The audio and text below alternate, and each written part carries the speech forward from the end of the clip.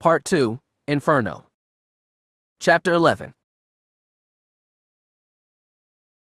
In his haste to back up its besieged allies at Badajev, the Galactic Alliance fleet station at Selenon cut a straight vector from one system to the other in what should have been a 90-minute sprint through hyperspace. It was their haste that doomed them.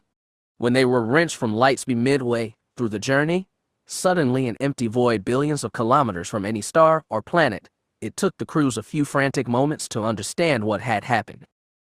Over 200 pulse mass generator mines purchased from the Happens and fitted with special sensor jammers had been set in wait with artificial gravity wells up and ready to wrench any passing ship out of lightspeed. As the Alliance crew scrambled to locate the mines through the jamming, Imperial scout ships waiting far from the battle zone sent tight-beamed signals to their host ships, marking the trap as sprung. Less than 90 seconds after the Alliance ships were torn from hyperspace, they were surrounded by nearly twice as many Imperial vessels. Almost a year of fighting between the Empire and the Alliance had taken a grueling psychological toll on both sides. As he stood on the bridge of the Imperial flagship Preeminence, Eshker 9 could feel the tension running through his crew. More, he could feel the anger in so many of them. Despite the hundreds of worlds that had defected to the Empire or declared themselves neutral, the Alliance had gone into this war with a massive advantage in people and manpower, and after a few early Imperial victories they'd managed to grind the Empire's advance to a bloody halt. Every soldier of the Empire nowadays could name a friend who died in the past year. Nai knew many whispered that the war was a mistake and alternatively blamed Fel, the Moff Council, of both. Yet now they faced their enemy, and for once they had a decisive advantage. The soldiers of the Empire wanted to win. They wanted blood. Tokarev was ready to oblige them. The ambitious young admiral, a protege of Morlish Veed, had put a lot of effort into this trap, and his eagerness bled off him in the Force. Yet while Reeve was ranking officer aboard Preeminence, he was not the mission commander. That honor belonged to Empress Eliaphel, who ordered the communications officer to prepare a broadcast to the entire Alliance fleet. As the Empress's bodyguards, Nine and his apprentice Draco had joined her on this rare excursion to the front lines. She wore a variation of standard Imperial knight armor that was gleaming white instead of scarlet and contrasted elegantly with her straight black hair. Nine watched with admiration as Elia stood regal in front of the comm station and spoke. "I call on all Alliance ships to surrender," she said. "This is a battle you cannot win. We have no wish to kill you. You have my word, as Empress, that all officers will be treated well. All enlisted crew will be processed and released. There is no need for anyone to die today. When you go back to your homes, please take with you word of the Empire's generosity and the knowledge that we are not your enemies. This is a war none of us should be fighting. All ships that broadcast a surrender signal will not be harmed. All others will be attacked with full force. We will give you 5 minutes." It was a clever and calculated ploy to sow discord on Alliance ships. Every one of their crew would see it. Yet Elia spoke with the weight of earnest conviction. It came through in her voice, and Nan could feel it in the Force. If even a handful of Alliance ships surrendered if they mutinied, it could change this war completely. Elia stepped away from the comm station and stood between Nine and Draco. Reeve paced anxiously in front of the forward viewport, ready to get to the killing stage. The crew waited for 5 full minutes, tension mounting. Not a single Alliance vessel signaled its aim to surrender. Right when time was almost up, Preeminence received a hail from the Alliance flagship, Indomitable. "Put him on." Reeve snapped 2 fingers at the comm lieutenant. He didn't even give Elia a chance to join him before a holo appeared in front of him. "This is Admiral Garstasi of the Galactic Alliance 5th Fleet." The Duro's flat face was difficult to read, but the strength in his voice was clear. "As you can see, we stand united against you. You are trapped, with no hope of escape. Your allies on Badajev are being crushed as we speak." Reeve clasped his hands behind his back. "We did not choose a slaughter. You did? If that's how you dissuade your conscience, so be it," Stasi sniffed. "Good day, Admiral." The holo disappeared, and just like that the battle started. The Alliance ships opened fire first, not at the Imperials encroaching around them but at the post-mass mines. With over 200 out there, they'd take a while to destroy, and Stacy's people would have bigger problems very soon. As Reeve began barking commands to his tactical lieutenant, ordering precise charge of his various battle groups, Elia exhaled and said, "We tried our best." She emanated defeat in the Force. "That we did, Majesty," whispered Nine. "That we did." When the first salvo impacted on Indomitable shields, the entire command deck shuddered. Jaius Yorub braced himself and stayed on his feet while other crew were caught mid-stride and knocked to their knees. The battle was going to get very fierce very fast, and it was essential for the ship's captain to project confidence and calm. The squat Celestin immediately began barking out orders.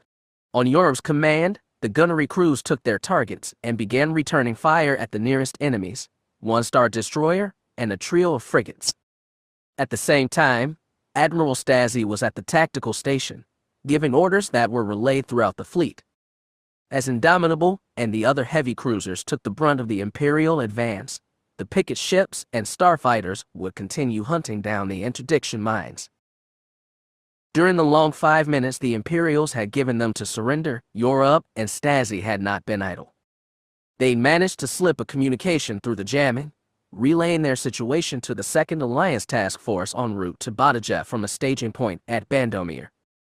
A simple response had slipped back, "Hold position." So they'd hold against dire odds or die trying. Not that Yorub had expected any other response from Stasi. The Fighting Fifth had spent most of the past year on the front lines, pushing back the Empire's initial advance. The Alliance's advantages in resources and manpower, not to mention its Jedi helpers, were starting to show themselves, and the war now seemed at a tipping point where the Alliance could start taking Imperial systems. Common wisdom, or at least common hope, was that once Rome fell started losing planets, he'd sue for peace. But the Empire wasn't giving up, not yet. Their offensive at Badajev had caught the Alliance off guard, and Coruscant had hastily hired a band of Mandalorians to salvage its defense until the fleets from Bandomir and Selenon arrived. Now it looked like the Badajev offensive had been mere bait for this trap. The Alliance, hasty and overconfident, had jumped right in. Just like, some said, they jumped overeager into the war. Yorub had his opinions, just like every soldier, but in the middle of battle they were a luxury. Once Indomitable's crew had their orders, the Celestin walked carefully across a still trembling deck to the tactical station. The tactical holo told him the citrip he needed, Imperial forces encroaching from all sides, combat joined at 7 distinct points, Alliance cruisers spread dangerously thin in order to cover the attacks on the interdiction mines. Once they cleared those, the cruisers could tighten formation, assuming they didn't lose too many to the Imperials. Just as Yorub thought it, he watched one big green holo marker flare and die. "We've lost Monsalona," the tactical lieutenant shook her head. "Should we send salvage crews?" "Not now." Stasi scowled and shook his head. "They'd be too vulnerable." The lieutenant nodded grimly. Yorub stepped beside Stasi and asked quietly, "Any idea how long we have to hold?" The message didn't say. "Lovely." Yorub looked at the holo again. The Imperial flagship was hanging back, avoiding direct confrontation, but a pair of hefty Pelion-class star destroyers were moving from the rear lines and vectoring toward Indomitable. "Admiral." "I see it, Captain." Stasi exhaled, thought. "Lieutenant, patch me in directly with our Jedi friends." "Yes, Admiral." The lieutenant's hands danced across her console. "Channels open." Stasi bent over her shoulder. "Master Kemmer, do you copy?" "I hear you, Admiral." The Nautolan's voice was static marred. "I need you to pull your fighters off mine hunting duty. They're making a direct attack on Indomitable, 2 destroyers inbound. I'll send our squadrons to slow them down, but they'll need your help." "Affirmative." "On my ships." "Please?" "Understood." "Will comply." The connection shut off. Stasi exhaled again, somewhere between a sigh and a growl. It was the most frustration he ever showed on the bridge.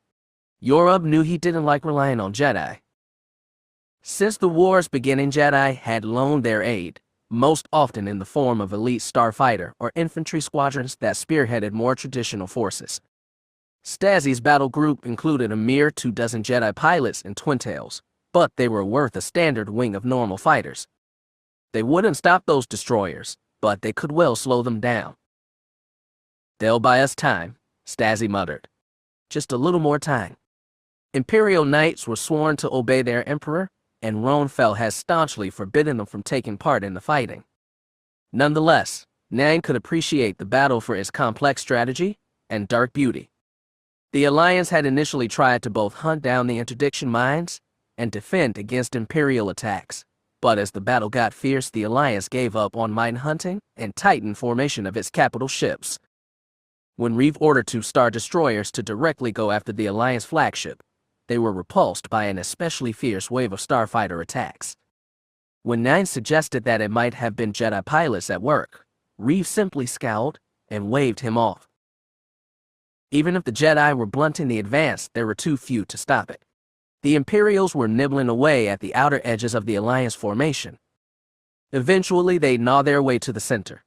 They'd take heavy casualties at this rate, but they'd still wipe out an entire Alliance battle group, and hopefully they succeed in taking Badajeff as well. It was a recipe for a badly needed victory, and Nine found himself elated at the prospect. Against his own confidence, he felt Elia's foreboding. He leaned close to the Empress and asked, "What's wrong? Do you sense something in the Force?" "Not the way you think." Her lips made a flat line. "If we win here, we'll extend the war. That's what we need. If we took any more losses, we'd be humiliated. But it would end Esker. A victory here just forestalls defeat." He was surprised by her pessimism. The Alliance had advantages, but we could still win the war. We have the Force on our side. She looked at him, a question in her eyes, but nothing on her lips. "Yes, I believe that," Nine insisted. "By siding with the Vong, the Jedi have brought this war on us all. The sad thing is they can't even see it." Her question was replaced by nebulous doubt. She looked away without saying more. Nine watched through the forward viewport as another big Mon Calamari cruiser lit up in the distance.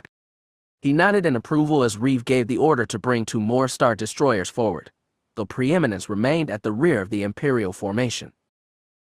Just as the destroyers joined the fray, the tactical display lit up a wreath of light at the very edge of the interdiction field. That could only mean new arrivals, and Nine's chest tightened as the markers all turned red at once. A second Alliance battle group had arrived to rescue the first, and it looked approximately the same size. The battle had turned from a rout to a near-even match, only now the Imperials were the ones pressed on all sides. It changed everything, but to his credit, Reeve didn't freeze up in shock. "Helm, swing us around. Prepare forward batteries," he called. "All ships on the outer edge, stand by to defend. All inner ships, keep up the attack until I say otherwise." "The mines, sir?" asked an officer. Reeve hesitated for just a second. "Deactivate them? If Alliance ships want to run instead of fight, let them. It'll just even the odds." When he finished giving orders, Reeve finally deigned to notice his Empress and her knights. "The day is not lost yet, Majesty," he said with stony conviction. Elia merely nodded, then let him get back to the fight. The arrival of the second battle group spread applause and badly needed optimism across Indomitable's bridge, but it became clear that the fight was far from over. The Imperial ships that had pinned down Stasi's group continued their attack, even as the mines shut down and the interdiction field vanished. No matter the eventual victor, this would be a bloody brawl for both sides. The pounding on Indomitable shields didn't relent a bit, and Yorub had to make a round over the bridge, telling everyone to stay sharp and keep fighting. Stasi, meanwhile, hurried to the comm station to receive a transmission from the new Alliance fleet. Yorub circled around to join them for the tail end of the conversation, and was surprised to see the flickering blue holo image of Admiral Lekwash himself. "The Imperials are in no mood to relent, but we can spread their forces thin." The Supreme Commander's mouth tentacles quivered. "Admiral, we're taking a pounding here," said Stasi. We need to find their weakest point and punch out. Yuuzhan stiffened. Such a move would be decisive, but could be extremely costly. I understand, said Lekwash. The Imperials are still confused and trying to adjust formation. We'll have to act quickly. Do you see a breakout point? Despite the current state demeanor, his tactics could be as bold and risky as Stassi's. Stassi scanned the tactical holo and made his decision quickly. There's an open space just past Radiant and Alsican Star. I'll order them to lead the charge. Everyone else will fall in after them. I'll keep Indomitable in the rear to guard. Admiral, did you bring a Jedi strike team with you? They've just launched. 2 squadrons. Send them in as vanguards. I'll have my Jedi meet yours. The Corran shook his head. I'll send 1 squadron, Admiral. That should be enough. The other? His mouth tentacles quivered, perhaps in excitement. I'm sending them after the Imperial flagship. We'll see how well they direct a battle while under fire. Admiral, you should know. Empress Fel is aboard that ship. Truly. She contacted us directly, asking for our surrender. Yuuzhan could see the consideration on both their faces, the ambition. To seize the Empress alive, even to kill her, wouldn't just salvage the fight, it could end the war. But there was no time to dwell on it. Indomitable had closer battles to fight. Lekwash said, time to move. Good fighting, Admiral. You too, sir. The Duro snapped to salute. Lekwash snapped it back, and the holo died. Stassi spun on his heel, mouth open to give necessary orders, but Yuuzhan had already begun. Less than a minute after launching from Admiral Lekwash's mighty Krakana, the formation of Jedi fighters broke formation and streak in divergent directions. Sitting tight in the cockpit of his twin-tail, Lobaka felt a twinge of farewell from his son as Karashikuk led his squadron toward the weak spot in the Imperial formation where the trapped Alliance ships were about to break through. Lobaka, meanwhile, led his pilots on a long arc, skirting the battle zone entirely as they swung toward the distant pale wedge of the Imperial flagship, Preeminence. The dispatcher aboard Krakana made their mission quite clear: harass and cripple Preeminence. That was a tall order for 12 snub fighters, even ones flown by Force-melded battle-hardened Jedi. Krakana had promised backup was on the way and specified nothing more. It was the kind of situation the Jedi had found themselves in again and again since pledging their support to the Alliance in this war. The commanders, even otherwise canny ones like Lekwash, seemed to think of Jedi as an invincible elite, capable of accomplishing miracles. It was flattering and frustrating at once, and Lobaka had lost several Jedi in fights that never should have been fought in the first place. Krakana had at least given a reason for this attack. Empress Eliafel was aboard Preeminence, which right now had most of its shields shunted forward, toward the approaching Alliance ships and away from the command deck. Lobaka maintained the battle meld as the 12 Jedi fighters soared in tight formation, flying wingtip to wingtip toward the Star Destroyer's lone white profile. A handful of Alliance bombers were harassing his nose, but nothing else. As it drew close enough to stretch across Lobaka's cockpit view, he sent a signal to the other Jedi to cut power to thrust engines. They did just that, and the twin-tails continued to soar ahead, impelled by inertia toward the destroyer. Without thrusters blazing, they'd be much harder to spot. Lobaka felt tension and anticipation rising through the meld as Preeminence grew closer, obscuring black space with its great white hull. He was tempted to reach out with the Force and find Empress Fel, but in doing so he'd alert her to their presence. Instead, he scanned the destroyer's flank with his eyes, watching every gun turret.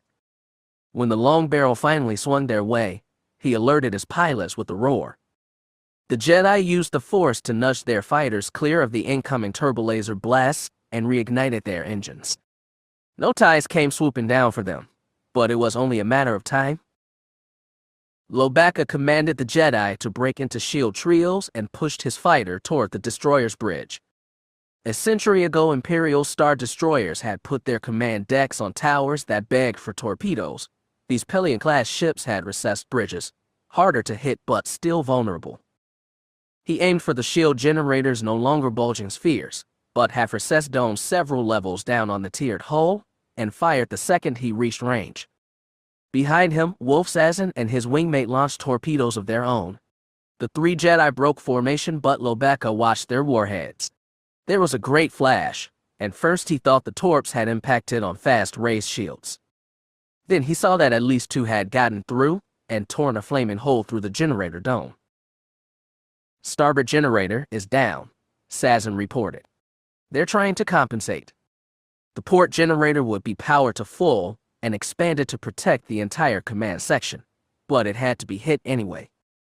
Lobacca and his wingmate soared over the bridge, and as they passed it, he felt a mind reach out to touch his in the force, then quickly recede. Empress Fel, or one of her guards. Roan Fel had ordered as knights off the front lines, and Lobacca was unspeakably glad not to have to battle other Force users in this war. Today looked like a grim exception.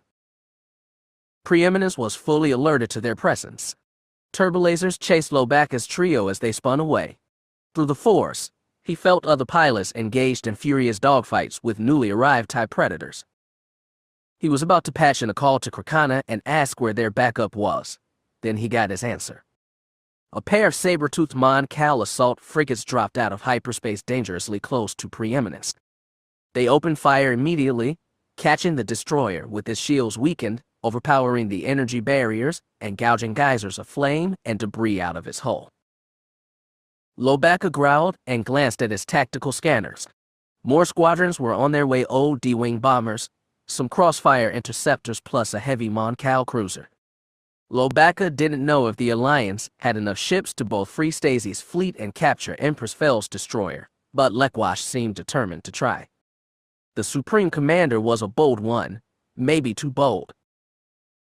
"All Jedi units, this is Fleet Command," the familiar voice from Krakana said. "Continue the assault of Preeminence. Concentrate fire on its engines. Our goal is to cripple the ship and capture its personnel." Lobacca roared his affirmative, and to his Jedi he spoke through the battle meld. "Continue fighting," he said. "Fight and we can end the war." Everything had been going so well. Just minutes before the Jedi launched their sneak attack on Preeminence, two Alliance cruisers trying to sneak past the Imperial blockade had been vaporized. Then a report had come, and from Badajev, saying that his Mandalorian defenders had suddenly switched sides, mid-battle, and withdrawn, leaving the planet securely in Imperial hands. The elation of that surprise victory was cut instantly short when their starboard shield generator blew. Seconds later, the saber-toothed frigates dropped off their port bow and began pounding them with reckless ferocity. Just like that, the battle was upended. The bridge trembled fiercely as power failures cascaded through the ship, blinking out lights, dropping shields, and even straining internal gravity. Admiral Reeve, who kept impressively calm until now, began screaming orders at a crew already in panic. Eshkernan could feel mortal dread rise like a drowning tide, from the crew and from Draco beside him, even from the Empress herself. It threatened him to but for only a moment.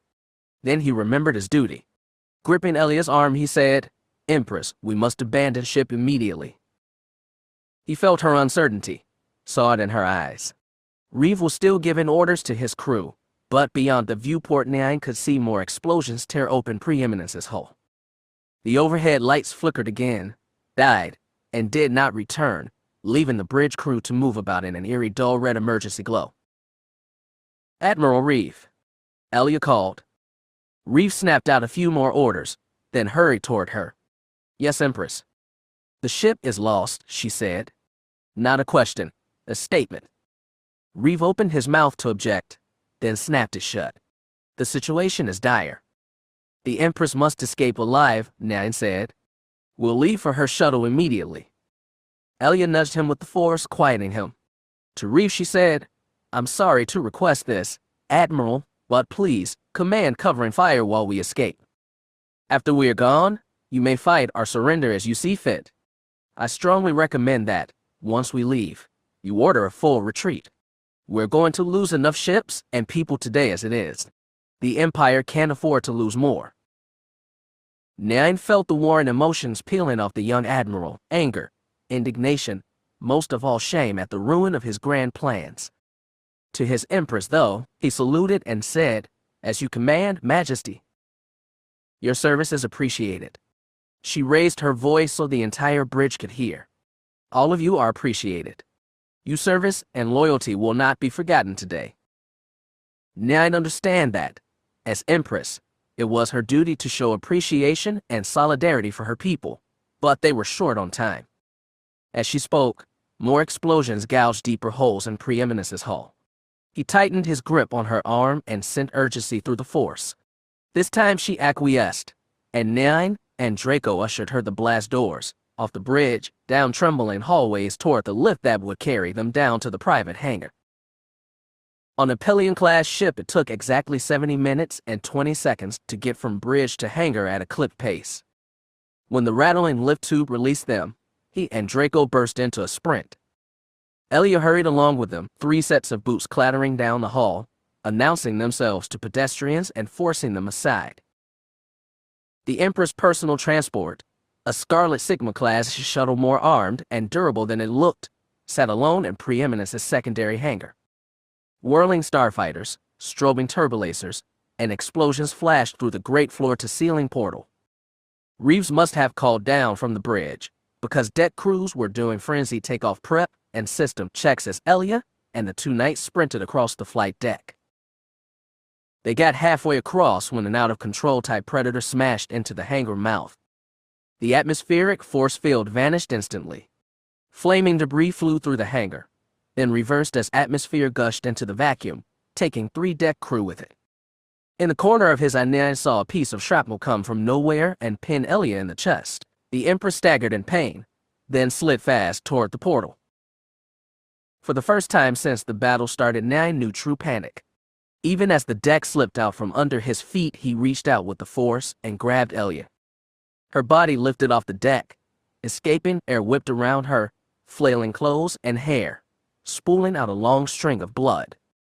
Nine felt her pain, felt her panic, and didn't notice that he, too, was being pulled out toward the portal until he felt Force grip tug him back. Keeping a firm mental grip on the Empress, he looked backward. As he used the Force to steady himself and Nine both, Antares, Draco whipped a fiber cord cable out from his belt and threw it at the shuttle, which was too heavy to be sucked into space. His cable coiled magnetically tight around a landing strut, and Draco tried to reel all 3 of them in. A swell of pride for his apprentice tempered Nine's panic. The Empress was wounded, terribly. If she died, the Emperor would never forgive him, and worse, he'd never forgive himself. But impulsive, temperamental Draco had the situation under control. Nine pulled Elia closer to him and himself closer to Draco. Through her pain, Elia found the Force as well. When Draco put both hands on the landing struts, the hangar's atmosphere was almost wholly gone. But Nine and Elia were right behind him, and altogether, they stumbled up the landing ramp and inside the shuttle. Now Nine acted quickly. He slammed the button that closed the shuttle ramp, sealing them in the pressurized, oxygenated space. Draco was right behind him, and though Nine yearned to go back into the hold and check on Elia's injuries, he knew escape was above all else. He warmed the engines, Draco turned on the repulsors and retracted landing gear. More explosions flared outside the hangar, and Nine thumbed on the comm system. Preeminence, this is Night 1. Preparing to escape now. We'll give you fighter escort. He heard Reeves' voice, relieved. May the Force be with you. And you as well, Admiral. Nine killed the connection and pushed power to the engines. Draco turned on the shields and announced weapons ready. The shuttle pushed swiftly out of the hangar into the fray. A saber-toothed Mon Cal frigate sat off their starboard bow, but it was busy pumping laser fire into Preeminence's battered hull. Crossfires, coming in behind us, Draco reported, voice shaky. Aft shields on. As if 1Q, laser fire rocked the shuttle but didn't breach defenses. Draco retuned fire, scattering the pursuers but not destroying them. At the same time, a group of TIE Predators fell in on their aft and flanks, forming a protective wall. Nine tapped the comm line on. Fighter escort, link your nav computers to ours and join us in hyperspace. As the TIE sent affirmatives, Nine looked to Draco. Do we have a course? Calculating, the young human scowled. Just plot a micro jump and get us clear. There's so much in ter dam. What? Twin-tail fighters, coming in fast. He looked at his master. Jedi. I don't want to find out, Nyan growled, and against himself checked the scanners. The twin-tails were coming from their port flank, and the TIE Predators were shifting to block. Preeminence was a wreck behind them, and the battle otherwise was a confused tangle, with both Alliance and Imperial ships vectoring to escape and cutting each other off in the process. Strategically, this fight could be a draw, but it felt like a defeat. I've got an exit, Draco announced. Do it, Nyan said. The human grabbed the throttle laying between them, pulled it back, and sent the shuttle leaping into hyperspace. As starlight surrounded them, Draco released a huge held-in breath and slumped in his chair, but Nyan bounded out of the cockpit, back to the hold. Empress Eliaphel had pulled herself over to one of the crash couches and found a first aid kit. Nyan sat down beside her, took the kit, and looked over her wound. It was bleeding badly, and the sight of all that blood terrified him, but the shrapnel seemed to have taken her inside the shoulder, beneath the collar, tearing muscle but avoiding bones or major organs. Nonetheless, he was frozen by the sight of her pale, beautiful face as it contorted in pain. He should have been able to prevent this. Then Draco joined them, and Nyan came to his senses. He injected Elia with anesthetic, then cut away her broken armor plates, disinfected the wound, wiped blood off her white shoulder, and closed the tears in her skin. All the while her body shuddered. Her eyes flicked and only gasps seeped through dry lips. Once Nyan closed the wound, her eyes opened, and she reached a trembling hand up. It cupped Nyan's face, and he froze yet again. She'd never touched him that way before. He'd wanted her to, but not like this. Did we escape? Her thumb stroked his cheek. Yes, Draco said. We're on our way to a Gammer. We'll get you healed there. Healing, her eyes flickered again. Eshker, you, all right. I'm fine, he swallowed. You, trembling. I'm all right, Your Majesty. He took her hand, firm but gentle, and pulled it away from his face. We've saved you. That's all that matters. Chapter 12. Marin Solo stood on the landing pad and craned her neck back. They rose overhead like malformed towers, the 8-nacelle engine cluster of an old Corellian Corvette, the organic-seeming bulk of 2 Moncal cruisers, the broad triangular wedge of an immobilizer-class interdictor that jutted from the water like a compressed metal pyramid. The stone walls of the Rift Valley rose half a kilometer on all sides, and gray sunlight slanted down through thick, moist air. The world was called Tavis. It sat one orbit rimward of the gas giant Zahar, neglected in the larger world's shadow. The surface had barely any natural atmosphere, and magnetic anomalies played merry hell with the sensors of inbound ships. Furthermore, unexplained residual energies on the surface created blank spots in the Force, or so she'd been told. She hadn't tried to find out. It was a strange place to build a hidden temple, but then, that was the point. Marin turned her eyes from the starship towers and looked at her cousin. Nat had been the one to suggest this location, and while Cole was overseeing the war effort, the older brother had quietly worked to prepare a Jedi refuge. He'd had some help from the woman standing next to him, a dark-skinned human with a yellow tattoo on her face marking her as a Kifu Guardian from Clan Vos. Marin had never met her before, but he'd heard of her. Drew and Nat were, in the latter's term, attached, and they were apparently so attached that Nat had brought her on to help in building the hidden temple. Marin trusted her cousin's judgment, but they tried to keep Tavis as secret as possible, even from other Jedi. For her part, Marin had provided materials and funds. Finding old unused starships wasn't that difficult, but purchasing, moving, and installing them didn't come cheap. Working mostly with Cherith Calrissian, Marin had managed money from their joint credit accounts to quietly build this place. That had taken most of the past year. At the same time, the Yuuzhan Vong shaper Nayrin had introduced creatures into this continental rift that increased the local oxygen density and made it breathable. Once Nat and Drew installed a comm relay at the rift's edge, the place was ready to function. It was a grand creation, but also an empty one.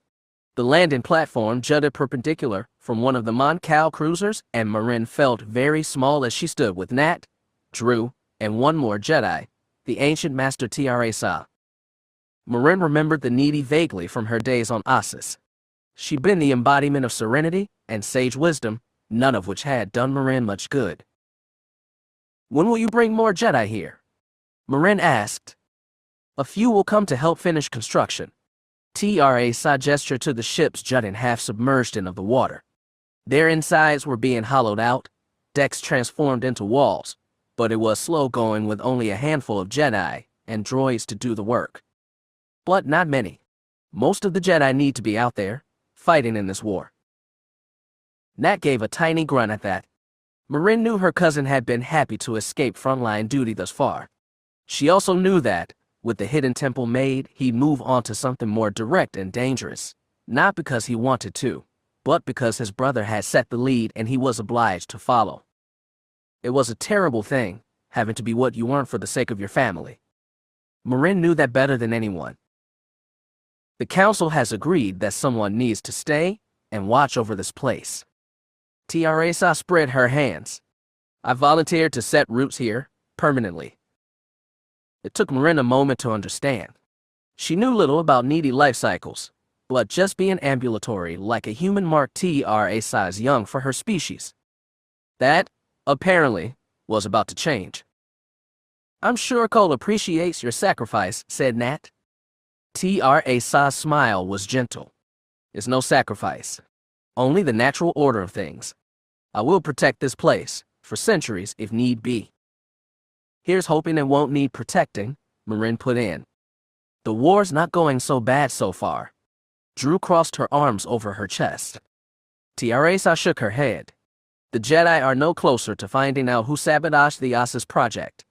Until we find the truth, the whole galaxy is in danger." "Is that a feeling you're getting in the Force?" asked Marin. The two Jedi exchanged glances. Nat said, "Maybe in the Force, maybe in my gut. Can't tell one from the other sometimes." "The Alliance has pushed back the Empire's advance," said Tra. "But I'm afraid things might grind into a long stalemate. After Badajev, that seems to be the direction things are heading." Marin couldn't restrain a frown. The Alliance was trying to spin the recent battles in the Belsmith sector as a victory, since they had captured an Imperial admiral and smashed a portion of his fleet. Still, it was hard to cover up the loss of Badajev, and, worse, the sudden withdrawal of the Mandalorian mercenaries from the war. On the ride to Tavis, Marin had spent hours in Runaround's cockpit, listening to conflicting news reports and trying to contact her family. She'd only talked to her mother an hour before arrival. Some of her cousins had been fighting at Badajev under the command of Chernin Ordo, and their fates were still uncertain. What was known was that Ordo was dead, and the new Mandalore had announced the Mandalorians were falling back to their homeworld and ending their involvement in the war. Mandalorian units had been hired for limited but critical jobs by the Alliance over the past year, and there was no way to know what their withdrawal would mean long term. Marin couldn't guess the future. What worried her more than anything, even the Skaratas missing in action, was the identity of the new Mandalore, Yaga'ach's. Since the start of this mess, she tried to keep her involvement limited. She'd helped set the Mandalorians on the side of the Alliance at its start, then helped build up the hidden temple. Otherwise, she tried to keep to her normal business, staying with Bennett and Anya on fast start as they shipped cargo up and down the Rima and Corellian trade spines, far from contested systems. Yaga'ach's ascension to Mandalore was something she never anticipated and couldn't help feel responsible for. What she'd done to his father and uncle had made him into the man he was today. Her act of mercy had allowed Achis to live at all, and now, 30 years later, she wasn't sure she'd made the right choice after all. "Have you heard anything about why the Mandalorians pulled out?" asked Nat. Marin bit a curse. She'd forgotten what it was like to be around Jedi, always sensing each other's thoughts. Not really. She avoided their eyes. The only ones who knew the full story were her parents. Even Bennett didn't know. "I've met Yaga'ach's. He never wanted Ordo to sign on with the Alliance." "Do you think he'll join the Imperial cause?" Asked Tiare-sa. I don't know. Have you talked to your mother? Asked Nat. Yes. She says things are a mess on Mandalore right now. Archers is stomping down rivals, that sort of thing. And your family? Asked Tiare-sa. Marin swallowed. Yes, she hated being around Jedi. They had no respect for secrets. They're watching. Very carefully. Archers is no friend of the Skiratas, so they might have to scatter and hide. Wasn't another Archers a Mandalore, way back? Asked Drew. Marin closed her eyes and saw a helmeted head roll across the deck. Almost 40 years on, it was still clear. Gevern. He was Yaga's uncle. Will you go to them? Asked Nat. Marin shook her head. No. Not unless they really need help. I'm heading back to the Javan system. Benet and Anya are there. We appreciate all the help you've given, Tiare-sa said politely. This hidden temple could never have been built without you. I did what I could. She looked at Nat. What about you? Going back to Ossus. Kiffer.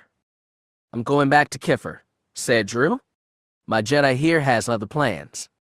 Not Ossus either, Nat said. Got a secret mission to run. He tapped a finger to his lips, forestalling questions. Then I guess I'll be going too. Marin looked back up at all the towering starship hulls. She put so much effort into making this place, well, she hoped she'd never see it again. She hoped she'd done her part and could put all this turmoil Jedi, Mandalorian, Alliance, Imperial behind her. She hoped, but no longer expected. The universe no longer seemed inclined to do her favors.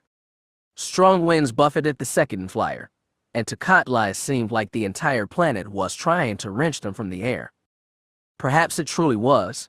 Storm clouds had appeared from nothing just minutes ago to buffet and harass them. Now thunder cracked and lightning threatened to leap out of billowing black and stab their ship. The sleek, wide-winged craft tried to hold position over the deep crater in which the world brain of Chasima was nested.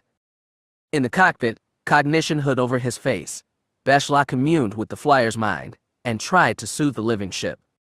As his Davin Basel struggled to anchor it above the crater's center, Katla, and had joined Vuyak and Nayrin at the ship's ventral portal. Wind and rain lashed their faces through the open gap as Beshla tried to lower them into the crater.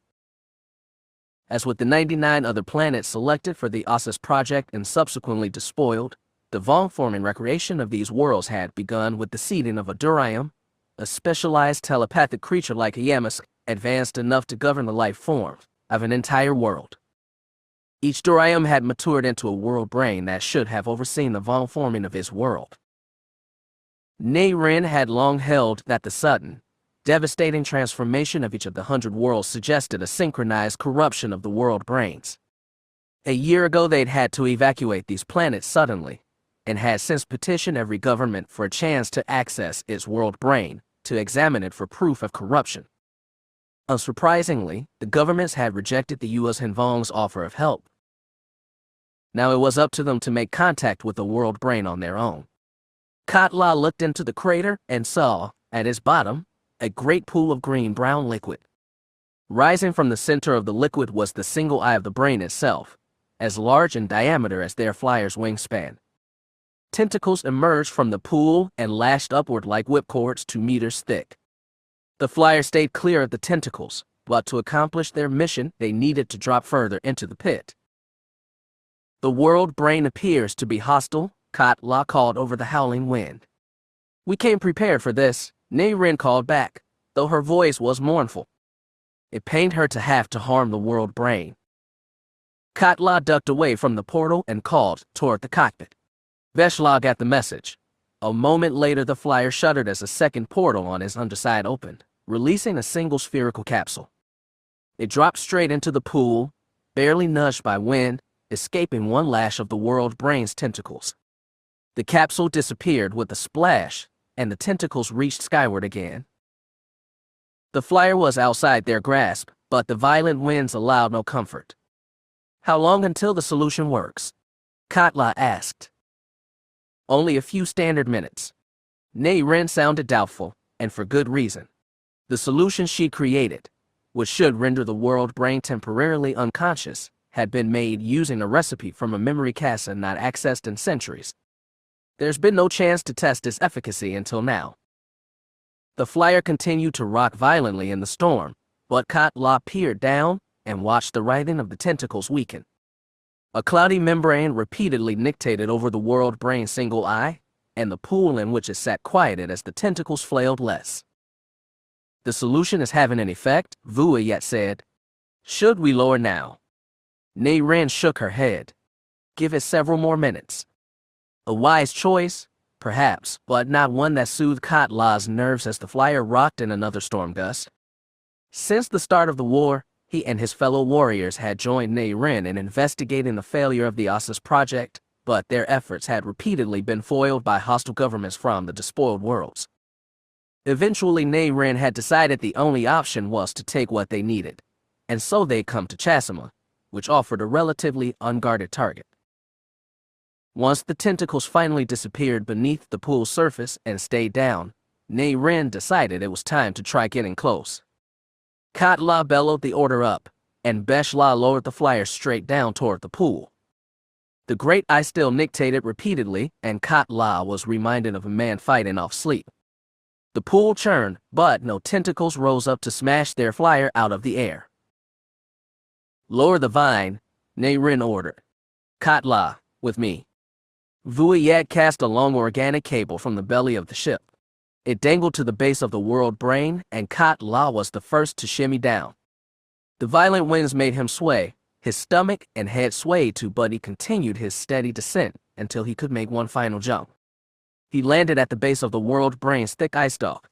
His feet pressed hard onto unsolid ground, and he struggled to regain footing as the world brain's body shifted beneath him, spilling muck from the pool around his armored calves. Nei Ren followed, and once she landed, Kat La helped her move close to the ice stalk base.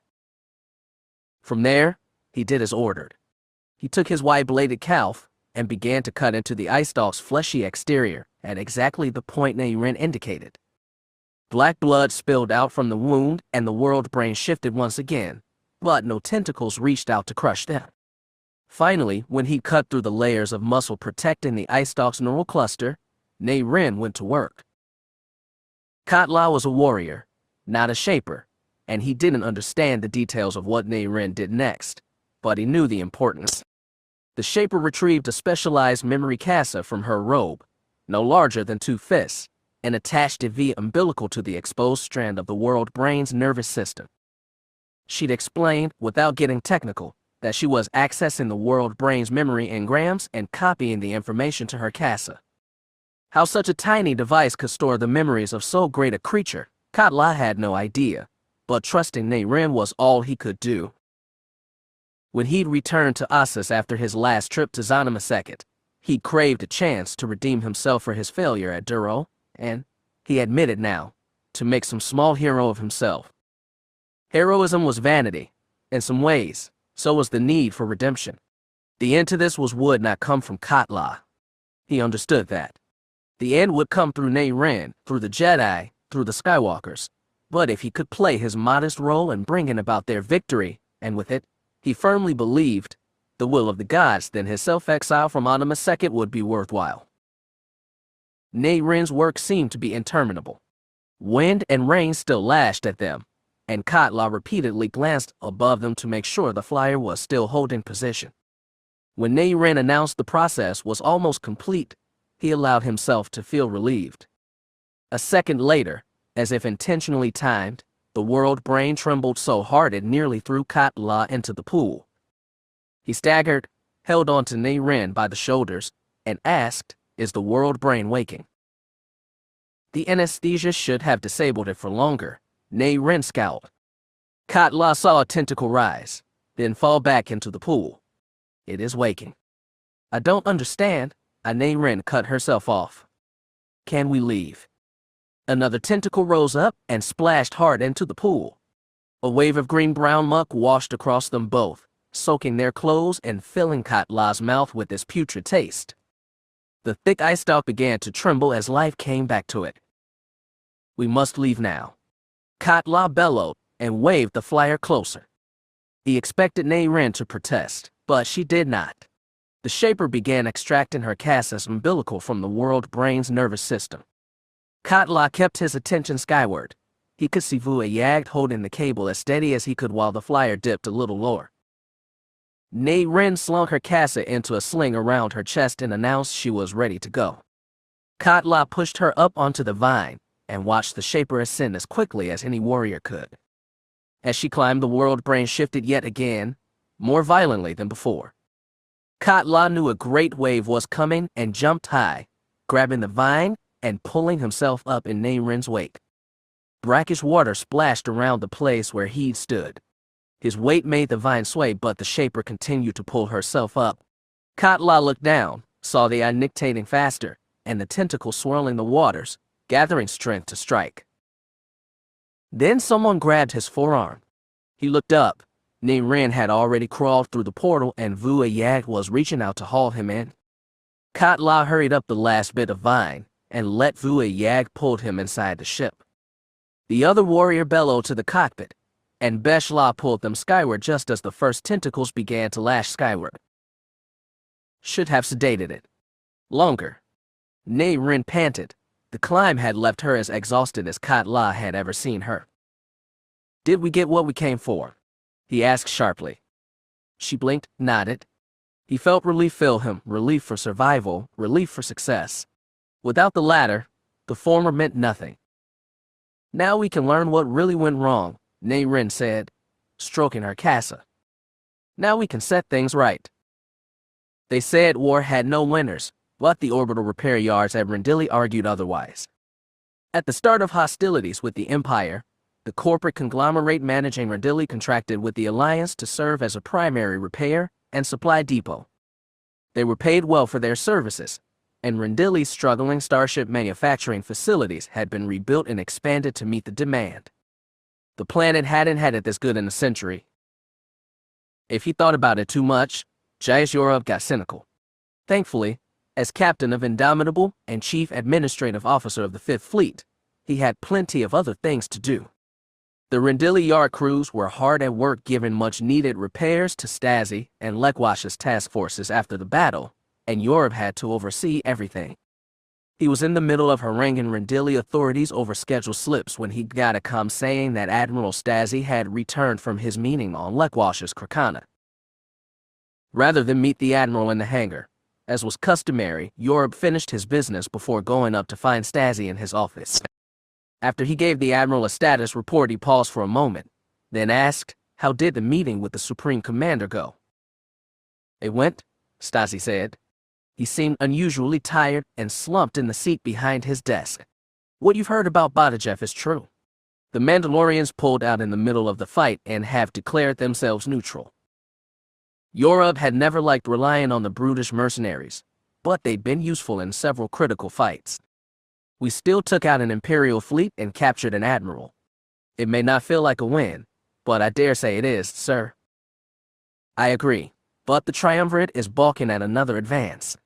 Lekwash has been calculating what the loss of the Mandalorians does to our forces. He's redistributed part of the Second Fleet along the Imperial line. What about the offensive plan for Ord-Lithone?" "Still uncertain. The Triumvirate is breathing hard down his neck. Losing Badajev and the Manda spooked them?" "Lekwash is bold, sir. He's gotten what he's wanted from the Triumvirs before." "Yes, but he's also not foolish. The Triumvirs are right to hesitate. And if we didn't see Badajev coming, the Imps might have other surprises for us." Stasi was sounding uncharacteristically timid as well. "The Imperials don't have the manpower for a major push. They just don't. If we don't proceed with our advance, this war could drag on in a stalemate." "I agree. We need a real victory. And Lekwash is eyeing possibilities. However," there was a buzzing from the door. Stasi tapped a button on his desk to open it. An aged Nod-Owen with green-blue skin and large black eyes stepped inside. Jedi Master Ayn Kemmer wore the dowdy brown robes of her order and kept her lightsaber dangling from her belt. Yorub knew that the robes and silver cylinder were the Jedi equivalent of uniform and standard-issue sidearm, Still, whenever he saw Jedi on Indomitable, they struck him as out of place for a military environment. Though Stasi didn't say it, he knew the Admiral felt the same way. A little lazily, the Duros rose to his feet. "Greetings, Master Kemmer." "Greetings to you, Admiral. And you, Captain Yorub." The Jedi gave a brief bow. "I've received word that my unit is being recalled to Coruscant." "That's right," Stasi nodded. "I was in a meeting with Admiral Lekwash and Master Lobaka just an hour ago. We haven't received new assignments yet, but should you feel it appropriate, we'd be pleased to fight in your service again." "I will keep that in mind. Thank you for your service, Master." Kemmer bowed again. "And you for yours, Admiral." The Jedi removed herself. Stasi dropped back into his chair. "Looking tired again?" "I am glad they're with us," Yorub said. "Just like I'm glad we're not fighting any of those Imperial Knights." "Yes, Emperor Fel did us a favor by staying their hands," Stasi said. "Though the Triumvirs are afraid he'll unleash them if he gets desperate. Another reason for caution." Yorub nodded. With the Jedi involved, he was a little surprised Fel wasn't using his own Force users. Master Kemmer had said that Fel wanted to avoid direct confrontation between his knights and the Jedi. For once, Yorub didn't mind the inscrutable relations between Force-using sects. "If we are going through with the offensive, the Jedi will be key," Stasi added. "What about us, sir? Are we going back to the front lines after the beating we took?" "I told Lekwash we'd be battle-ready in 2 standard weeks." Not what Yorub wanted to hear, especially after the schedule slips he'd been taking to Rendilia about all day. He learned there was an art to time management. Always estimate more time than you'll probably need. If you finish early, you'll look like a genius, and if things get delayed a little, you'll have wriggle room. Stasi, alas, hadn't learned that. But because he was captain and Stasi his admiral, Yorub said, "We can do 2 weeks, sir." "Glad to hear it." The Duro smiled faintly. "The war seems to be at a tipping point. It could settle into a long stalemate. Or we may push ahead, break Imperial lines, and start taking their systems. We must be prepared for anything." The 2 ships clinging together in space made an unlikely pair. One was a rugged light freighter, its ovoid gray hull worn by decades of flight. The other was a scarlet armored Sigma-class shuttle renowned for use by Roan Fel's Imperial Knights. They were joined by ventral airlocks and drifted belly to belly through the void, millions of kilometers from any star system. Nat Skywalker had made it a point to travel to the rendezvous in the most unremarkable ship he had available, but his counterpart had no such qualms about announcing his identity. Nat supposed it was understandable. The desolate corner of space through which they drifted was technically behind Imperial lines, though there wasn't a star destroyer for dozens of parsecs.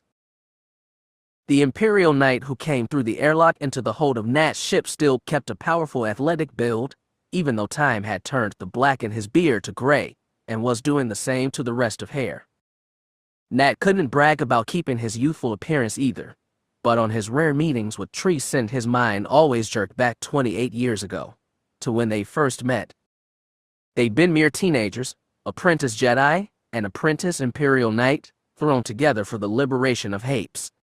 Nat and Treese had killed a Sith Lord together, and while their sparse meetings since had never solidified into friendship, their early experience had bound them with a mutual respect. There wasn't much of that between Jedi and Imperials nowadays. Nat greeted Treese with a firm handshake and ushered him into the freighter's lounge. 2 glasses and a bottle of Jorian brandy were waiting. Nat poured some, and though the 2 men didn't toast, the clink of glasses and first mouthful of burning ale helped defuse the tension. "As lovely as I remember," Treese whistled as he set the glass down. "Glad I could jog your memory." Nat dropped into one cushioned seat. Treese took the other. "Well, how is the Empress?" "Recovering from her injuries," Treese said dryly. "Good to know. How's the new Mandalore?" Treese raised a gray brow but said nothing. Instead, he took the bottle of brandy by the neck and poured himself another mouthful. He swallowed, scowled for the sting, and said, "You get right to the point. I figured that's why you called for the meeting. It was only the 3rd time they'd rendezvoused since the war began. The first had come just 2 weeks after Ossus. The second had come after Admiral Lekwash stopped the Imp's major push at Kurulag. Aside from Nat and Treese, the only people who knew about these meetings were Cole Skywalker and Roan Fel. What happened at Badajev was unexpected, Treese said. Nat frowned. What do you mean? You're saying you didn't buy off those Mandas and have them withdraw? Not directly. The Emperor was caught totally off guard when it happened. According to Sinde, Roan Fel had also been caught off guard by his own Moff Council and then his own allies. The Force told him that Treese believed that, even if it was true, it gave Nat no solace. It only supported Call's theory that there was some sinister hand behind all of this. So what did happen at Badajev? Asked Nat. Exactly what you heard. Chernin Ordo was killed. Yagalaches, one of his chief lieutenants, took over mid-battle. Strange lieutenant if he doesn't honor his predecessor's commitments. Treese grunted agreement. Was Yagalaches bought off? Shortly after the battle, one of our deputy intelligence directors claimed credit for Arch's withdrawal. A deputy intel director. Can I get a name? Moff Nina Calixte. Nat frowned.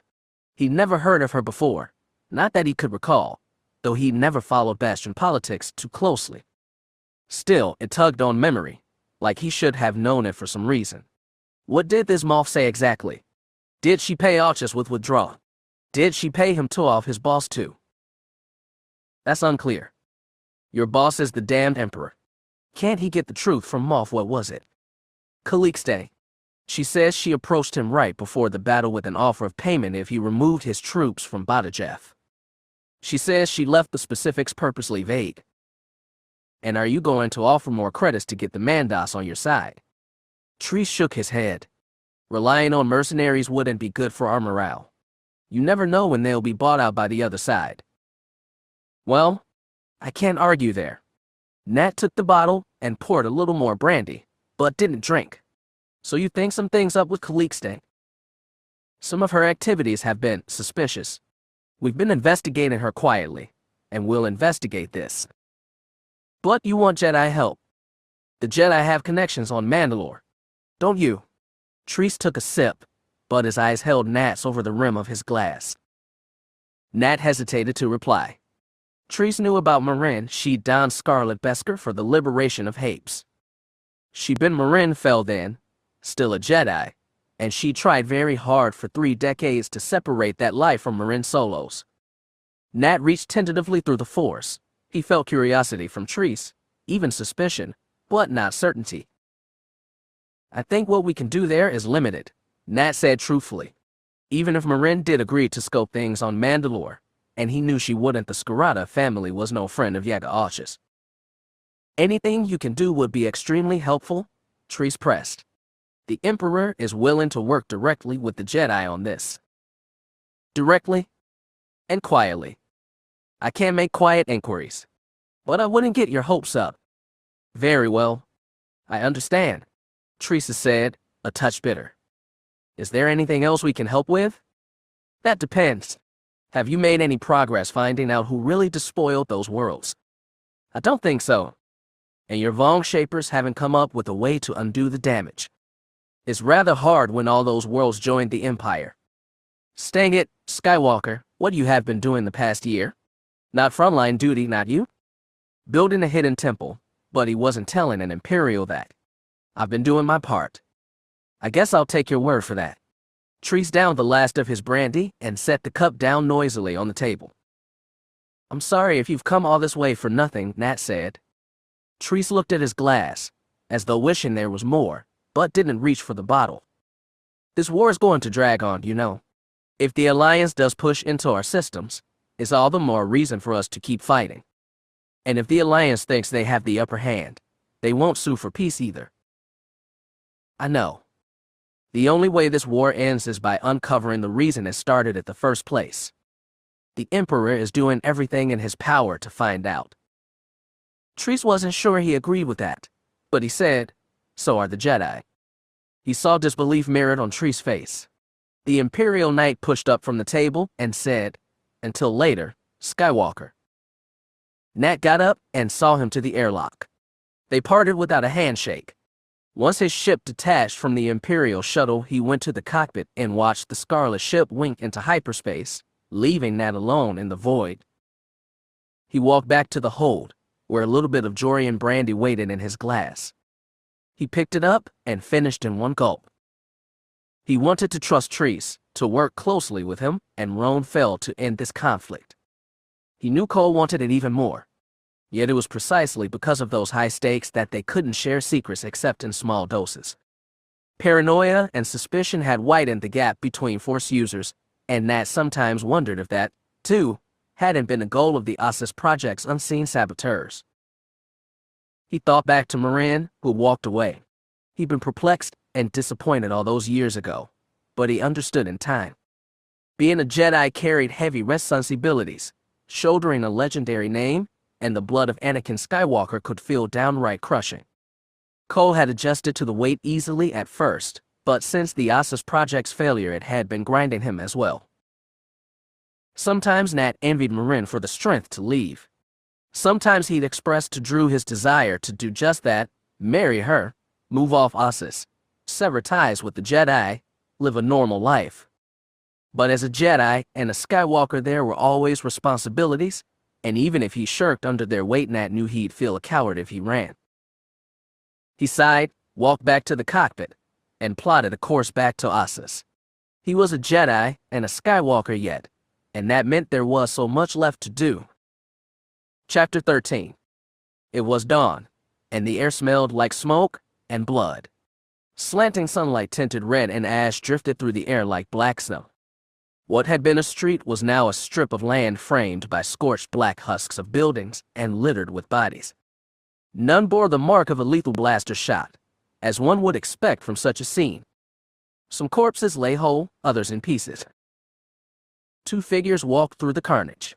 The blood carver was almost 3 meters tall, with black tattoos cut in elaborate shapes on his golden skin.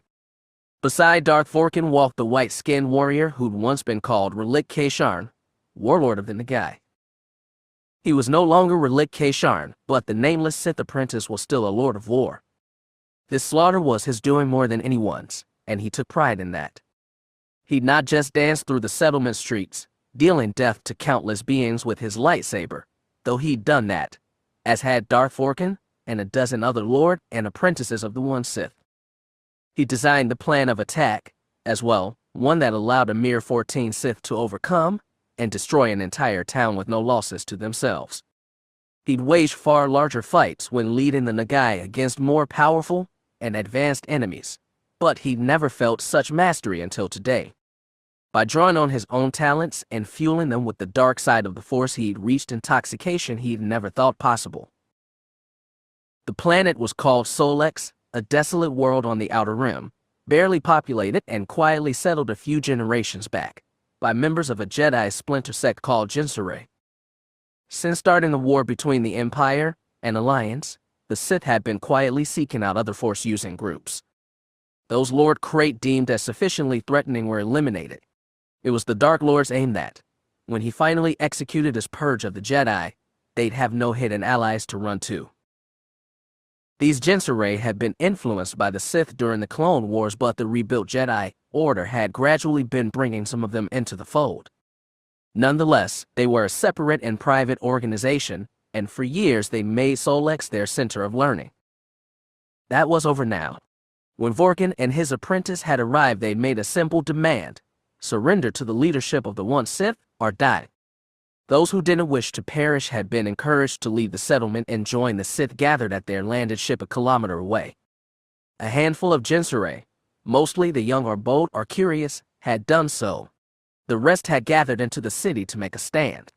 They tried to send a comm signal across the stars to their distant Jedi cousins, but a Sith frigate in orbit had jammed the transmission. The other Jinsaray had stood to fight, and so they died. Though their order had dabbled in the dark side, their power had been diluted by Jedi teachings. Even their best fighters had been no match for Darth Vorkin and his apprentice. As he surveyed the ruins, startlingly vivid in the fresh red light, Darth Vorkin said, "When we leave this place, I'll order the warship to raise it from orbit." no trace of our work will remain.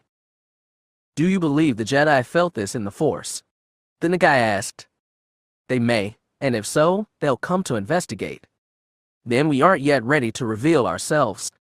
Patience, apprentice. Our time will come. I promise you. And mine.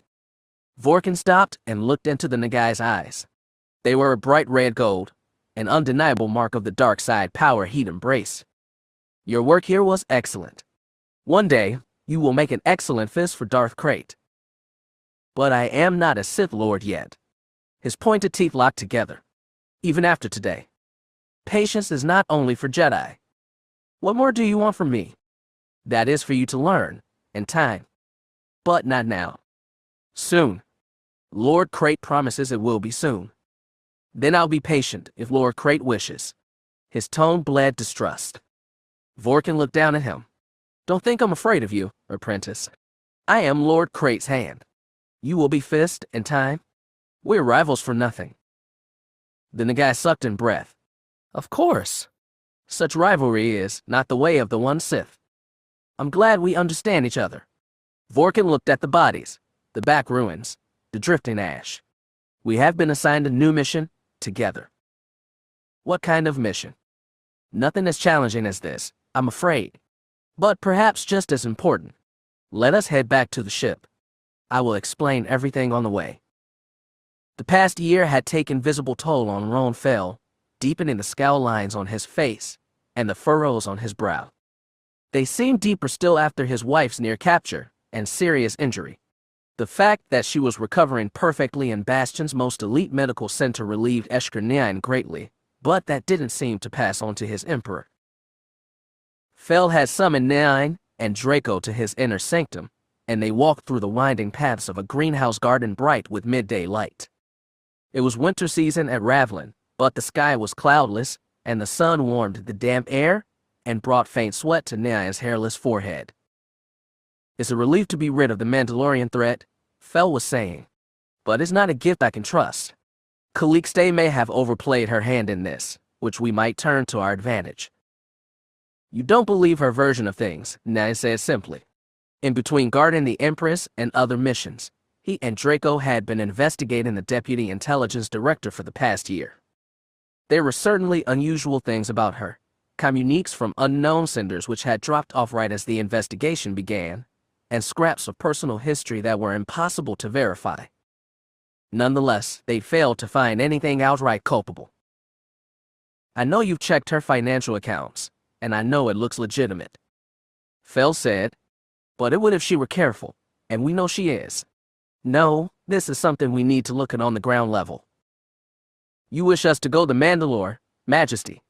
Asked Draco. Yes. Fel looked them both over. I'm not expecting you to pose as mercenaries. But the key to this is Yagalaches. Try to gain audience with him if you can, or his lieutenants. We need to find who really bought their allegiance. Why are you sure it wasn't Calixte? Draco frowned.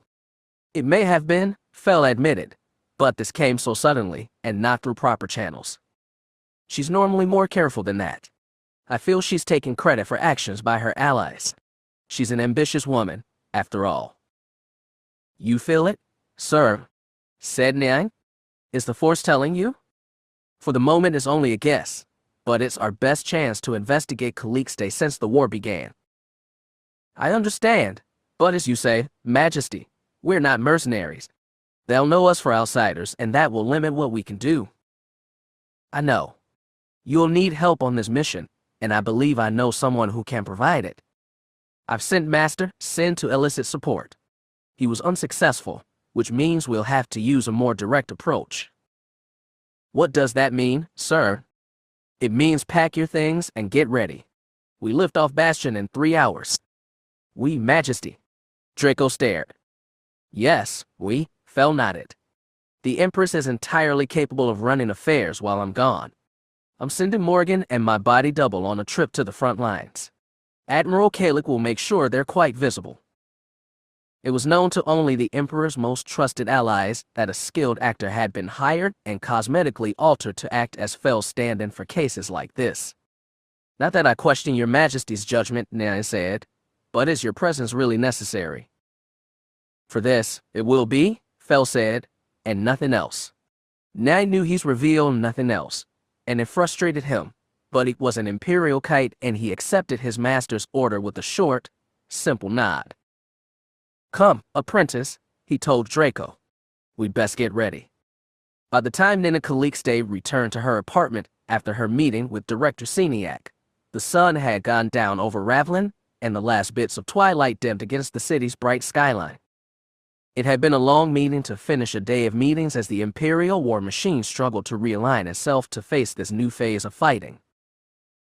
When she stepped inside, Calixte undid the bun in her hair, shook it to her shoulders, and walked tiredly through the living room without turning on the lights.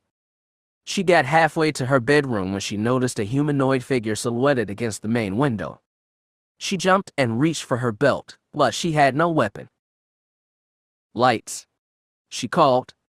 In the split second it took to illuminate the living room, Calx realized who it must have been, and was unsurprised to see light fall on Scarlet Deveronian woman, long black hair and a top knot. Calixte sucked in breath. Good evening. You should have called ahead. It was a flippant remark, one Maladi didn't deign to answer. The Sith only spoke to Calixte in person now. Comms were no longer safe. Calixte realized at the war start that she was under observation. Someone was accessing her call logs, poking around her bank accounts, looking for holes in the carefully constructed backstory she'd made for herself. She thought it was Fel and Knights, but she wasn't positive. Nobody had moved against her yet, but she couldn't risk anything. She and Maladi only spoke in person, usually in her quarters, always unannounced. I swept the room for listening devices, said Maladi. I do that daily, Calixte said, defensive. You were away for most of the day. Your quarters could have been accessed. Maladi took 2 steps toward her and ran light fingertips on the felt back of a sofa. But they were not. We can speak freely. Calixte crossed her arms. About what? You know what? Does Fel buy your story? You mean that I acted on my own initiative and bought out Yaga Arches? He seems to believe it. I wish you told me further in advance. I could have used time to make it more convincing. The decision was made on short notice, Maladi shrugged. What did you tell them about the money? I said I withdrew from a private account to pay Arches. I did take money from it and shifted it to another account. I'm sure they're checking on it. They should only see the withdrawal. Good. You should have told me. I could have made contact with Arches myself and paid him with Imperial credits. It would make the whole thing watertight. As I said, it was a short-notice decision, and Arches would have requested a much higher fee from your agents than mine. Calixte raised a brow. Why is that? The Ox family and the Sith have a history. So do the Arches and the Jedi, a much less cordial one. I'd never heard about that. She knew Yaga Arch's uncle had been Mandalore decades ago. He was thought to have been captured and executed by the Chiss. The specifics need not concern you. Suffice to say, Yaga Arches was happy to assist us, and your Sith agents assisted him. We are helping him secure leadership on Mandalore. Eliminate rivals, you mean? Precisely. It made sense, but Calixte still wished she'd been able to work with Arches directly. She had only a vague understanding of Maladi's network of agents. The Deveronian was the only Sith she'd met, and for all Calixte knew, she was the only Sith at all, despite statements to the contrary. A year into their partnership, there was still too much Calixte disliked about it. Fel may send agents of his own to Mandalore, Calixte said. Arches needs to be ready for that. He will be. Do you plan on bringing the Mandalorians into the war on our side? Or will you keep them out? For now, they'll stay neutral.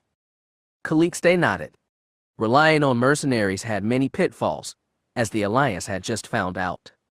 Our main concern is the scope of the larger war, Maladi continued. You've been in high-level meetings all day. What do you have to tell me? In the beginning, Calixte had been loath to give scraps of Imperial strategy to the Switch. She still didn't like it, and she still didn't trust Maladi, but she no longer believed the Sith would undermine the war against the Alliance. The loss of Admiral Reeve was a major blow. Fleet Command has been redistributing ships and allocating resources. They won't be ready for a new offensive for at least 2 weeks, maybe longer. We're not sure what the Alliance's next step is. You're on the back foot. Yes, we are. Calixte let anger into her voice. Frankly, I was hoping the Sith would do more in this war. The Jedi have been on the front lines, tipping battle after battle in the Alliance's favor. I hardly think Roan Fel would welcome us and his armies. No, but Sith are supposed to strike from the shadows. The Alliance has us outmanned, outgunned, and frankly, their strategy has been superior also. Admiral Lekwash is bolder than we anticipated. She stopped short of saying this war had been a mistake. She'd wanted it because she'd wanted Imperial supremacy and personal advancement. Now it looked as though the Empire might do down, and she'd go with it. It was, she sometimes thought, the fate she deserved for allowing herself to be conned by a Sith. Where is Admiral Kalik in all this? Asked Maladi. Calixte snorted. The Empire's Supreme Commander was a competent administrator, but his strategy had been too conservative against Lekwash's aggressive defense. He plans to move Invincible forward to Bilbringi. That should forestall an Alliance counterattack. So they hoped. Maladi looked thoughtful. At 18 kilometers long, the superstar destroyer Invincible was the mightiest warship in the galaxy. It was also 40 years old and showing its age, which was why Kalak had mostly kept it in reserve, using it to defend key systems rather than spearhead attacks. Veed had been pressing him to go on the offensive with it, and for the first time Roan Fel was starting to nudge him in that direction too. As yet, however, no battle plan using Invincible had been drawn. The Sith will act, and soon, Maladi said. That was too ambiguous for Calixte. Act how? By doing what? This partnership will be better and safer for us both if you tell me what I need to know. You are right. The war is tipping against the Empire. More aggressive action by the Sith will be needed, but that risks revealing ourselves to the Jedi. And when that happens, the war will truly change. My master will have to agree to it. Calixte's lips pressed tight. If the Sith did get openly involved, it would hasten a collision with Fel, and, worse, the Jedi. But she faced this problem before, at the war's beginning. She delayed that reckoning. She wasn't sure if she could do it again, but there was no choice but to try. The moment she'd made pact with the Sith, without even knowing it, she'd set herself on this course. Tell your master we have to move forward, Calixte said. We've walked too far along this road to turn back now. It was truer than Maladi could ever know. Getting back to her family after the stop at Tavis was more of a hassle than Marin anticipated. When she was halfway there, Bennett hailed her to say they'd been contacted by a new client who wanted them to pick up some cargo in the Vandalhelm system. This new client had a tight timetable, so Fast Start had already left the Javan system, which meant Marin had to course correct and make her way to Vandalhelm along the Rima, which added another 30 hours to her trip. By the time Runaround dropped out of hyperspace, she was more than ready to be free of the shuttle. When her broad, spacious cargo hauler came into view, her heart swelled. She tapped on her ship's comm system and said, hailing Fast Start, "Open the bay doors, please, I'm coming in for landing." She waited almost 30 seconds before she heard Bennett's voice. "Opening now." The line clicked off after that. She fought a frown. Her husband wasn't messy with his affections, but he wasn't normally so succinct, especially when they'd been apart for over a week. She immediately wondered if something was wrong with Anya, and raised a hand to tap the comm back on, then drew it away. One way or another, she'd find out in a minute. The ventral doors to Fast Start's cargo bay slid open. Marin killed engines and used repulsors to nudge her shuttle inside the larger ship. She waited until the metal doors grinded shut to extend landing gear and lower herself to the flight deck. Neither Bennett nor Anya were waiting for her, though two of their astromech droids sat lazily near one wall. Marin unbuckled from her pilot's seat and headed down the lowered landing ramp. Still no warm bodies to greet her.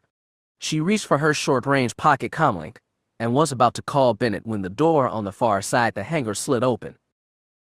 The sight made her freeze in pure shock, Two figures in the inimitable scarlet armor of Imperial Knights walked on either side of a man in gold and violet robes. The man in the middle came toward Marin with absolute assurance in his stride, and gleam from the overhead lights flashed the white streak through his hair. It was Marin's first time seeing her sole surviving cousin, Emperor Roan Fel, in almost 30 years. The first thing she said to him was, "What the hell did you do to my family?" That elicited visible shock from the two Imperial Knights, one young human, an older Itachi. Roan, however, merely stopped in front of her and looked her over, down up. Then he said, "They are unharmed and waiting for you in one of the crew lounges. I want to see them. Now." "I'm sure that can be arranged." Fel sidestepped and gestured to the door. Marin slipped between him and Itachi and hurried down the hall. She almost ran, but when she got to the lift tube, Roan and his knights were still with her. "2 levels up," the Emperor said helpfully. The four of them rode the tube in tense silence.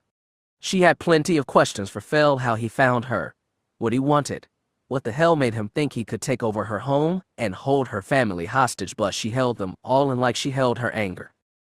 When the door opened, she stalked to the nearest lounge area. Benet and Anya were there. So were 2 more Scarlet Knights.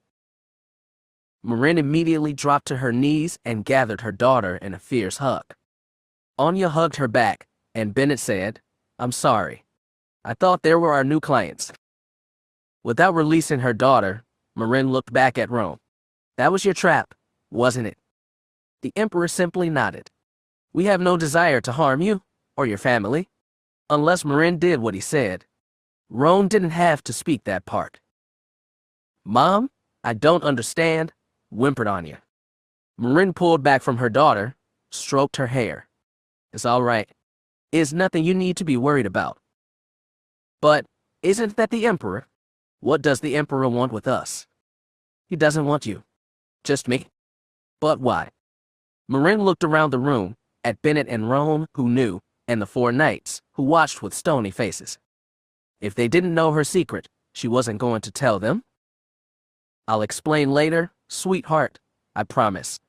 Marin kissed Anya's forehead and stood up. She hugged Bennett, kissed him too, then steeled herself and turned to the Emperor. "Okay, let's go somewhere private and talk. Just you and me." "Please," her cousin said. "Lead the way." She stepped into the corridor. Roan followed, with both his initial guards. Marin led them down the hall until they came to a doorway. She tapped it open, revealing an empty cabin for occasional passengers. "You first," Marin said. Roan nodded and stepped inside, but Marin saw his knights glaring daggers at her. She ignored them and followed him into the room. "They're not used to such disrespect," Roan said after the door shut. "You're not my Emperor. You're only my cousin. Do they know that?" Roan shook his head. She felt slightly relieved. In truth, she didn't know her cousin well. When the Jedi and Imperial Knights had parted ways and her father had taken her from Bastion, she'd been 14, Roan merely 7. When they reunited as young adults, they'd had bigger things to worry about than each other. Now they stood in the cramped cabin, facing off, Emperor of 1/4 the known galaxy, or something, and a freighter pilot. And between them, Vitor Fel, dissolved into the Force. "How did you find me?" she asked. If the Empire knew about her, they might know even about Tavis and the Hidden Temple. "We've kept a loose eye on you for some time," Roan said coolly. "When I heard you left the Jedi Order, I had my agents try to find what had become of you. It took years before they noticed a business registered to Marin Solo. Using our grandmother's surname was a little obvious. And just now, after all this time, you drop in to say hello. I've worked very, very hard to live a private life. Not a Jedi, not a Mando, not a Fel. I don't want that ruined. It's not my intention to ruin anything. Then why take my family hostage? They're not hostages.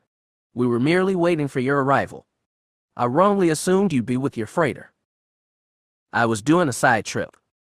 She prayed he was telling the truth. If so, the Hidden Temple was probably safe. Shock and anger faded just a little, and she realized for the first time how incredible It was that the leader of the Empire would travel halfway across the galaxy into Alliance territory in the middle of a war just to talk to her. She crossed her arms and regarded him. There didn't seem much left of the boy she'd known. She'd seen him in plenty of news holos, but he looked older in person. He looked tired. "What are you here for, Ron?" "I require your help. I'm no Jedi. I haven't used the Force in years. This requires your other connections."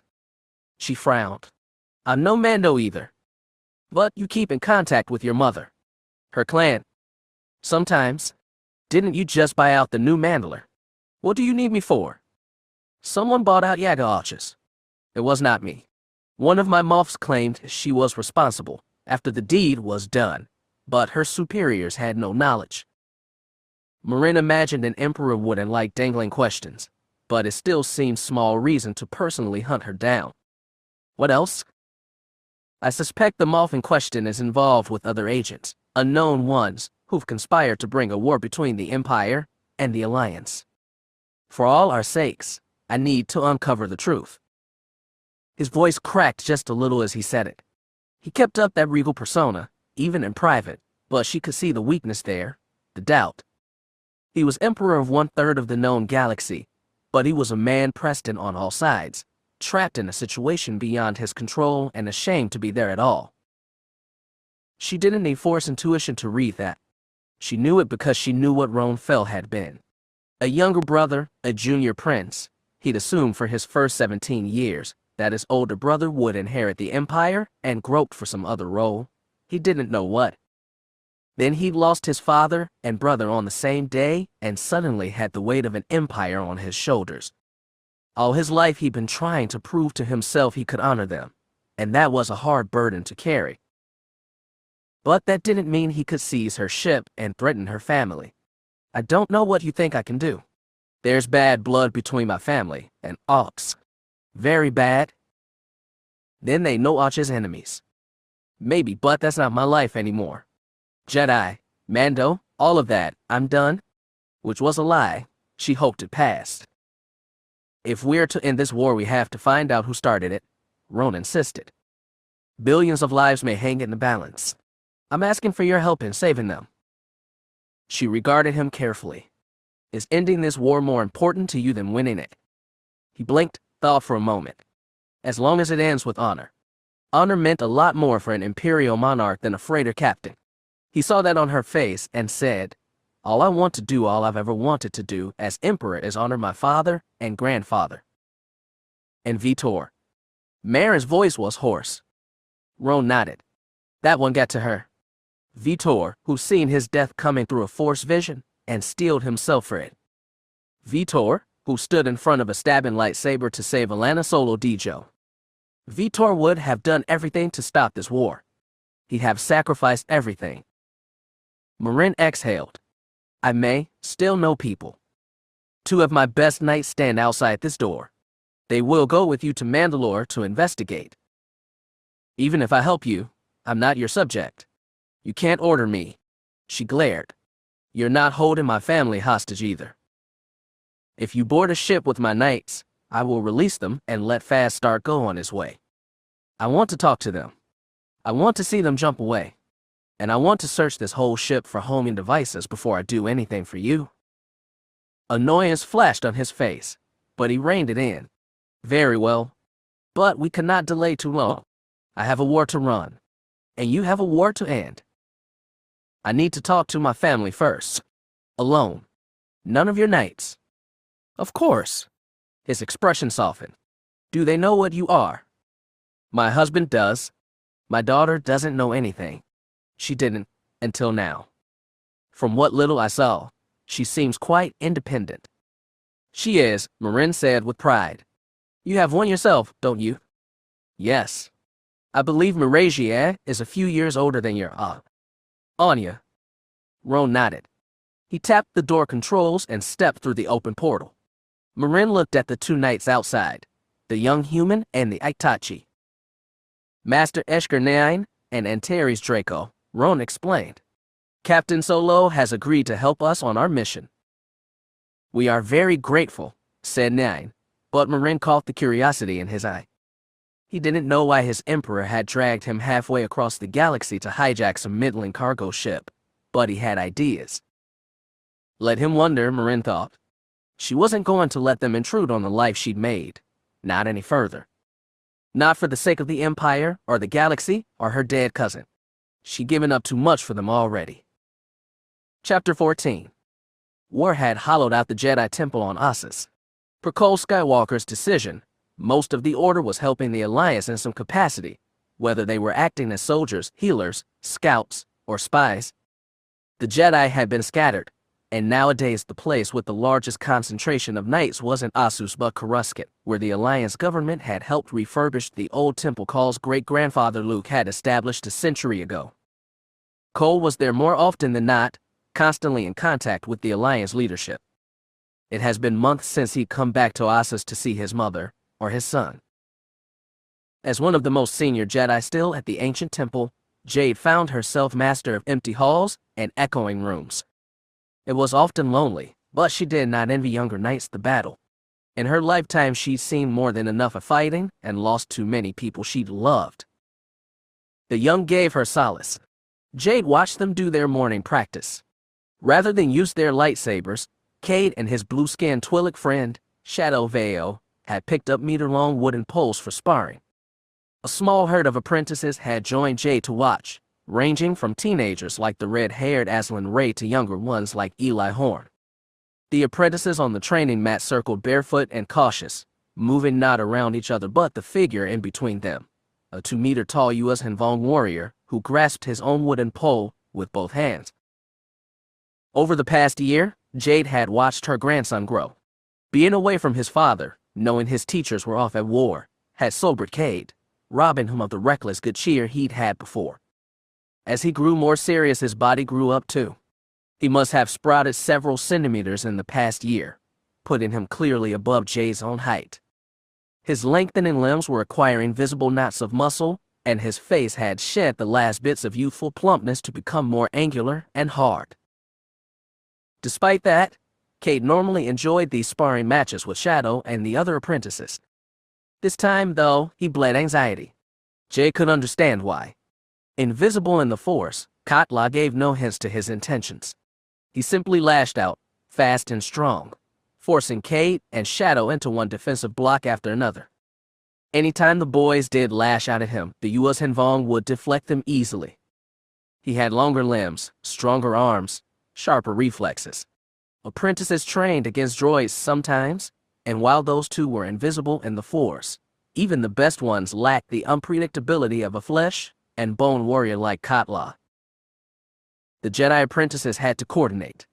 As she watched, Jade could feel Cade and Shadow's minds touch. They spaced out so Katla was directly between them, and the Yuuzhan Vong had to constantly shift his gaze back and forth to keep track of them both. Katla kept backstepping, trying to get both apprentices in view at once, but they refused him. Jade felt a message pass from Cade to Shadow: "You go low, I'll go high." And though none of it showed on Shadow's face, the Twi'lek sent back, 1, 2, 3. They moved as one, as perfectly in sync as true Jedi Knights. Katla was ready for them. The tall warrior jumped high over Shadow's low strike, landed 2 foot spaces back, and swung his pole around so hard it knocked Cade's out of his hand. The blond boy yelped as his weapon went flying. Shadow recovered balance and tried to hit Katla up close, but the Yuuzhan Vong swept a foot out, taking the Twi'lek's legs out beneath him and dropping him butt first to the mat. Cade was unarmed but not defeated. Jade felt a swell of pride. Her grandson didn't hesitate or pause in shock. He called on Shadow's fallen and grabbed it with 2 hands as he lunged at Katla from behind. The Yuuzhan Vong had seen the staff take to air. He pivoted, blocked Cade's swipe, then took a mighty swing himself that clashed against Cade's and forced the boy onto the back foot. Katla tried another low kick, but Cade backed away just in time to avoid. The Yuuzhan Vong went after him, attacking with blow after blow that Cade could barely push back. The boy was panting hard, visibly tired and clearly frustrated. Even without the Force to tip her off, Jade could see what Katla did next. He allowed his blows to become sloppy and wide, leaving holes for Cade to attack through. The boy, desperate for victory, couldn't resist the temptation and lunged forward. Katla twisted his wrist and brought his staff's edge up, slamming hard into the boy's soft stomach. As the breath pumped out of him, Kate keeled forward. The Yuuzhan Vong used his free hand to grab the throat of Kate's tunic, shoved him so far backward he lost balance, and finally let the apprentice drop onto the map. Kate and Shadow both stayed where they were, lying face up, sweating and gasping and wincing for their wounds. Katla stood above them, staff still in hand. He'd barely broken a sweat. Jay stepped onto the mat. We have a saying about picking on someone your own size. Katla looked her up and down. You are not my size.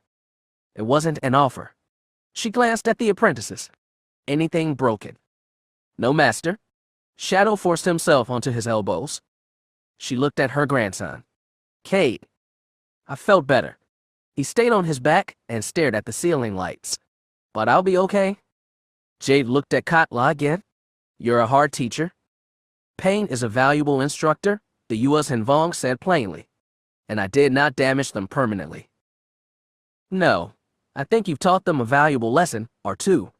Thank you, by the way, for volunteering to help train them. I appreciate the opportunity to help. Since we came back from Chasima, the Master Shaper has had little need of my skills. Jade smiled faintly. Nei Ren, her assistant Shapers, and some select Jedi scientists were hard at work in the private laboratory Cole had set up for them here, analyzing the data they collected from the world brain at Chasima. Katla and his fellow warriors were left feeling useless and restless. That's actually why I came to see you, Jade said. If you don't mind, can we talk in private? I do not mind, Katla trailed off.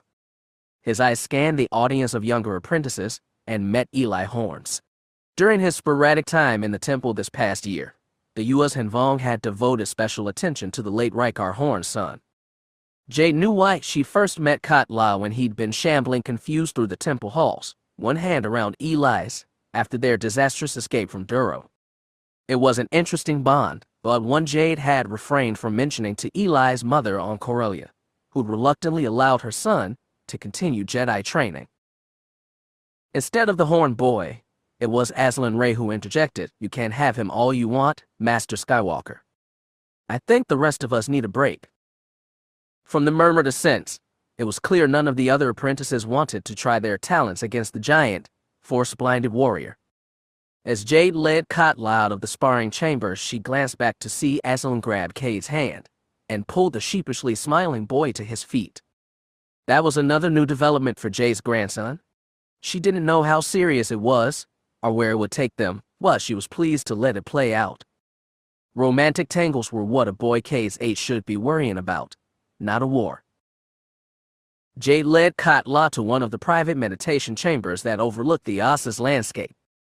She still wasn't used to how lush and green things had become. Once they were alone, she said, "Are your companions also training Jedi?" Katla shook his head. Beshla and Vua Yak train with each other. But you volunteered to test my apprentices. Jade crossed arms over her chest. I'm grateful for that. I was just wondering why. Katla hesitated, looked away. A small part of Jade was pleased she could intimidate this massive warrior. Eventually, he said, I owe a debt to the Jedi. All of my race does. And, personally, I owe a debt to Rykar Horn I can never repay. Those two debts, they bring each other into focus. I think I see what you mean. I was wondering if your religion had anything to do with it. You are part of the Ganner sect. The Jedi redeemed our race by revealing our false gods for what they were. Those of us who revere the Ganner over Unyanka recognize that more than most. Would you say you worship the Jedi? Again he hesitated. We revere you, as I said. Perhaps we worship. You must understand, in touching the Force you Jedi do things no Yuuzhan Vong could ever do. You tell us that once we could, untold generations ago, before the original Yuuzhan stripped us of our ability to use the Force. Even after spending years of her life on Zanima II, among other Yuuzhan Vong, the ways of the planet and the race were still fully beyond her ken. Jade wondered how Katla would react if she admitted it. The warrior thought again, then took a deep breath as though steeling himself. If I were to express my feelings toward the Jedi with any words, I would say, it is envy. She hadn't expected that. You wish you could use our powers. I wish I could feel the Force as you do. Some priests say the Force is the breath of Yuuzhan. Others say it's how the gods choose to manifest themselves to those they've not forsaken. To use your powers, that would be even greater. But I would be content with knowing the Force exists and feeling it inside me. He tapped his chest. Jay considered. She had no reason to doubt the honesty of Katla's words, and he'd proven his bravery time and again over the past year.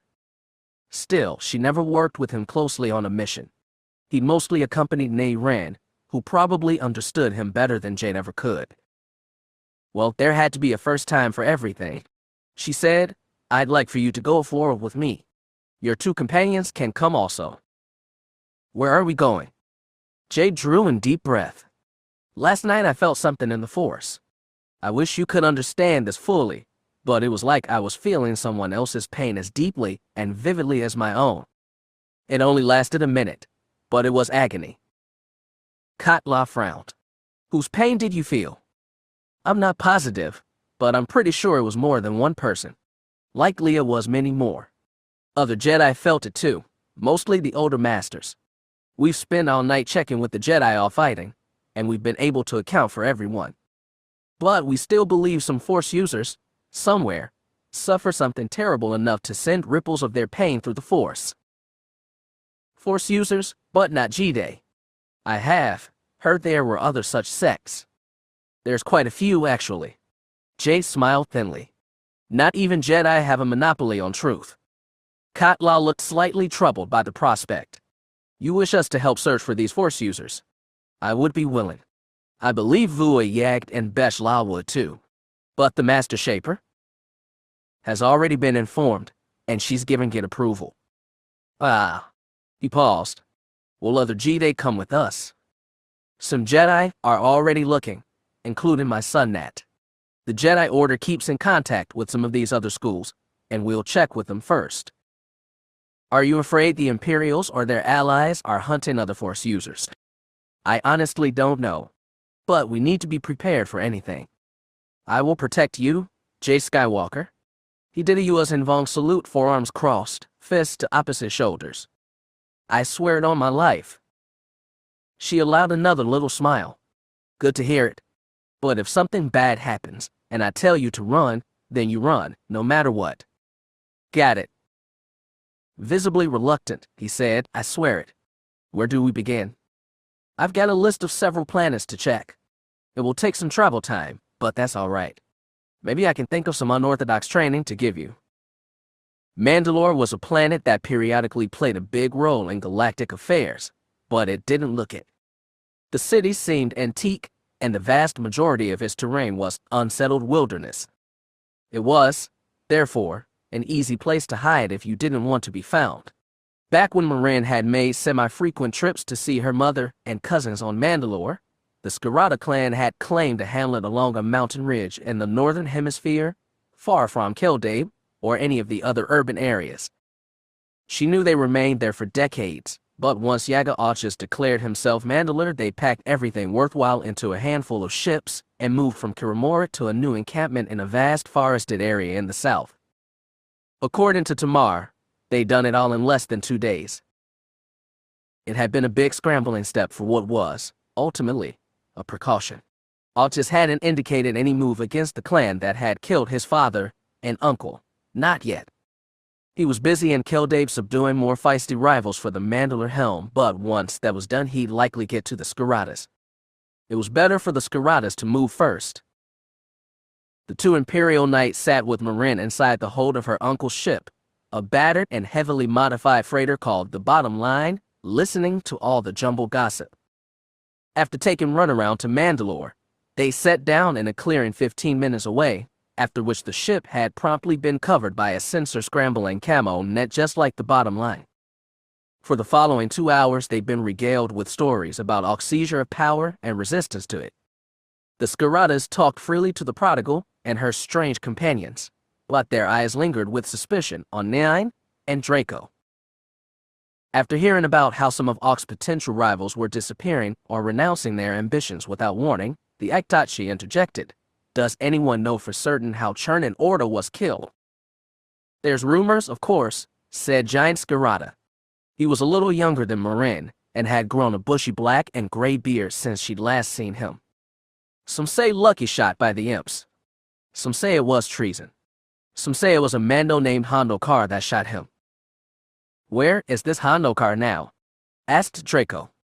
Missing since Badajeff. Killed in action. Giant shrugged. Others say he deserted. Nobody knows anything for sure. What kind of background did Carr have? Asked Nyang. Giant shrugged again. He was young, but experienced. Brave, loyal, all that. Protégé to one of Ock's lieutenants.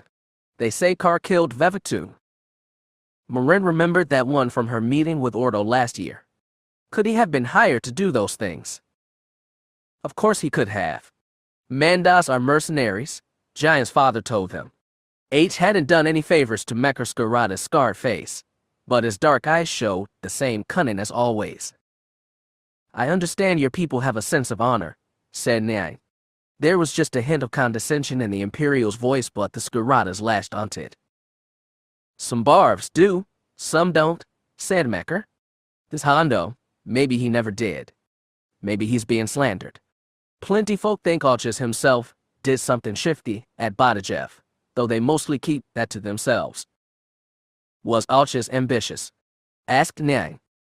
Before Badajeff, I only heard he was loyal to Ordo, said Giant. They didn't always agree, but Ordo reached out to Alchis and made him a partner when he didn't need to. People say Alchis was grateful for it. Alchis still stays he'd grateful to Ordo. Even as he reverses all his policies, Marin put in. Maybe, but by and large, people here don't mind being out of that war. You're mercenaries, Draco said, incredulous. You don't want to fight. We're happy to fight some Erudiiz's battles for him, Mekar grunted, but this thing between the Empire and Alliance is something else. When wars get this big, this fierce, our kind get smashed between sides. He glanced at Marin, slightly accusing. This war was never popular here. Alchis did more than bolt to popular will. He pulled you out in the middle of a crucial battle, said Nyang. I need to know more about the man. I know his uncle Jevern was the Mandalore, and I read his father was killed when he was young. What can you tell me about that? There was more than just curiosity in his tone, and it put the chamber into tense silence. Marin was uncomfortably uncertain of how much Nyang actually knew. Tamar, who'd been mute until now, looked hard at Nyang. The Skiratas and Alchis have history. Nobody's denying that. It's why we're here now. Ock's father, Kaner, killed two of us because he thought that I killed Jevern. She looked hard at Nyang. I did not kill Jevern, but I wanted to. Kaner was full of Osik and he deserved what he got. You can tell I'm being honest, can't you? The Aitachi's horned head bobbed. I can. And frankly, I don't care about your personal problems with the Alchis family unless it explains what happened at Badajeff. It doesn't, so there's nothing to care about, Giant said. Draco sighed with a young man's impatience. If that's the case, then why are we here? That's what I've been shabble wondering, grunted Mekar. You imps are the ones who bought out Alchis. Or are you sneaking around, trying to get info on him now? What happened at Badajeff isn't that simple, said Nyang. Meaning your high and mighty emperor doesn't know what his left and right hands are doing. Mekar's grin was white and fierce. How interesting. Tamar sighed. If you want connections with Alchis' enemies, we can give you those. I'm not looking to come at him through his enemies, said Nyang. He'll be expecting that. We need to come at him through his allies. We're not exactly close with Ock's friends, said Mekar. I didn't say friends, I said allies. I'm hoping you can provide us with two contacts. Nyang held up twin fingers. First, a lieutenant who's thrown himself in with Alchis but has ambitions of his own. Preferably a new ally, one Alchis wouldn't fully trust. Second, I want to talk to another new ally, but not one you think would ever try and unseat Alchis. Perhaps someone who hasn't built a sufficient network of his own allies yet. Marin watched Tamar, Giant, and Mecker go thoughtful. So you want a weak link, and a strong link, said Giant. And you will go at him through the weak one. No. We'll go at him through the strong one. Nyan's smile was tight and confident. Marin got the impression he enjoyed plot spinning, and didn't get to do it often. We'll approach the weak one first, then sell them to the strong one, and they'll get us to Arches. I'd also like to make use of you, personally. Given the Skarada's bad history with Arches, I think you'd make a convincing bait for the weak link. You want to use us as a stalking shrill, Mecker scowled. Send us into the field, flush out Arches' people. That would put us in danger. I was assured you people are good at hiding. You seem to have done well so far. This would mean we'd have to pick up our ships and leave Mandalore, maybe for a long time. It is a big galaxy. Mecker stared at Nyan, who stared back and didn't flinch. The Mando said, that kind of service doesn't come cheap. We've brought payment. Credits. Orodium ingots. Mecker raised a white brow. Let's see some. Draco growled deep in his throat, but Nyan raised a hand. With the other, he reached into his jacket and took out a handful of silvery metal strips. He placed them on the low table in front of Mecker and Giant. The younger man picked up one piece and held it up to the light. It's legitimate, Draco insisted. I believe it is, said Giant as he slipped the orodium into his own pocket. You'll have that amount again, on completion of work, Nyan said. Mecker nodded. Give us until noon tomorrow. We should have contacts for you. Then you can let us in on the rest of your plan. They're not to know who we are, Nyan said, nor who we work for. I won't tell them, but frankly, you barf smell like imps from a parsec away. Draco glared, but nothing more. Nyan asked, can you procure us some spare Beskar? Mando drag might be tricky for you, Giant pointed out. Nyan bobbed his horned head. I know. But if you can spare suits for my companions, it would help immensely. I think that can be arranged, said Tamar. Anything else? Not tonight.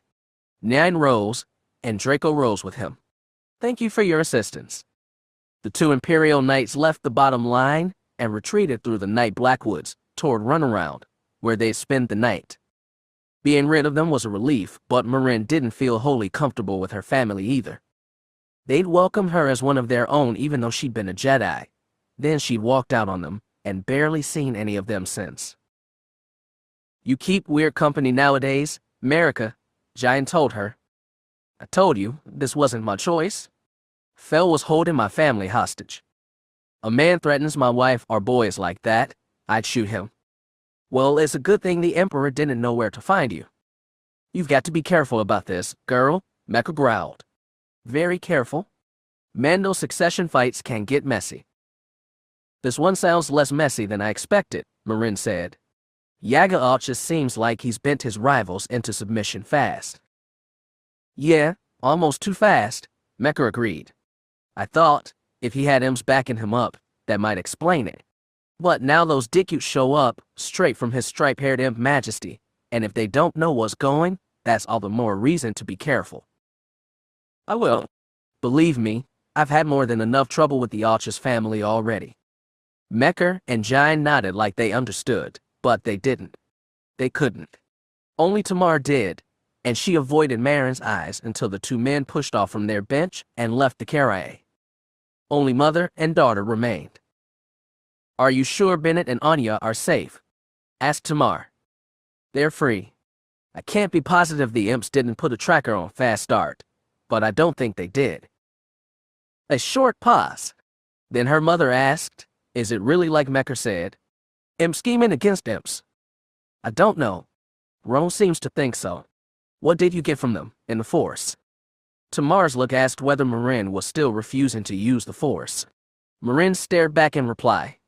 The older woman said, the younger one was mostly just impatient. The Ektachi, he's a smart one. Patient. Deliberate. Does he know who I am? I think he suspects, but I don't think he'd told the younger one. Another pause. I don't think they mean you harm. They'll probably let you go once this is over. The idea hadn't even occurred to Marin. Roan Fel was a long way from the teenager she'd once known, but she'd never thought he might order his own cousin's execution just to ensure silence. Her mother, though, thought on those lines. She always had. Tamar was Mandalorian, born and bred. Marin had just done a little play acting, a long time ago. I'm relieved, Marin muttered, but she was more unsettled now than ever. Yet another pause, more awkward than the others. Eventually Tamar said, "None of this is your fault. You know that, don't you?" Marin exhaled. If I hadn't let Yaga Ochus live, if I killed him with his father. Then the imps or whoever would have found a different Shabor to buy out. The old woman's voice was soft but firm. It was possible, maybe even true. Marin had been telling herself that ever since Badajeff, and still wasn't sure if she believed it. You and I, we've had to deal with more than enough Osik from the Ochus family, Tamar pressed. There's been give and take from both sides, but they're the ones who started by crawling in bed with the Sith all those years ago. Right now, it's best to stay as far away from them as possible. That was my plan, Marin said dryly, until Fel showed up. Fels are always trouble, Tamar agreed, with a slight melancholy smile. But at the end of the day, we take care of our own. You're Bennett, and Anya most of all. Nothing's more important than them. Marin already knew that too. Manda said family was more than bloodline, but sometimes it was smaller too. Sometimes it was just a handful of people to love and protect. For Marin, a handful was enough. It was apparently Mandalorian tradition to talk even the most dangerous kind of shop in seedy smoke-filled tapcafes. For their meeting with Governor Hall, one of Yaga Ox's newest and least loyal lieutenants, the Skiratas had wisely chosen a different locale. Hall's landspeeder rendezvoused with Mekker Skiratas 120 kilometers southwest of Keldabe, on an empty plain where wind swept ripples through tall grass. Plotting against the rain in Mandalore was not something even brazen Mandas did in public. More importantly, the lack of a boisterous crowd made it easier for the audio receptors on Antares Draco's borrowed T-visor helmet to pick up the conversation and transmit it back to the bottom line, parked 20 kilos away and hidden by a camo net. Eshker Nine hunched over the freighter's console, watching the audio and visual stream. Draco had gone along with Marin and Mekker Skirata in a borrowed Beskar suit. Governor Hall showed up in his land speeder with two faceless armored guards, though they remained by the speeder when Hall got out to parley. He took off his helmet to do so. Mekker tucked his own black butt stamped with a white mythosaur icon across the face beneath his arm. Wind broke across the field, playing with Mekker's white hair and sometimes fuzzing Draco's audio feed, forcing Nine to hunch close in attention. Governor Hall was a squat, swarthy, homely human of middling age. He began the conversation with the front of undisguised skepticism, which waned gradually as the talk wore on. Heard you guys scuttled your old base. Where was it at? Kiramorik. Hall fished? You didn't used to be so cautious, old man. I'm just protecting my clan against Ochus. That's why I'm here, talking to you. If you hear Ochus is going to move against us, for any reason, you let us know. We'll owe you a favor. And we're good people to get favors from. I'm amenable. I got nothing against you or your clan. But I've thrown in with Ochus now. So I heard. You used to be more ambitious. Hall grunted again. I'm not dumb either. No smart man makes an enemy of Ochus. Meaning what? The way I hear it, guys who think they can stand against him, they get whisked away. Then they come back, all nice and compliant. Some anyway. Others stay disappeared. What? Like somebody's messed with their brains. Mekker sounded incredulous, but Nine wondered. Powerful enough force suggestion could work, even on strong-minded mercenaries. Such tactics were often considered dark side tools, but they were undeniably useful. Maybe, I don't know, which is why I have to keep this meeting quiet.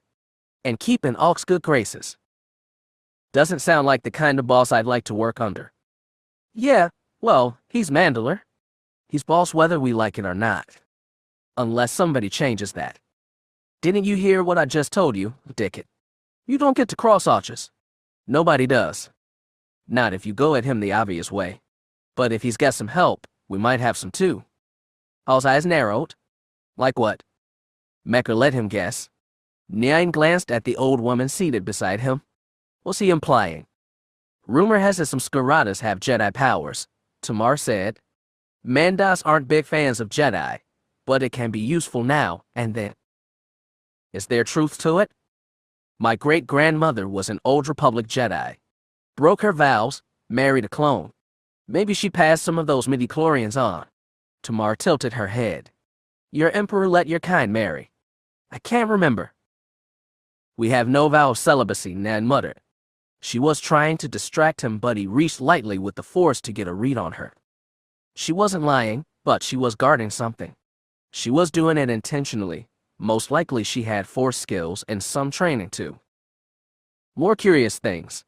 He hadn't sensed anything unusual about Tamar's daughter in the force, but there was clearly something about her if the Emperor had gone halfway across the galaxy to enlist her aid.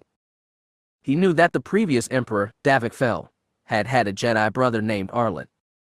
He knew that Arlen had a daughter, and apparently the daughter had left the Jedi Order. And this woman, who was born from a Mandalorian Force user mother, and currently captained an unremarkable freighter, used the last name Solo. The same surname Nyan knew as the Emperor's grandmother Jaina. He knew Ron Fel wanted this kept quiet, so Nyan hadn't told Draco, but the conclusion drew itself. What if I want to call a favor in early? Hall's words jarred him from his reverie. What kind of favor? If you can figure out who or what Archus has in his pocket, I'll be the one on you. And if your help's good enough, I'll be in position to do your powerful favors. You understand what I'm saying? I think I do. Mecker put his hands on his hips. I can't just send my people poking around with no clue what's going on. Look into both our Shal and Vashwaksu. They're both, let's say, recent converts to Yaga Ox calls. Won't say how or why, only that they've seen the light. Check on them, but be careful. They're probably being watched. Nice score, Tamar muttered. Nyan nodded. He hadn't expected this, but it could be useful. This is a good place to start. Thanks for that, Hall. Keep me informed. Any information is good information, and I'm not the only one who wants it. We'll keep that in mind. Anything else? Was about to ask you that. Hall shook his head. You know how to contact me when you find something. Will do. Until then, Vod. The two men shook, stuck their helmets back on, and started walking to their respective speeders. The view feed from Draco's helmet panned away, and once their speeder was on its way back to the bottom line, Mecker's voice grated over the cockpit speakers. You got all that? Came in clear? Tamar confirmed. What do we do now? Asked Draco. Take the recording straight to Zarimer, Mecker supplied, naming the other new lieutenant, who was supposed to be more loyal to Archus than Hall. That was the plan, said Nyan.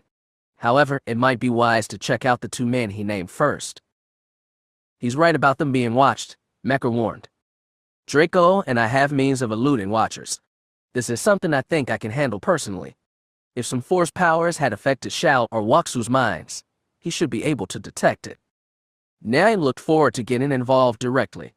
He felt they were onto something closer to their quarry than they had ever been, and it gave him an adrenaline thrill. Whoever was behind Archus was behind this whole sham war. He could feel it. They were master manipulators to have gone undetected thus far, and it gave him no small pride to be the one to catch them. But not yet, he reminded himself. He hadn't won yet. We're still giving the recording of this meeting to Zarimer, aren't we? Asked Marin. Unless we can get anything greatly revelatory from Shao or Waksu, yes, Nyan said. And we give them the audio only. That way we can say one of Hall's guards took it. And by selling out Hall, we get close to Zarimer, and she gets us close to Archus, Mecker said. He gets me close to Archus, Nyan clarified. You should take your ship and get off planet before I hand the recording to Zarimer. Fine by me, so long as I get the rest of my payment first. You will. Good to know? Guess imp service isn't so bad after all. After that, Mecker killed the connection and concentrated on his driving. Nyan sat back, contented for the moment, but caught Tamar giving him a sidelong glare. I'll be heading out with Mecker. she said. But if anything happens to my daughter on account of this Osik you've dragged her into, I'll hold you and your emperor accountable. Understand? Nines almost laughed at the old woman's presumption, but he caught the hard thread in her eyes. I understand completely, he said. Her glare lingered on him for a moment more before she got out of her chair and lurched out of the cabin. He wouldn't grudge the woman her threat. The success of the mission so far threatened to carry Eshkar to distraction. He would celebrate victory once it was accomplished, and only then. Cole Skywalker had become more accustomed to the bowels of the Alliance military headquarters than he'd ever wished to be. The briefing room was a black windowless chamber submerged inside the Coruscant complex, itself the size of a small city. When he first started spending time here, it had felt suffocating. Now he was getting used to it, which was in some ways worse. Arlen Fell had joined Cole today, which was some bomb. Arlen had, by all accounts, been something of a wayward knight when he was younger, or at least a very adventurous one. Age had settled him, at nearly 80. His beard and hair had gone white, and his movements were always deliberate and careful. He'd been in charge of the Jedi consulate on Coruscant since before the war, and had done his best to prepare Cole for the tedium and frustration of working with the Alliance leaders, which sometimes pushed him toward un-Jedi-like behavior. The beings he gathered with today were, for the most part, easy to work with, certainly more so than the triumvirs and Senate committees with whom Cole often argued. Admiral Lekwash was chairing the meeting. To his right sat Admiral Stasi, who'd recently returned with the Corrin from the repair yards Rendili. Joining them via ultra-secure holo transmission was the 2nd Fleet's Rear Admiral Petin, currently stationed at Palanhi, and the 4th's Admiral Schlosser, transmitting from Contrum. The Jedi and top admirals had been joined by the Alliance's intelligence director, a deceptively harmless-looking droll named Ikorian. All of this underscored that something major was in the offing. Yesterday evening, Director Ikorian and I presented our new strategy to the triumvirs, Lekwash said. It took some arguing, but I'm pleased to announce we're ready to move ahead with our offensive into Imperial space. Through the Force, Cole could feel those present in the room. Relief mixed with anticipation and cold resolve. Rear Admiral Petin, whose forces sat a mere half-day away from the Imperial fortress world of Bilbringi, asked, "Have we selected a target?" "We have devised a plan," the Corrin nodded. "However, we will let the Imperials choose our battle location for us." A wave of confusion spread through the room. How can we shore up our supply lines if we don't know where the battle will be? Asked Patan. The next stage can begin one of two ways. Lekwash held up a long finger. We can press into Imperial space, or they can attempt to press again into ours. We hope to begin with the second option, then progress into the first. You mean you're leading them into a trap? Stasi's voice had an eager edge. Lekwash tapped a button on the table, bringing up a holo map that displayed the slice of the inner rim and colonies where most of the fighting had been taking place. Cole noted highlights at Palanhi and Contrum, as well as the Empire's main staging areas at Bilbringi, Ord Lithone, and Coruscant. The Imperials know that if we begin a push into their space, it will be difficult for them to repulse. Even without the Mandalorians, we have the advantage in manpower and resources. The Imperials know this too, which is why they began this war with such a fierce offensive. They hoped to catch us unprepared and force their way into the core, where they could claim major systems. Lekwash jabbed a finger at the light point marking Bilbringi. Our intel has confirmed that the Imperials have moved their flagship Invincible to their foremost base. It's an old ship, but mighty, and in moving it I'm sure they were trying to forestall a push on our part. We will, therefore, not attack Bilbringi. The Corrin looked at Patan. In fact, after this meeting, you will begin clustering your ships at Palanhi. The human frowned. For defensive purposes. Ostensibly, yes. However, you will also draw Second Fleet ships away from several key systems, namely Paquilus and Champala. We'd risk control of the Hydian, hissed Admiral Schlosser. Lekwash nodded at the Serpentine's Luisi. Baiting a trap requires some level of risk. What, specifically, are we baiting for? Arlen asked. Invincible. Indeed. Lekwash's mouth tentacles twitched eagerly. If we can destroy the Empire's finest ship, it's all the more likely we can force them to negotiate an end to this war. If, repeated Slosser, what would you have the Third Fleet do? You will also help bait the trap. Reinforce Ben-Omir and Selenon. From there you might threaten their position at Coruscant. Instead, you will launch a limited offensive against Badajev. We must make it look like we intend to retake the world. Lekwash pointed out the markers along the Hydean Way. As the galaxy's longest and most important hyperspace route, it had been a site of contention for the past year. The Imperials will see that Paquilus and Champala are underdefended. They are within easy striking distance from both Ort Lithone and Coruscant. With Invincible, they could assemble a mighty offensive and still leave all three of their fortress worlds well protected. And if they strike, the First and Fifth Fleets will be ready for them, Stasi surmised. Lekwash nodded. They'll be staged at points near both systems. We'll also have interdictors standing by to hold the Imperials. They may suspect a trap, Cole said evenly. My agents are already at work, Icorian said. The Drawlish intelligence director had a soft, high-pitched voice, almost like a human child's. We've pinpointed their spies at the Rendili shipyards, and will feed them false intel suggesting the repairs are taking over long. We've also arranged for the local governments at Champala and Paquilus to file complaints that their systems are underdefended. Cole shook his head. It sounds like a well-baited trap, but how can we be sure Invincible will jump in? The Imperials have no choice but to be bold. Our spies on Bastion report that Roenfeld is being pressured to bring Invincible on the offensive. So long as Bilbringi is properly reinforced, he'll be able to do so. And how do we know our spies aren't getting bad intel? Arlen drawled. That is always a risk, the drawl said, but the intelligence only backs up the logical assumption. The Empire must fight hard or die. They may take our marshalling at Paquilus as a threat and hold back Invincible, Patan put in. Then I suggest you run fleet-wide drills for system defense, Icorian said. Their watchers will see it and draw the natural conclusion. Stasi said, the hardest part will be moving our ships out of Rendili without their spies sending word. For that, we may require Jedi help. Icorian eyes Cole and Arlen. We can interdict and hold their spies for short term without Bastion knowing, but we cannot write their false reports for them. They must be convinced to send Bastion their lies. Cole knew where this was going. He equivocated. It's not unheard of to turn spies. Many are more loyal to credits than any government. Indeed, and others are fanatic in their allegiance. The diminutive drawl no longer looked like a child's toy.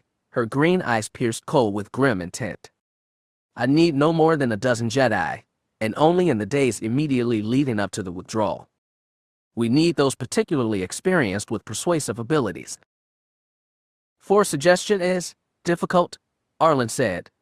It works best on the weak-minded, and I'm sure the Emperor's agents are taught to resist persuasion. But not Jedi persuasion. We don't know that. The Imperial Knights could have trained them, Cole said. It was a stall. He didn't think it was true. From what his brother had told him, the Imperial Knights and intelligence were operating awkwardly apart. Stasi cleared his throat. Master Skywalker, I understand that, as a Jedi, you may have ethical reservations. However, you've pledged to serve the Alliance. The success of this critical battle may depend on Jedi help. Are you really going to abandon us now? Cole almost winced at his blunt words. Lekwash sat beside Stasi, face still, but he could sense Concord coming from him in the Force. The Corran had a less confrontational persona than the Duros, but as strategists they were like minds. It was the kind of situation Cole had expected when the war began. So far the Jedi had served as frontline troops, healers, advisors, and sometimes spies.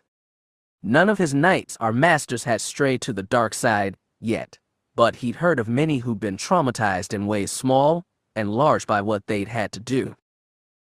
He looked silently at Arlen, imploring the older man for help. Arlen's face was stoic, but in the Force he conveyed regret and resolve. Stasi was correct. The Jedi had committed themselves and could not abandon the Alliance in this hour need. Looking at the admirals, at the hard-eyed little intel chief. Cole said, "I'll need time to select Jedi most suitable for this mission. Once I have, they will help you."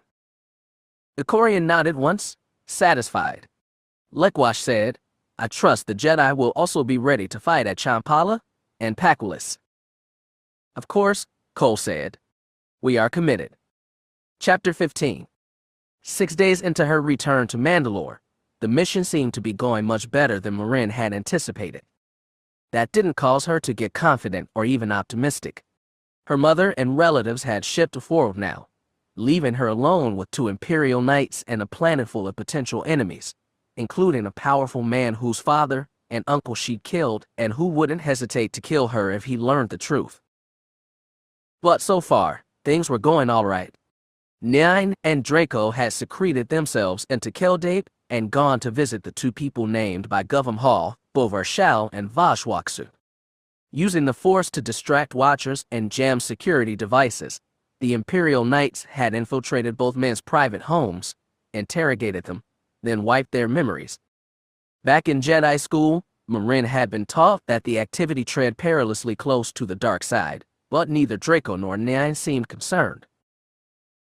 The results, Nine said, were inconclusive.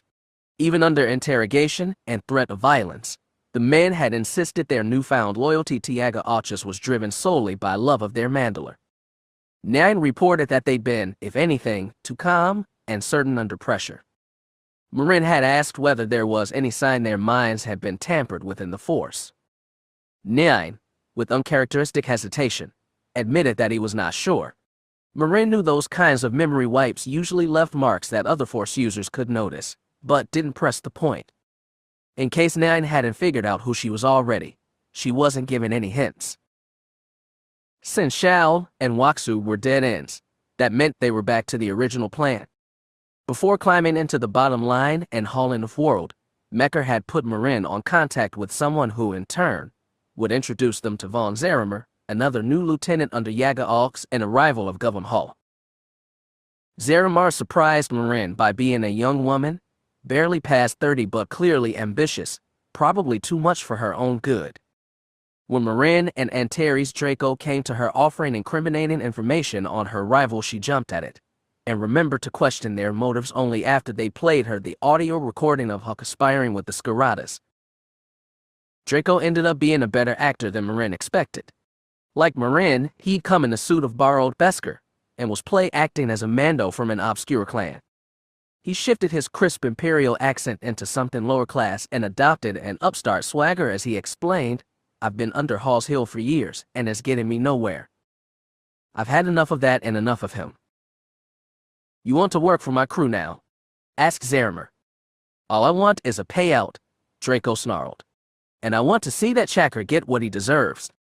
That led to haggling over prices, and again Draco impressed her.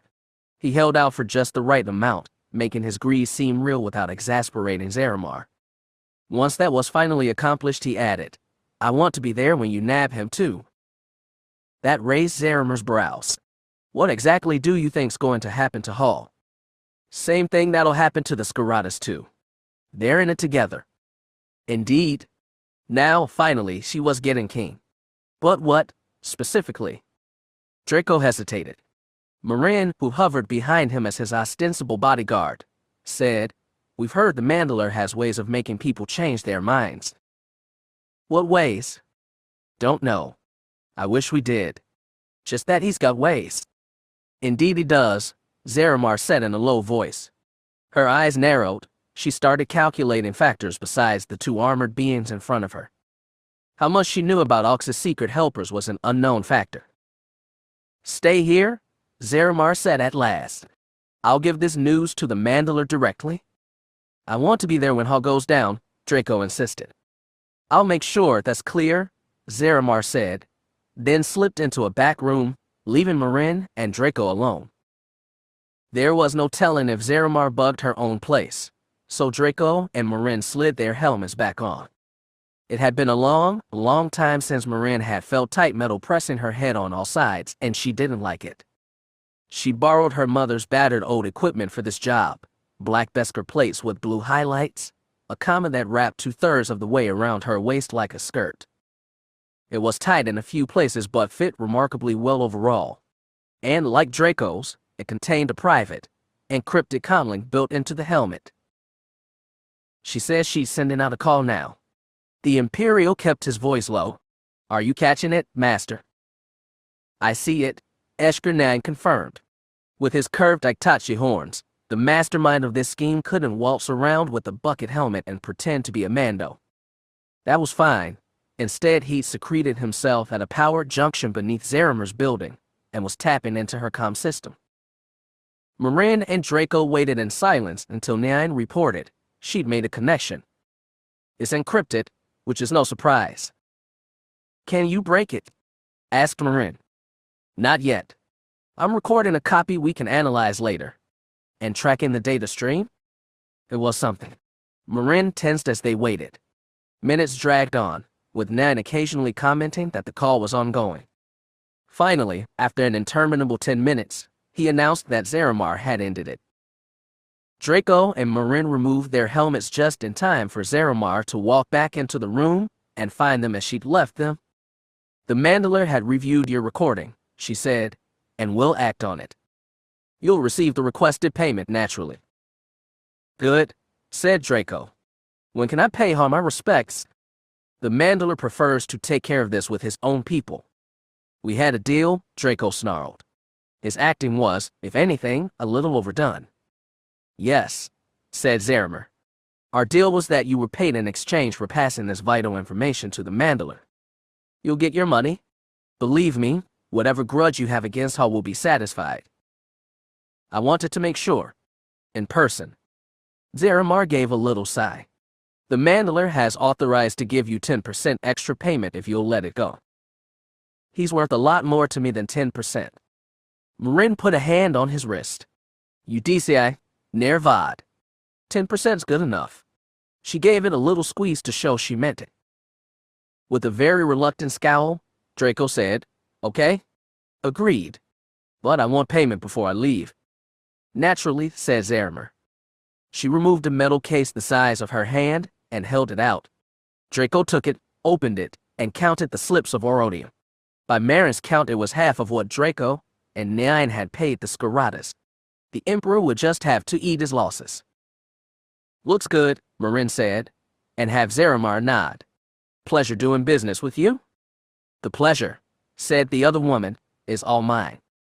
Draco and Marin put on their helmets and retreated into the shadow-cloaked afternoon streets of Keldabe, leaving Von Zarimar to privately bask in her small victory. As they hurried toward the place where they parked their rented speeder bikes, Draco asked, Did you get all that, Master? Yes, Nan replied. You were smart to retreat when you did. I'd have preferred to be there myself when they took him. I know, Antares. But we'll fall back on plan B. Best move fast, there's no telling when Archers will move on Hall. Understood, Marin said. Do you think you have Ox location? I got a trace on the comm. Unless he was using a relay, which is possible, he's inside Keldabe. I'll go there now. Both of you, take positions near Hall's place. Nine killed the connection. Without another shared word, Draco and Marin mounted their speeder bikes and took off. Night was falling over Keldabe, and it looked to be a long one. After returning to the speeder bike he'd left hidden in one of Keldabe's narrow alleys, it took Eshker 9 less than 15 minutes to reach the recipient location of Von Zarimer's comm message. Rather than some relay station like he'd feared, it was inside an industrial district that had attached itself to the old walled city. Amidst its rows of angular durasteel and ferrocrete buildings, he located what looked like a warehouse or hangar, hardly the expected nesting place for an enthroned Mandalore. From there, Nine he placed himself flat on the roof of a building 2 rows away and set to watching. Adrenaline and anticipation waned after the first hour of sitting and watching, checking in with Draco and Marin every 20 minutes to make sure they were watching the landing fields where Governor Hall's dock ship doubled as his domicile. Finally, once night had fully fallen, something happened. The door to the warehouse opened. A foursome of swoop bikes shot out and raced away. Nine tracked them as long as he could with macro binoculars, then commented a warning to Draco and Marin. 14 long minutes later, they commented back, saying that 4 swoops had just circled Hall's ship and set down. Hall had his landing ramp up and security system activated, but the 4 intruders, Draco reported they all wore black suits and helmets, but not standard Mandalorian T-visors, had no problem storming inside. 2 minutes after entering, they came out with a limp and wrapped up body, dropped it onto the back of one swoop, and went speeding into the night again. Start heading to my location, but come slowly, Nyan told them. We don't want them to think they're being followed. What if they don't come back to the warehouse? Asked Draco. They will, Nyan said. Whatever they're doing, they're keeping it quiet. They'd never spread secret operations over more locations than necessary. More, he could feel it. He was so close to finding his quarry. Finally, the ones who schemed to trap the Empire would be trapped themselves. It would take another 14 minutes for the speeder bikes to return to the warehouse. Nyan acted quickly, calling on the Force to extend his leaps and bound from rooftop to rooftop to rooftop. Once he was atop his enemy's building, he reached out with the Force and felt sentient beings inside. He couldn't tell how many, 5 or 6 perhaps. They emanated anticipation, but it was nothing compared to Nyan's. When the 4 swoop bikes spiraled out of the night sky, Nyan dropped himself off the roof's edge with a strand of fiber cord, shielding himself from view. Once they were inside, he pulled himself back onto the roof. It took him another minute to find the access hatch. His white lightsaber flashed for just a second as it cut its security latch. He pocketed his saber, opened the hatch with the touch of the Force, and dropped inside the warehouse. He lowered soundlessly to a catwalk. From there he could look down, nearly 10 meters, to the cold Durkree floor. Amidst shelves of weapons and equipment, at the center of a pool of light, Governor Hall's stout body had been strapped to a chair. The 4 black-garbed kidnappers were standing around him, helmets removed. Seen from above, it was hard to spot their faces, but their fine green scales and long black locks, mostly gathered into balls at the top of otherwise hairless scalps, marked them as fallen. The 5 of them weren't alone. Into the pool of light stepped 3 more beings, all in Mandalorian Beskar. 2 soldiers, both in black, had their faces obscured by T-visor helmets, but the third had his face bare. Yaga Archer scowled as he looked down at the captive. From the bruises on his face, Hall had already taken a beating. Ock's right leg lashed out, kicked Hall's. It's true, isn't it? Ox barked. I was prepared to trust you, Governor. And how do you repay me? You sneak around my back? You make deals with the Karkin Skaratas. He kicked Hall again. The captive jerked in his binds. I wasn't trying anything on you, Mandalore. I swear. I don't know who told you what. Arches took out a small audio disc, tapped it on. Up on the catwalk, Nyan caught only tinny echoes of the conversation between Hall and Mekker Skarata. That was a ploy, damn it. Hall spat. Nyan could see spots of blood arc from his mouth. I swear to every god, Mandalore, that was just a trap. I was gonna draw them out, giving them to you. They talked to you a week ago, and you didn't tell me. Arches lunged close, but the Fallen and his bodyguard stayed planted. The Mandalore growled in Hall's face. He radiated genuine anger through the Force. I'm trying to build a coalition, Governor, just like Chernin Ordo did. I'm trying to gather people I could trust. You could have been one of them, but you threw your chance away. You have nobody to blame but yourself for what happens next. Hall looked anxiously at the Fallen. What's next? What are they going to do to me? You're not going to kill me, are you? Some Mandalorian you are, afraid of death, Arches hissed, then pulled away. What, no? I'm not. He snapped his fingers, and the Fallen moved in.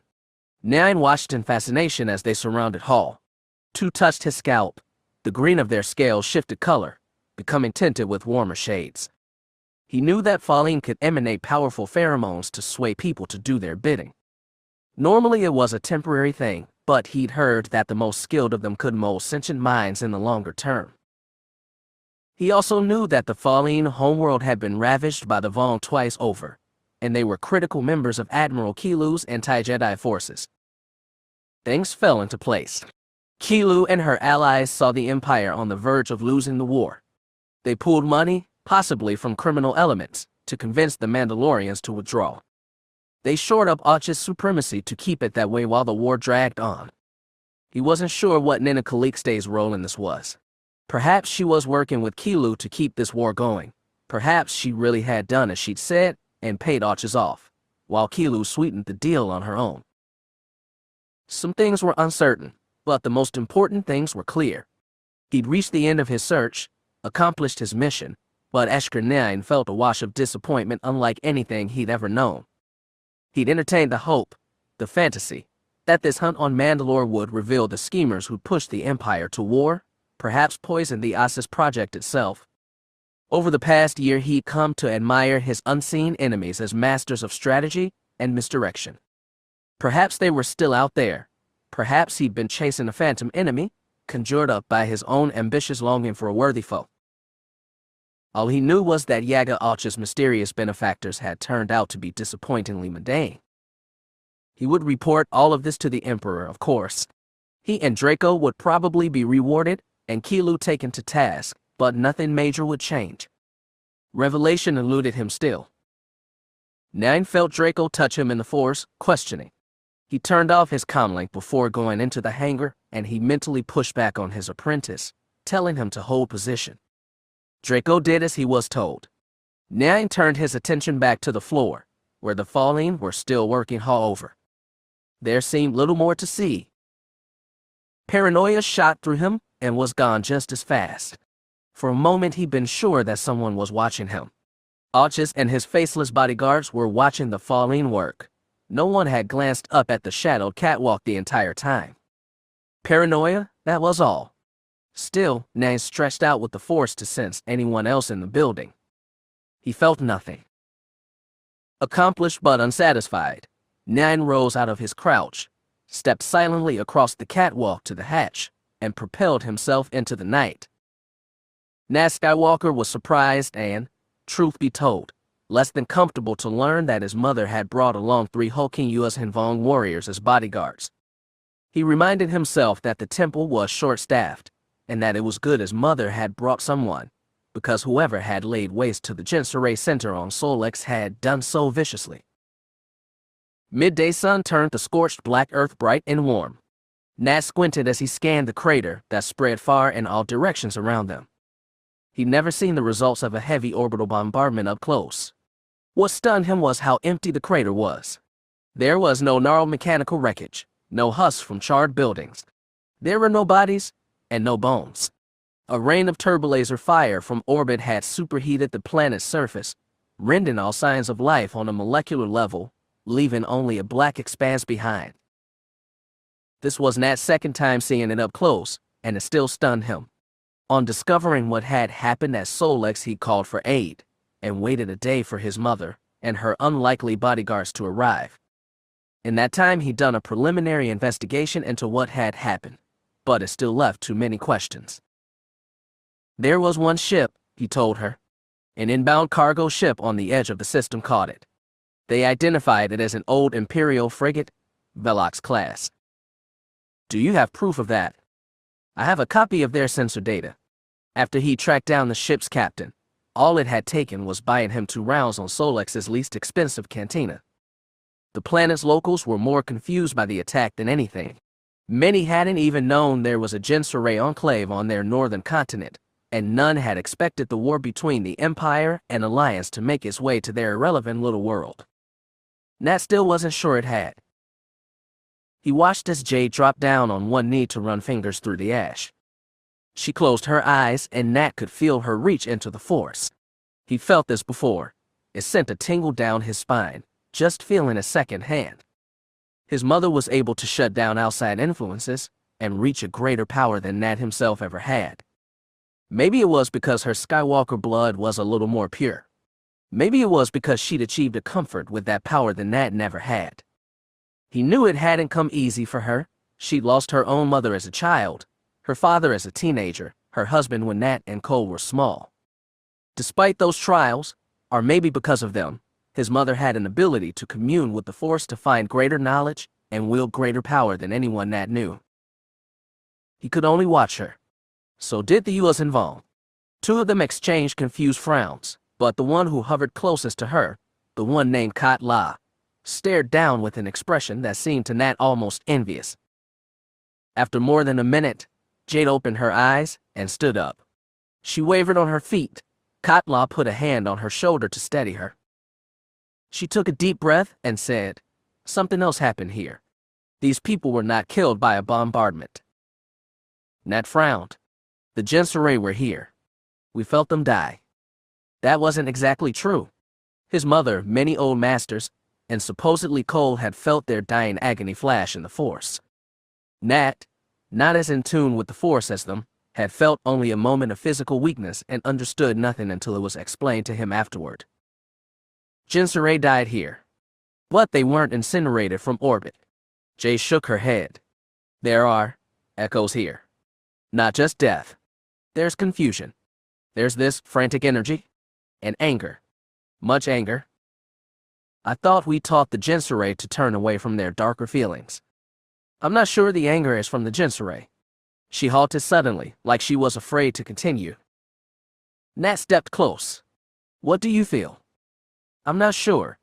But these echoes, they remind me of the Sith more than anything. It was a thought Nat didn't want to continue either. He faced Sith before. He and Tree Sin had killed one on Hapes. That was almost 30 years ago, and he thought he'd never have to face one again. I'm not sure, Jay said hoarsely. But there was violence here. The dark side was used. Brutally. And all this, he gestured to the broad black crater in which they stood. The enemy seeks to hide his actions, Kat La said. Yet you felt them in the Force regardless, Master Skywalker. Does this mean the enemy underestimates you? I'm not sure. I don't know anything for sure. Jade looked around the crater. But we need to warn other Force users that they might be in danger too. We can try, Nat said, but frankly, I'm more worried about us. If this is the Sith. Don't. Jade held up a hand. Don't panic. Don't jump to conclusions. There are other options, which frankly scare me just as much. It was an Imperial frigate that blasted this place. Nat rebelled against it. Maybe his periodic meetings with Tree Sin clouded his judgment, but he couldn't believe Ron Fell would sanction a savage, unprovoked slaughter, especially against fellow Force users. Jade sensed his thoughts again. It's something we'll have to look into. I will look into it, Nat said. His mother didn't know about his meetings with Sinde, only Cole. He'd tell her now, what the Yuuzhan Vong were watching, 3 sets of curious eyes. Perhaps these Jinsaray made another enemy, Kat La suggested. Perhaps there was a schism between them. Master Skywalker, you said they once embraced the Force's dark side. Not embrace, but they did use it. Jade frowned. You're right, though. Thank you. We have to consider that possibility, too. Is there nothing else we can learn here? Asked another warrior, Beshla. Nash shook his head. Solex isn't exactly populous. I've questioned everyone here who might know something. I think it's time to pursue other lines of inquiry. You seem like you have a place to start, said Jade. Nat nodded. She reached out and squeezed her son's forearm. Then get to it. I'll head back to Asas and see if I can pull some Jedi off the front lines to help investigate this. Stay safe. He resisted a glance at the Vong. You too. She raised a smile, but he could feel her fear in the Force, clear as anything. That unsettled him as much as the vast black crater in which they stood. It was a critical conversation, but Nina Calixte found herself drawn to distraction. She hadn't heard anything from Darth Maladi since the capture of Badajeff, and for once, she wanted to speak with the Sith Witch again. Fel must have sent agents to investigate the Mandalorian situation by now. Maladi had assured that her people would deflect any inquiries, but Calixte believed the important things had to be done yourself. She could never trust Maladi, which meant she couldn't trust her own safety. At any moment, the Emperor might accuse her of treason and haul her away. She barely slept in the past week. She struggled to turn her attention to the flickering hollow image of Edward Fennel, who was reporting from the currently besieged Badajeff. The Alliance is still probing our defenses, the black-haired admiral said. I think after the nasty surprise they got last time, they're a little timid. They've kept more than half their local fleet clustered at Control. If they threw that entire force at Badajev, they'd easily retake the planet. Veed, sitting across from Calixte at the conference table, shook his head. That snake they have in charge can't bring himself to take the leap.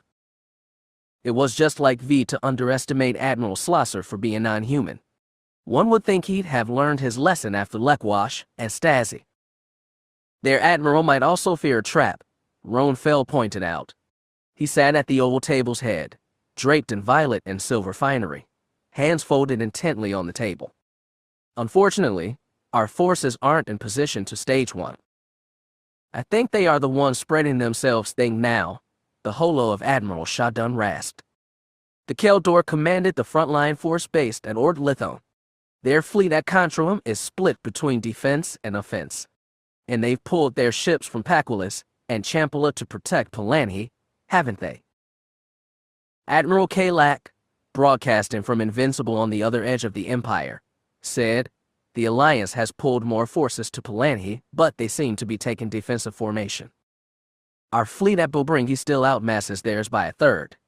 They seem to have drawn most of those ships from the Hydia. What about the fleets that captured Admiral Reeve? Fell's eyes narrowed in thought. Where are they? Where's Admiral Lekwash? Eyes turned to Seniac. The intelligence director steepled his fingers. Our spies say Lekwash has retreated to Coruscant right now, surely to plan the next stage of the fighting. His battle group and Admiral Garstazi's ships are being held up at Rendili. They've been there for over a week, Calixte pointed out. Haven't any ships moved out? Seniac shook his head. I've been personally overseeing our spies there. Their reports are unanimous. The yards are over capacity, and repairs are behind schedule. Several report supply chain issues are slowing the process. Then if we are to strike the Alliance, rasped Shadun, we must attack soon. You propose a strike at the Hydia? Asked Fell. If we don't attack now, they'll force us on the back foot, Veed said. I know we don't have the resources for a major push, but if we can grab critical worlds on the Hydia and fortify and hold them, we'll prevent the Alliance was pressing into our space. Calixte watched Fell carefully, watched him think. She knew the Emperor wanted a way out of this war. He had since the start. He also had pride and was loath to go to the Alliance begging for mercy. A few worlds on the Hydian could salvage Imperial dignity when it came time to negotiate a treaty. Veed saw the Emperor's calculations and pressed further. If we are going to make this strike, it must come soon. It must be fast, limited, and fierce. He glanced at Shadun's holo. The Third Fleet, naturally, should take part. I am more than willing to take a piece of the Bastion home fleet to his fight. I'm sure Admiral Kilu will be happy to bring her horde in. But what could really secure this victory is Invincible. All eyes went to Kalak. The Admiral's hollow image nodded, soberly. Since coming to Bobringi, I've been running combat drills and equipment checks. Invincible is ready to be used in battle, either offensively or defensively. We cannot afford to fight defensively any longer, Veed said. We must attack, and we must use our mightiest first. Fell's face was unreadable. His eyes slid to Seniac. Director, monitor the Rendili ships closely, and track Lekwash's location. If there's the hint of those are on the move, I may move to scrub this mission. But until then, asked Veed, apportion some of your fleet for an offensive. Work with Admirals Kalak and Shadun to prepare a battle plan. However, Admiral, your forces are not to lead the charge. Your ships will be held in reserve, if needed, to take Champala and Paquilus. And you will not disembark from the Braxton sector until immediately before the battle. I don't want to give their spies more warning than necessary. I'll make sure of that, Majesty, said Seniac. Calixte spent the rest of the meeting patiently watching the admirals hash out an initial battle plan. Shadun and Veed seemed eager for a fight, Kalak not happy, but resolved. Admiral Fennel, from his bits of input, sounded like he wanted to join the party. Roan Fell betrayed nothing. Not for the first time, Calixte wondered what Mystic Force powers might have shown her. After the meeting was done, the senior officers dispersed through the halls of the Emperor's palace. Calixte waited until she and Veed were in private before saying, "You have what you want now. You're happy, aren't you?"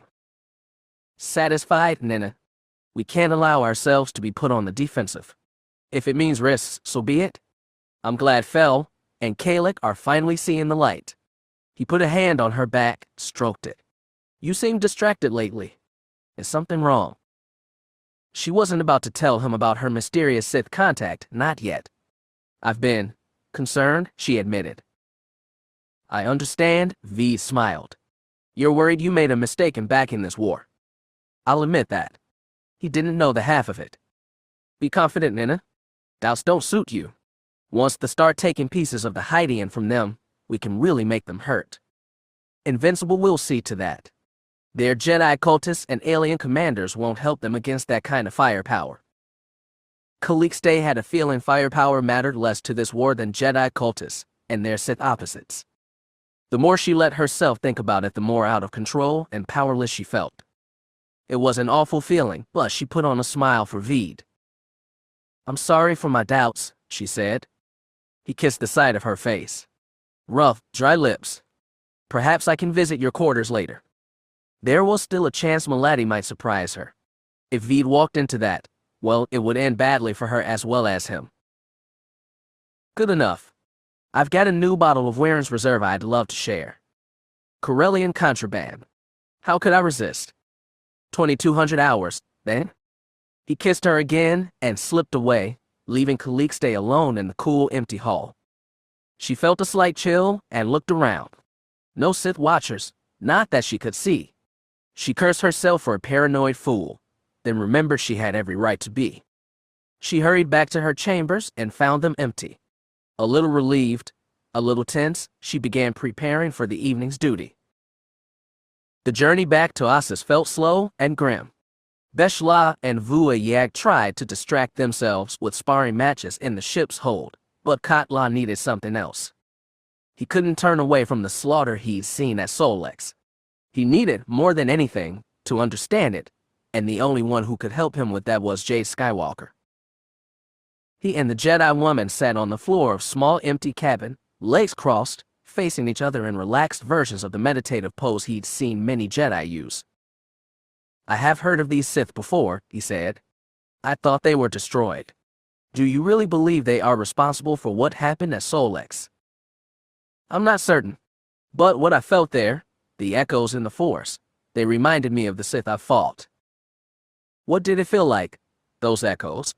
He leaned forward, intent. He knew he'd never fully understand what it was like to use the Force, to commune with specters of life even when those lives were gone, but he could try. Jade considered her words. "When I felt the emotions of others, they were weaker than my own, but no less authentic. And when I felt that anger and fear and despair on Solex, I felt them here." She tapped the center of her chest. "A little bit of me became the people who fought and died there. Through the Force, you share in their lives," Katla surmised, "even those of the Sith. I suppose you could see it that way." She bowed her head, breathed deeply. "When I was very young, my mother was killed by a Sith. I felt that pain and fear and anger, and it stayed with me a long time. Whenever I touched the Force, I touched that pain. It took me many years and a lot of other pain to find a way to use the Force freely. But you are a Jedi master, one of the greatest." Jay shook her head. "I'm just an old woman, and I never wanted to be a great anything. No, that's not true." She allowed a wry smile. "I wanted to be a great mother to my sons." "You have succeeded. They're both fine Jedi as well. If you were anyone else, I'd say you were trying to flatter me," she chuckled. "So thank you, Katla, for the compliments." He nodded appreciation, but his thoughts drew back to darker places. "I know Jedi and Sith have warred for millennia, but I do not truly understand the distinction. There are other sects that draw on the Force, but they do not battle like yours do. Jedi and Sith have opposite ways of using the Force. In using the Force, Jedi surrender themselves. We make ourselves an instrument of its power. Yet you use the Force to work your will, in large ways and small. We do. And there's a paradox there. If our will is in accordance with the will of the Force, then power flows easily. And Sith are not like that. They wrench power from the Force and mold it to their own ends. Their use is inherently selfish. Katla considered that. When my ancestors performed horrors against this galaxy, they thought they were doing the will of the gods. They died willingly to slaughter infidels. Selflessness is no guarantee of virtue. Jade gave a little smile. That's a very keen point. But then, your gods are not the Force. That is unclear.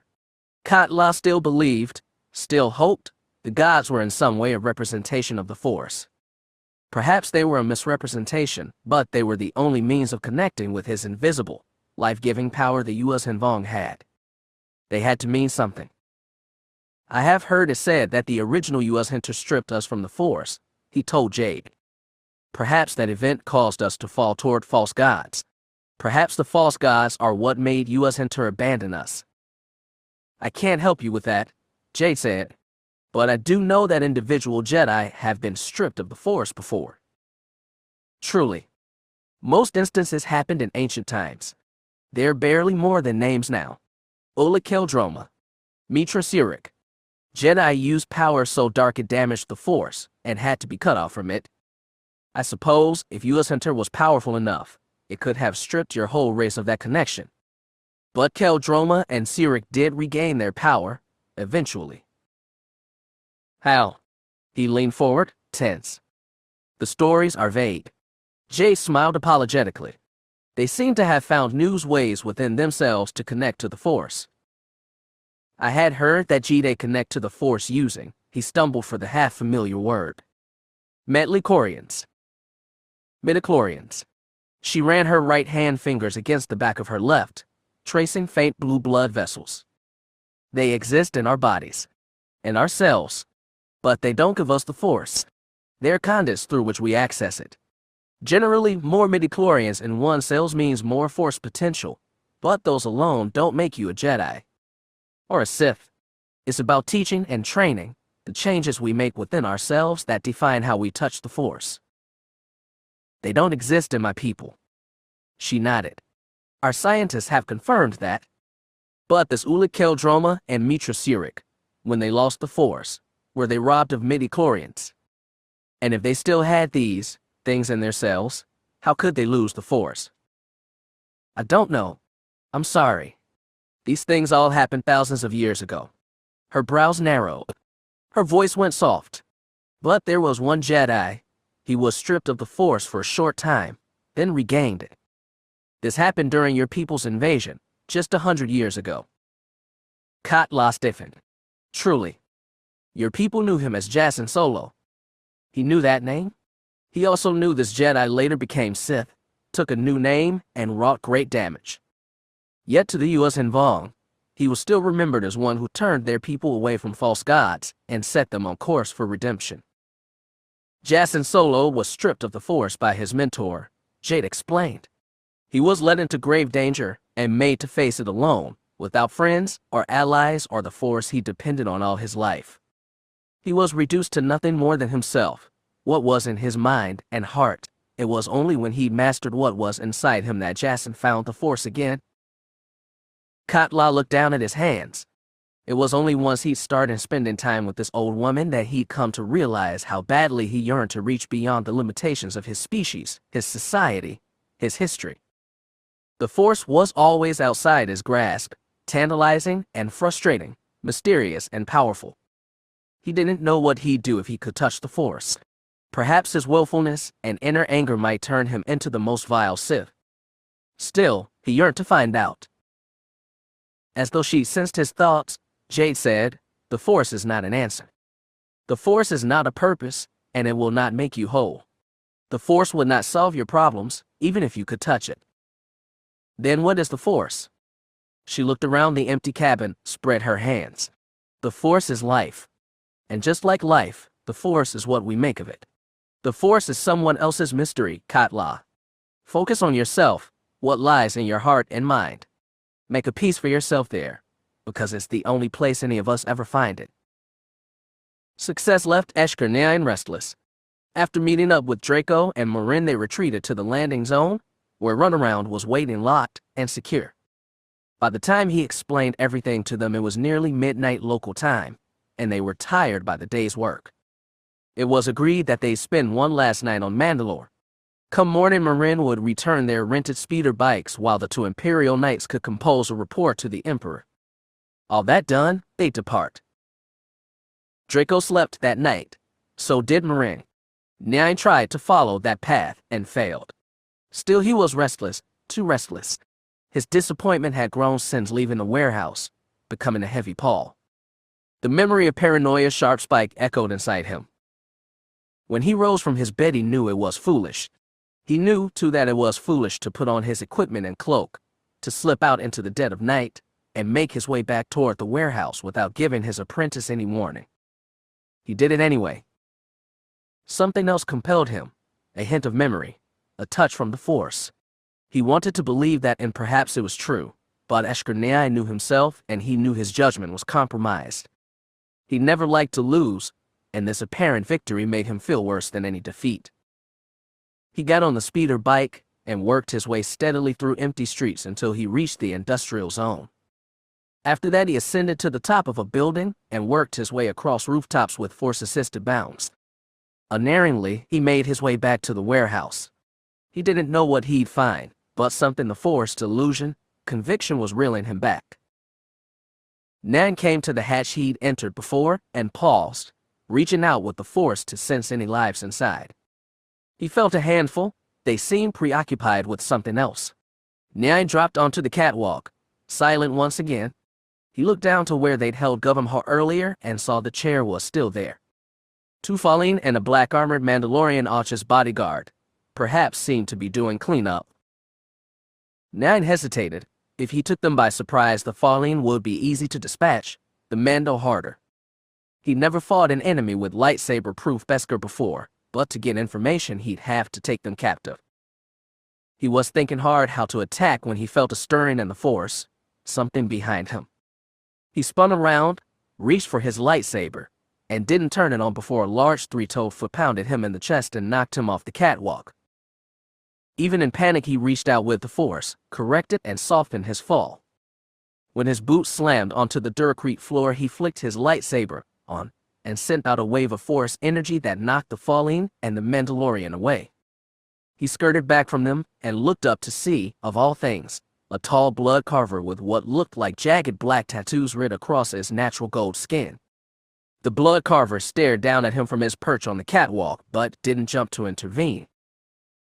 Nyan's other foes were already in motion. The Fallen pulled out blaster pistols. Nyan charged ahead, ducked low, and slammed his shoulder into one's gut, then spun, kicking him away and cutting through his partner's pistol with his saber. Nyan jumped back from the down Fallen and turned to face the Mandalorian. To his surprise, the black-armored figure had no blaster in his hand. Instead, he clutched a gnarled staff as long as a forearm, one that looked almost like a lightsaber. When the red blade extended from his forward end, Nyan felt someone touch him in the Force, mocking him. Before he could charge, he heard the slam of a heavy body hitting ground behind him. Nyan knew the blood carver had dropped down. He spun, brought up his saber, and blocked the second red blade. He tried to reach out with the Force, awaken Draco, tell him what was happening, but sudden agony seized him. Blue lightning took him from behind, danced across his body, and forced the lightsaber from his trembling hands. The saber immediately went to the blood carver's grip. When the lightning stopped, Nyan found himself on his knees. White and red light glowed like scissor blades at his neck, ready to neatly snip off his head. Behind him, he could feel that black-armored Mandalorian looming. Not a Mandalorian, a Sith. The realization blasted away all other thoughts. He grappled with it, tried to understand, failed. Only then did he receive a second shock. He was still alive. Captive and at their mercy instead, which was so much worse. Shame burned within him, and shame became anger. He stared up at the blood carver's small red gold eyes and said, "I am Eshkernei, Imperial Knight." "We know who you are," the blood carver said. "How are you here?" The Sith, we destroyed you 30 years ago. The Sith embody the Force's dark side. We can no more be destroyed than the Force can. Nine swallowed. Kill me. He wanted them too. Better to end the shame. Better than enduring whatever these monsters had planned for him. Perhaps. The blood carver regarded him. We know of you, Eshker Nine. We've heard you're a master of strategy, of schemes and plots. Do you appreciate ours? Something new broke through shame and anger. Realization. That black-armored warrior behind him had touched him in the Force earlier tonight. What Nine had seen before had been a show put on for his benefit. Everything that had happened here on Mandalore had been such. He thought he was snaring his enemies in a trap, but they snared him instead. That should have added more shame and anger, but Nin's mind kept working. He understood that he had been chasing the prize quarry after all. The Sith were Yaga Och's secret backer, just as they'd backed his uncle decades before. If the Sith were behind Och's, they were behind Caligste too, and behind all of it. This whole war, it was your doing. He couldn't keep off from his voice. The Asas project, did you ruin that too? Yes, the blood carver said simply. Nine moved his neck a few centimeters from the blades. They didn't strike. He twisted his head a little to see the other Sith. He removed his black helmet, revealing a gaunt pure white face framed by tangled black hair. A Nagai, perhaps. Nine looked back at the blood carver. A master? An apprentice? Or are there more of you? Many more, but only one Sith. My name is Darth Vorkin. Nine looked back at the Nagai. And do you have a name? No, the other said, and nothing else. Nine didn't understand, but it didn't matter. To the blood carver he asked, were you waiting here for me? Was this a trap? We expected Emperor Fel to send his agents to Mandalore. We didn't know how you come at us, but we were prepared. He removed the white lightsaber from Nine's neck and gestured to the unconscious Fali. Killing Fel's knights would have drawn more, so we put on a show you could take back to your emperor. That you weren't convinced that you came back here tonight says something about you, Eshker Nine. It said that he was a fool. Nine gritted his teeth. The emperor will know everything that happened here. If you don't kill me, I will take it back to him. Perhaps. Vorkin's voice grew thoughtful. And what will happen then, Master Nine? We will root out Sith influence in the Empire. Caligste and your other pawns will be imprisoned. Your kind will be hunted down and killed. We did it 30 years ago. That cost you your previous emperor and his crown prince. And we are still here. Unlike an empire, the Sith are indestructible. And if you do move against the Sith, we will take your empire with us. A small price to pay, Nan said, but his voice wavered. He wasn't certain. For the Sith to have concocted this war, their influence must be vast and insidious. They could surely do grave damage to the Empire, and the Empire had already been damaged in his losing fight against the Alliance. The Sith made your empire, Vorkin hissed. It is Darth Sidious's creation, even now.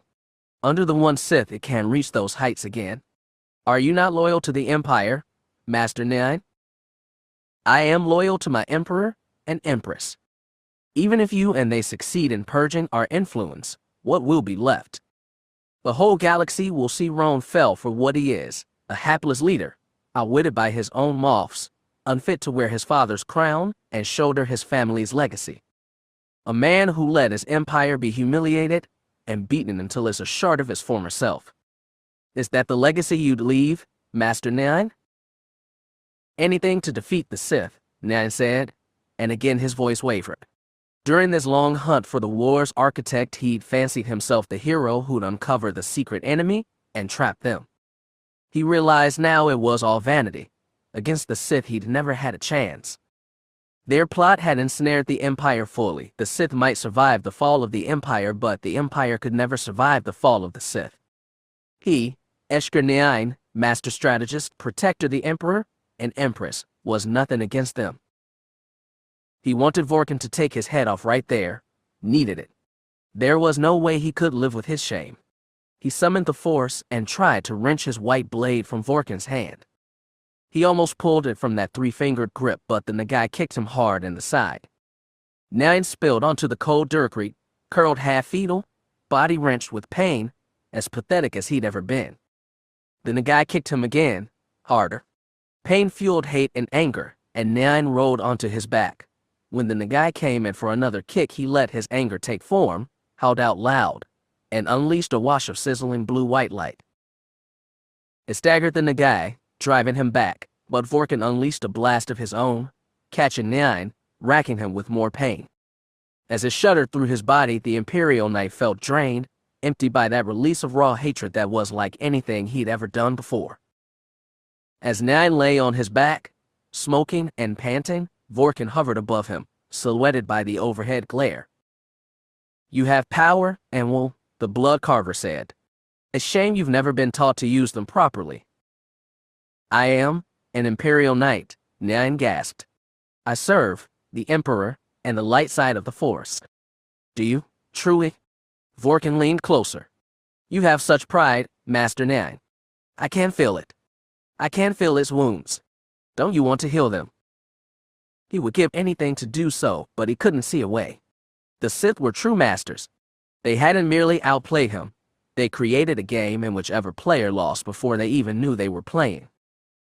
"You do not have to lose," Vorkin said, as though he'd read Nyan's mind. "You only have to choose the winning side." "No," Nyan rasped at once. "I will never join you. The galaxy is already in our hands. You know this. We are doing you a favor, Master Nyan, because you are intelligent and driven." "I'm an Imperial Knight, no Sith." He said it like the cruelest curse, but they were right. In manufacturing this war, they'd already won. It was a masterstroke Darth Sidious would have admired. "Then stand up, Knight, and take the truth to Ron Fel. Tell him what you found and doom your empire." Nyan didn't move. He stared at Darth Vorkin's black shape and thought. If the Sith really let him go, he could take this information to the Emperor, reveal the truth, and doom them all. Or he could hold it close and seek some way to preserve the Empire, to outwit the Sith. He could lure them into false confidence. He could use them as they'd used him. His heart thrilled at the thought, but he knew vanity lay beneath it, as it lay beneath everything. Still, Nyan saw no other option. He could play their game, their rigged game, and seek some way to surprise them. Nyan sat upright, propped on his elbow. He looked at the two Sith and said, "I will protect the Empire. I will not break that vow." "We are the Empire now," said Darth Vorkin. "Would you serve us?" Nyan licked dry lips. "What do you want from me?" "We have agents on Bastion, but no Imperial Knight," the Nagai said. "I will not kill the Emperor or the Empress.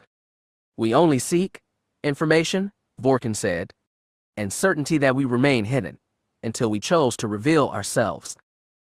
Of course they step into the open eventually. On that day Nyan would be ready for them? He swore it to himself. "I can help you," he said, "but I will not harm the Emperor or Empress." "Very well." Vorkin took a step back. "Rise, Master Nyan. You may walk free now. Tell no one what transpired tonight. When you return to Bastion, tell them the story we created for them. Once you do, we will contact you again." The Sith watched as the Aktachi Knight stood on unsteady legs. Nyan took back his lightsaber and walked out of the warehouse, slowly, horned head bowed with shame and new weight. When he was finally gone, Apprentice turned to Master and said, "We should have killed him. Do you really believe he'll stay silent?" "I do," said Darth Vorkin. "Why?" "I could feel his loyalty. No Imperial Knight has ever broken his vows. There is always a first. His loyalty derives from his pride, and we've already dealt that immortal blow. The only way he'll regain it is to work with us." "You wish to make him one Sith, a Lord?" Turning one of Ron Fel's own has always been a goal for Lord Crate. This one has the pride, the ambition, and the anger needed to become Sith. Vorkin's mouth cracked open and a hiss escaped his fine teeth. He will convince himself he is using us, and allow himself to be lead deeper into the dark. Do not doubt, Apprentice. Eshkar Nyan is already ours. Chapter 16. As he watched explosions blossom like scarlet time-lapse flowers against the gentle blue face of Champala, Jais Yorub allowed himself a moment of respect for his Imperial adversaries. Even when stuck in a trap, they fought hard. Everything had been going according to plan so far. The Imperials had launched a double-pronged attack at Champala and Paquilus both. Every fighting-fit ship from the 5th had jumped to Champala and erected a wide interdiction field that trapped the Imperials with their backs to the planet's orbital defense platforms, which had been quickly and quietly improved less than a week before. Trapped with enemies on either side, the two Imperial battle groups had separated from each other and formed tight formations. They held positions as distant from the orbital stations as they could manage while daring the Alliance ships to attack. Admiral Stasi had taken the dare. Indomitable was among a dozen Mon Cal heavy cruisers charging a tight-packed cluster of star destroyers. Their advanced frigates, forward pickets, and starfighter wings were already lighting up space with constant explosions and strobing laser blasts. The flagship had yet to come under direct fire, but a glance at the tactical holo told him it was only a matter of time. A wing of heavy TIE neutralizers, with Predators as escorts, had slipped past the Alliance pickets and was beginning to attack the capital ships. It would be a fierce fight ahead, but Yorub was glad for one thing. Invincible had directed his assault to Paquilus, which meant it was Admiral Lekwash's problem. According to the last report received from Paquilus, the First Fleet was doing just that, throwing smaller ships at the larger one and trying to match it, might against might. As warheads from the first TIE neutralizers impacted on Indomitable's forward shields, Yorub hurried over to the communication station and requested a link with the Jedi squadron. They were paired with Ain Kemmer again, and after a moment he heard the Nautilus's voice scratch over the comm. "Standing by for orders, Captain. We are currently under assault by enemy bombers. Mark their position and clear them." "Understood. I'll send squads of crossfires to help you. When you're done, return to the front line. We're going to have to push into their formation and break it apart." "That will get bloody, Captain." "I'm well aware. Clear the bombers first." "We will." When the line shut off, he told the comm officer to relay matching orders to Indomitable's 3 crossfire squads. Then the Celestin hurried across the deck to the tactical station, where Admiral Stassen was studying the display. He glanced sideways out the viewport and saw more explosions impact Indomitable shields. Thankfully, no hits were landing near the bridge, at least not yet. "I told the Jedi to clear out the bombers," Yorub reported. "After that, they're to form up front so we can make a push." Stasi looked down at his captain. "You've decided that, have you?" Yorub blinked his big eyes. "Wasn't that your strategy?" "It is, and you were right to give the order. But look here." Stasi pointed to spots on the Imperial formation's right flank, then the left. They were the spots closest to Champala's orbital stations, and the Imperials seemed to have allocated those locations to combat carriers more armored than they were armed. "You want to split formation?" asked Yorub. Stasi nodded. "We may not be able to smash through them, but we can still go around them and break them apart from the inside. Jedi fighters will be essential to that." "What about the Second Imp Fleet?" They turned their attention to the battle happening on the opposite side of the planet. Though invisible behind Champala's blue sphere, the other half of the 5th was engaged in much the same fight, advancing on a tight and powerful formation of Imperial ships. "We'll try a more straightforward strategy there and charge their forward line," Stasi said thoughtfully. "By differing out attacks, we'll keep the Imperials on their toes." "That sounds ideal to me, sir. Just remember, Captain, we may have to withdraw on short notice. This battle isn't about defending Champala. The real fight is over at Paquilus. Victory today will be determined by what happens to Invincible. Nothing more, nothing less." Yorub nodded. He had no problem playing a supporting role, especially when the lead actors were facing a more brutal fight by far. A year into this war, and Call's heart still raced when he stood on a warship's bridge during battle. Krikana's command deck surged and shuddered, nearly throwing him off his feet, and he braced himself against the back of a crewman's chair, It would do the Jedi no credit if he spilled across the deck in the middle of battle. Admiral Lekwash barely budged. The Koran's mouth tentacles twitched and he stared at the tactical display, eyes narrowed in thought. In the battle over Paquilus III, the world itself was secondary. The Alliance fleet gathered around Invincible's giant sword-shaped body to attack from all vectors. The Imperials, of course, were put in a fight, not only with the Superstar Destroyer, but with the smaller destroyers and frigates that made up its support fleet. They were aided, too, by the mismatched warships of their allies, the same who'd attacked Asus at the start of this war. In a way, Admiral Kilu's ships were just as dangerous as the mighty Imperial ones. Their corvettes and frigates made fast and brazen attacks, slipping in and out of Alliance lines, pounding hard and falling back as starfighters nipped their aft shields. One of those corvettes blazed past Kirkana's bridge after delivering a deck-shaking volley of missiles.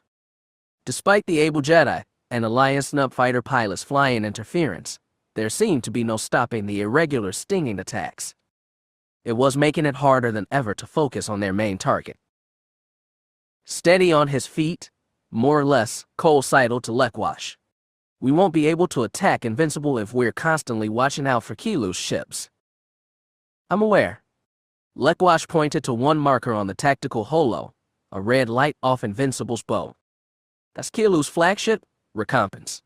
I'm going to order an attack on her. I don't expect it to draw all her ships away from us, but it should draw some, and that will make the rest easier to deal with. Are you trying to destroy Recompense? Ideally, yes, though I'm not sure if its destruction would much affect Kilu's troops. The Koran crossed his arms. Even if we do drive them off, we'll still have the Imperials, which will be no small challenge. If you Jedi can come up with a way to break the stalemate, it would be vastly appreciated.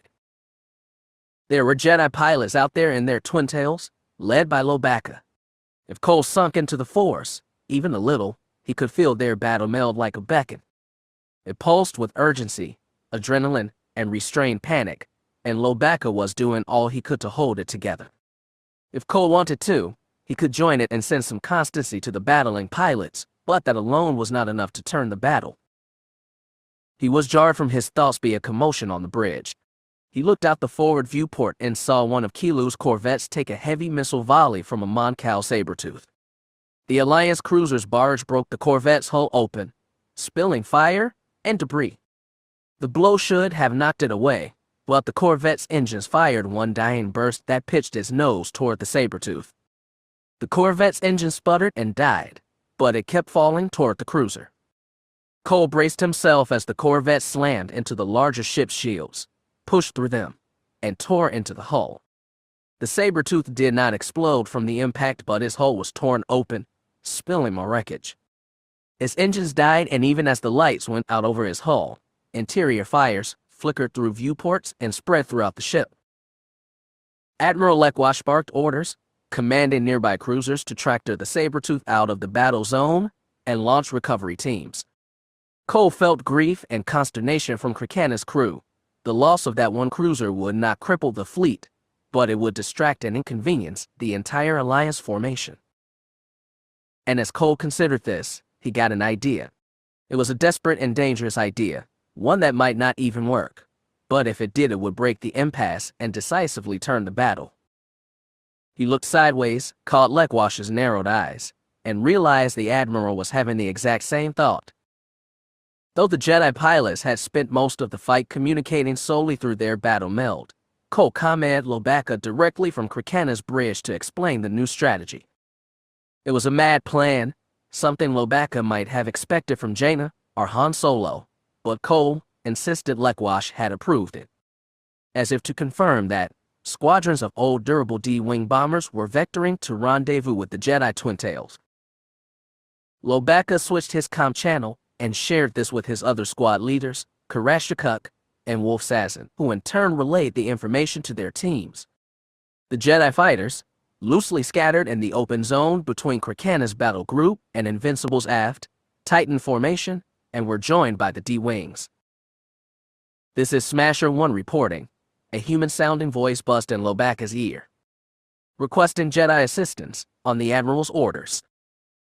There was no telling if this one understood Shirawook, So the answer came from Sazin. Affirmative, we've been informed of the battle plan. Suggest you break into trios. We'll split squadrons to cover you. Understood. After a tiny pause, Smasher 1 added, looks like things are moving. Lobaka checked his scanners.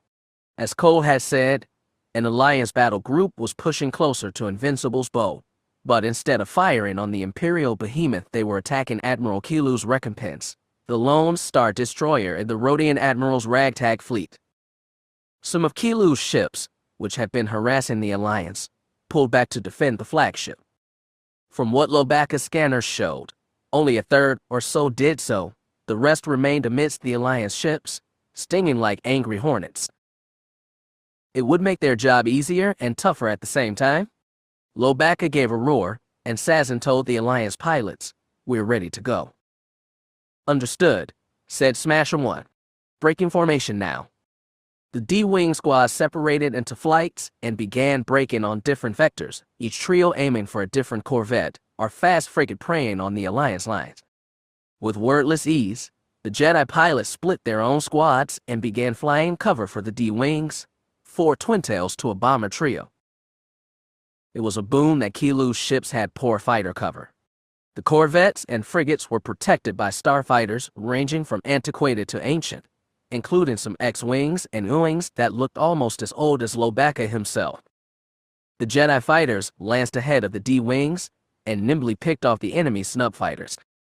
Lobaka himself shot down 2 merely antiquated tri-wings, and his wingmates cleared away the rest, leaving the battered enemy corvette vulnerable to runs from the D-Wings. Like the B-Wing fighter bombers they descended from, D-Wings were designed to take on capital ships directly, but their carrying capacity had been enhanced to include non-standard weapons like ion torpedoes. Lobaka and his wingmates swooped down on the corvette and began pummeling its port side shields with laser fire, following by a burst of missiles. The D-Wings deployed seconds later, 1 ion torpedo each. Lobaka foresignaled the Jedi to hold their fire when the ion torps got close, and he watched with satisfaction as the warheads slipped through the momentary gap the Jedi had carved in the corvette's shields. The warheads impacted raw hull, smashed through metal, and sent blue lightning surging out from the impact wounds. Lobaka's fighter shot past the corvette, and he pulled into a sharp turn to keep it in view. The other Jedi kept formation, and they watched as the corvette's engine shuddered and died. It still drifted ahead on inertia, and Lobaka saw that its current course and speed would send it smashing into a nearby Mon Cal cruiser. The Mon Cal ship could pummel the unshielded corvette with missiles, tearing up the hull, but even then debris might overwhelm its shields and do considerable damage. Target is down, Smasher 1 said. The rest's up to you, Jedi. Lobaka gave a single affirmative roar, then kicked his starfighter ahead. On his foresignal, the other Jedi joined him, and together all 4 fighters raced ahead of the corvette. They cut power to engines, and used directional repulsors to spin their ships nose over tail so that they drifted backwards with the dark corvette looming in their forward viewport.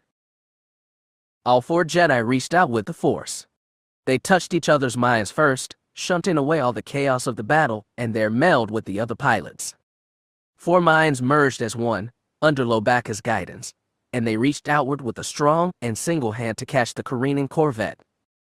It required great strain from all his pilots. Even without blazing engines, mass and inertia were powerful forces.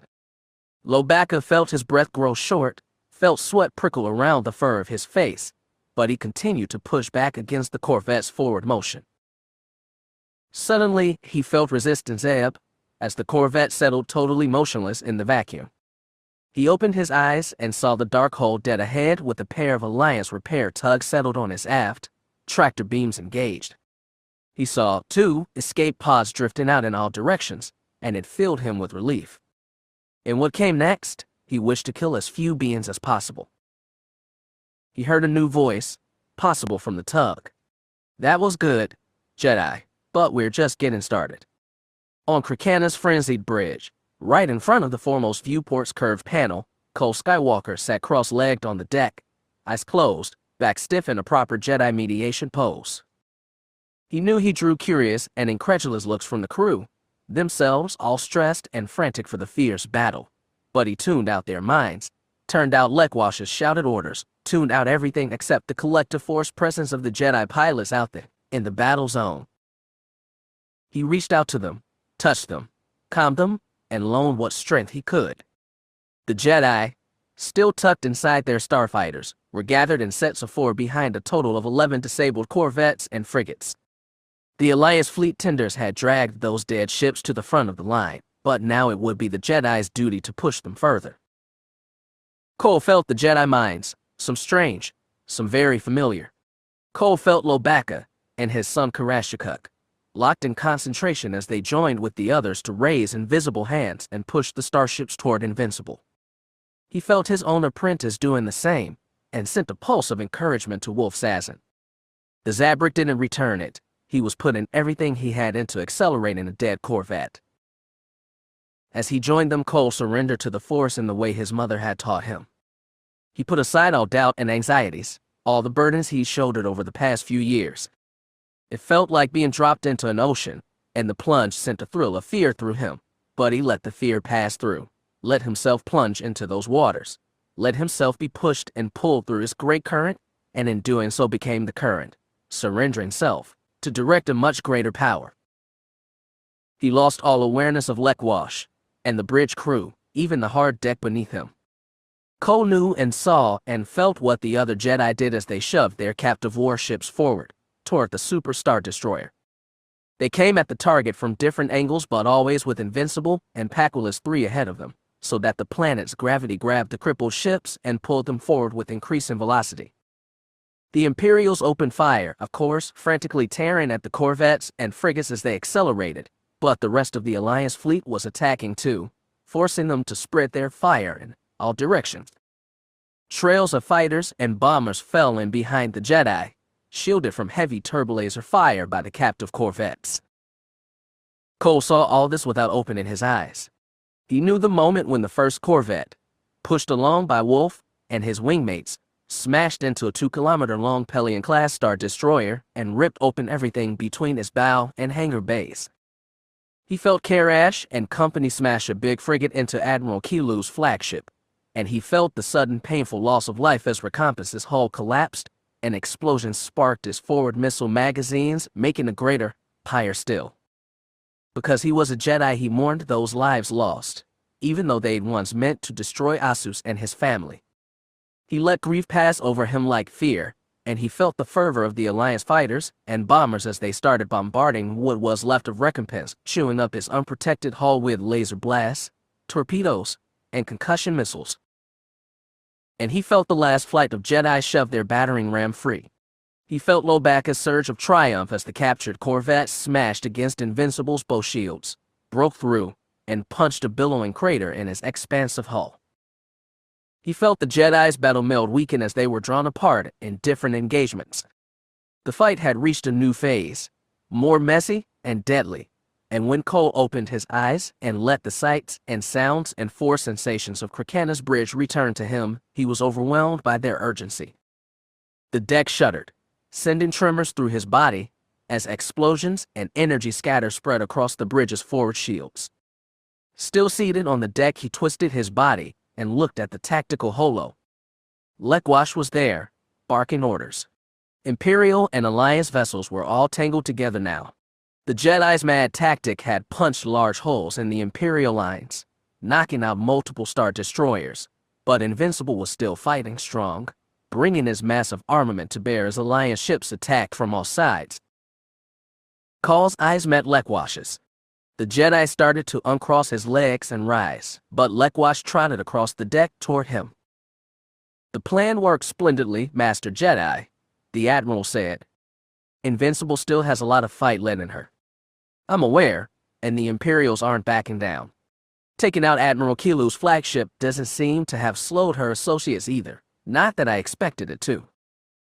Cole looked back out into space. The shield scatter had died down, revealing the long white sword of Invincible lying dead ahead, stretching from one end of the viewport to another. Despite several smoking pits in his hull, most of his body remained shielded. "If you'd like to continue communing with your fellow Jedi and lending them strength," Lekwosh said, Please do so. I have the situation in hand here. Call's brows furrowed. Lekwash saw the question and his mouth tentacles curled up, and what Cole had learned was the current equivalent of a confident grin. Trust me, Master Jedi. We did not bait, set, and spring this trap to let our quarry escape now. When Indomitable dropped out of hyperspace, it brought 2/3 of his battle group with it. The other third was still at Champala, fighting a hold in action against the many Imperial ships still gathered there. The offensive stage of that fight was over. The Fifth Fleet ships left behind had instead formed defensive walls around their interdictor cruisers with the express goal of preventing the Imperials from jumping to hyperspace and reinforcing their friends at Paculus 3. When their orders had come down, Yorub had balked, but Admiral Stasi understood immediately. While the Imperials were still pinned close to Champala, the interdictors had dropped their drag fields, allowing the bulk of the Alliance fleet to jump to the Paculus system. It was indeed an all-out attack. Invincible was battling for his life, surrounded by a corona of flashing explosions and darting laser blasts. As Indomitable dove toward the battle in low orbit, Yorub's keen eyes spotted an explosion rip the entire starboard flank off a Pelion-class Star Destroyer, while another destroyer's barrage ripped the side off a Mon Cal cruiser. It was probably the fiercest fighting Yorub had seen this war, and the fighting with the highest stakes. As he bent over the shoulders of 2 gunnery officers, pointing them toward certain targets, he heard Stasi over at the comm station, and looked back to see the Admiral speaking with Lekwash's flickering holoimage. Yorub snapped off a few last orders to the gunner and trotted across the bridge. He reached Stasi just as the holo shut off. Fresh orders, sir. We keep the old ones, Captain. Stasi turned his eyes toward the tactical holo. All we have to do is attack. Yorub had been expecting that one. The moment the Second Alliance fleet joined the fighting at Paculus 3, Nina Calixte knew the battle was lost. Since the Alliance had sprung its simultaneous traps, she clung desperately to the hope that Kalak and Veed might be able to fight their ways out of this. They'd put an admirable effort. Veed and Admiral Shadun had dropped into defensive formations over Champala and made the Alliance pay for every ship they destroyed. Over at Paculus 3, Admiral Kilu's fleet had done an admirable job harassing the Alliance, while a barricade of Star Destroyers formed around Invincible, forbidding any attack. She still wasn't entirely clear how the Alliance had turned the Paculus fight around, but the Jedi must have played a role. Admiral Kilu's ship had been smashed open and chewed apart. Nobody knew if the rogue Rodian was still alive. 3 Star Destroyers had taken heavy damage in that initial charge, and then the Alliance fell on Invincible like a pack of prawn beetles, pounding his faltering shields with endless attacks. Now that their second fleet had joined the fight, jumping from Champala while leaving a token force there to keep Veed and Shadun pinned, the Alliance finally had a decisive advantage.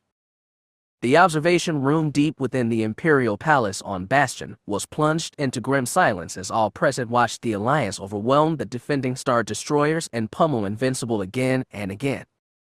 There were simply too many attackers to defend against, too many targets to hit. Invincible was a mighty ship, but an old one, older than Calixte herself. It had been commissioned before Davik Fel had declared himself emperor, and had, for nearly a decade, been used by Fel's opponent Corrine Veers as his flagship. On Veers' defeat, the Superstar Destroyer had changed owners again and become a symbol of the Fel Emperor's might. Invincible, that great white sword of a warship, had been like a scepter of rank for all claiming to be master of the Empire. As she watched the disaster play out on the holo display, Calixte sometimes glanced across the table to Roan Fel. Shoulders hunched, head bent, lips tied in an angry feudal sneer, looked like a master of nothing. Though Imperial satellites in the Paculus system relayed the battle's grim state, Alliance jamming had cut off Bastion's direct link to Admiral Kalak. The Watchers were surprised when the smaller Star Destroyers began peeling from their defensive positions and forced their way from the planet, from Invincible. The Alliance seemed content to let them flee. They knew their target, and they kept pounding it. 10 minutes after the first Star Destroyer escaped to hyperspace, Invincible was alone, and a minute after that, the fighting started fizzling to nothing. The bleak silence of the war room was broken when a technician announced, weak-voiced, that the Alliance jamming had shut down, and they were detecting an all-frequency transmission from Invincible announcing unconditional surrender. There was another long, grim moment before Fel asked, "In whose name?" "Admiral Kalax." The tech frowned. "It seems to be Captain Hirano, sir." Invincible's commanding officer, Director Seniac, muttered. "What happened to Kalax?" Calixte asked. "Uncertain, sir. But it seems that the Supreme Commander is no longer in command. He could be injured, dead, killed by a mutiny crew." It didn't matter. From what Calixte could see, Invincible had been battered and broken so badly any of those were possible. "We're getting another transmission from Champala," the tech added. "It's Admiral Veed. He wants to speak directly." Fel sighed and straightened. "Put him on." Calixte watched as Veed's miniature holo appeared in front of the Emperor. In a very tired voice he said, "We've just received a surrender signal from Invincible." "Is it authentic?" "It is," rasped Fel. "I see." Veed hesitated, looked down. Seeing him humbled wasn't as gratifying as Calixte had expected. "Sir, the Alliance had left only a light task force at Chamapala. I believe we can outfight them and take the planet." "And can you hold it, Admiral, against their 1st and 5th fleets?" "We will do whatever you command, Emperor." Fel snorted. "Retreat, Admiral. Tell Shadun that is my direct order. Fall back to Ord Lithin. From there we'll take stock of this disaster and decide what to do from here."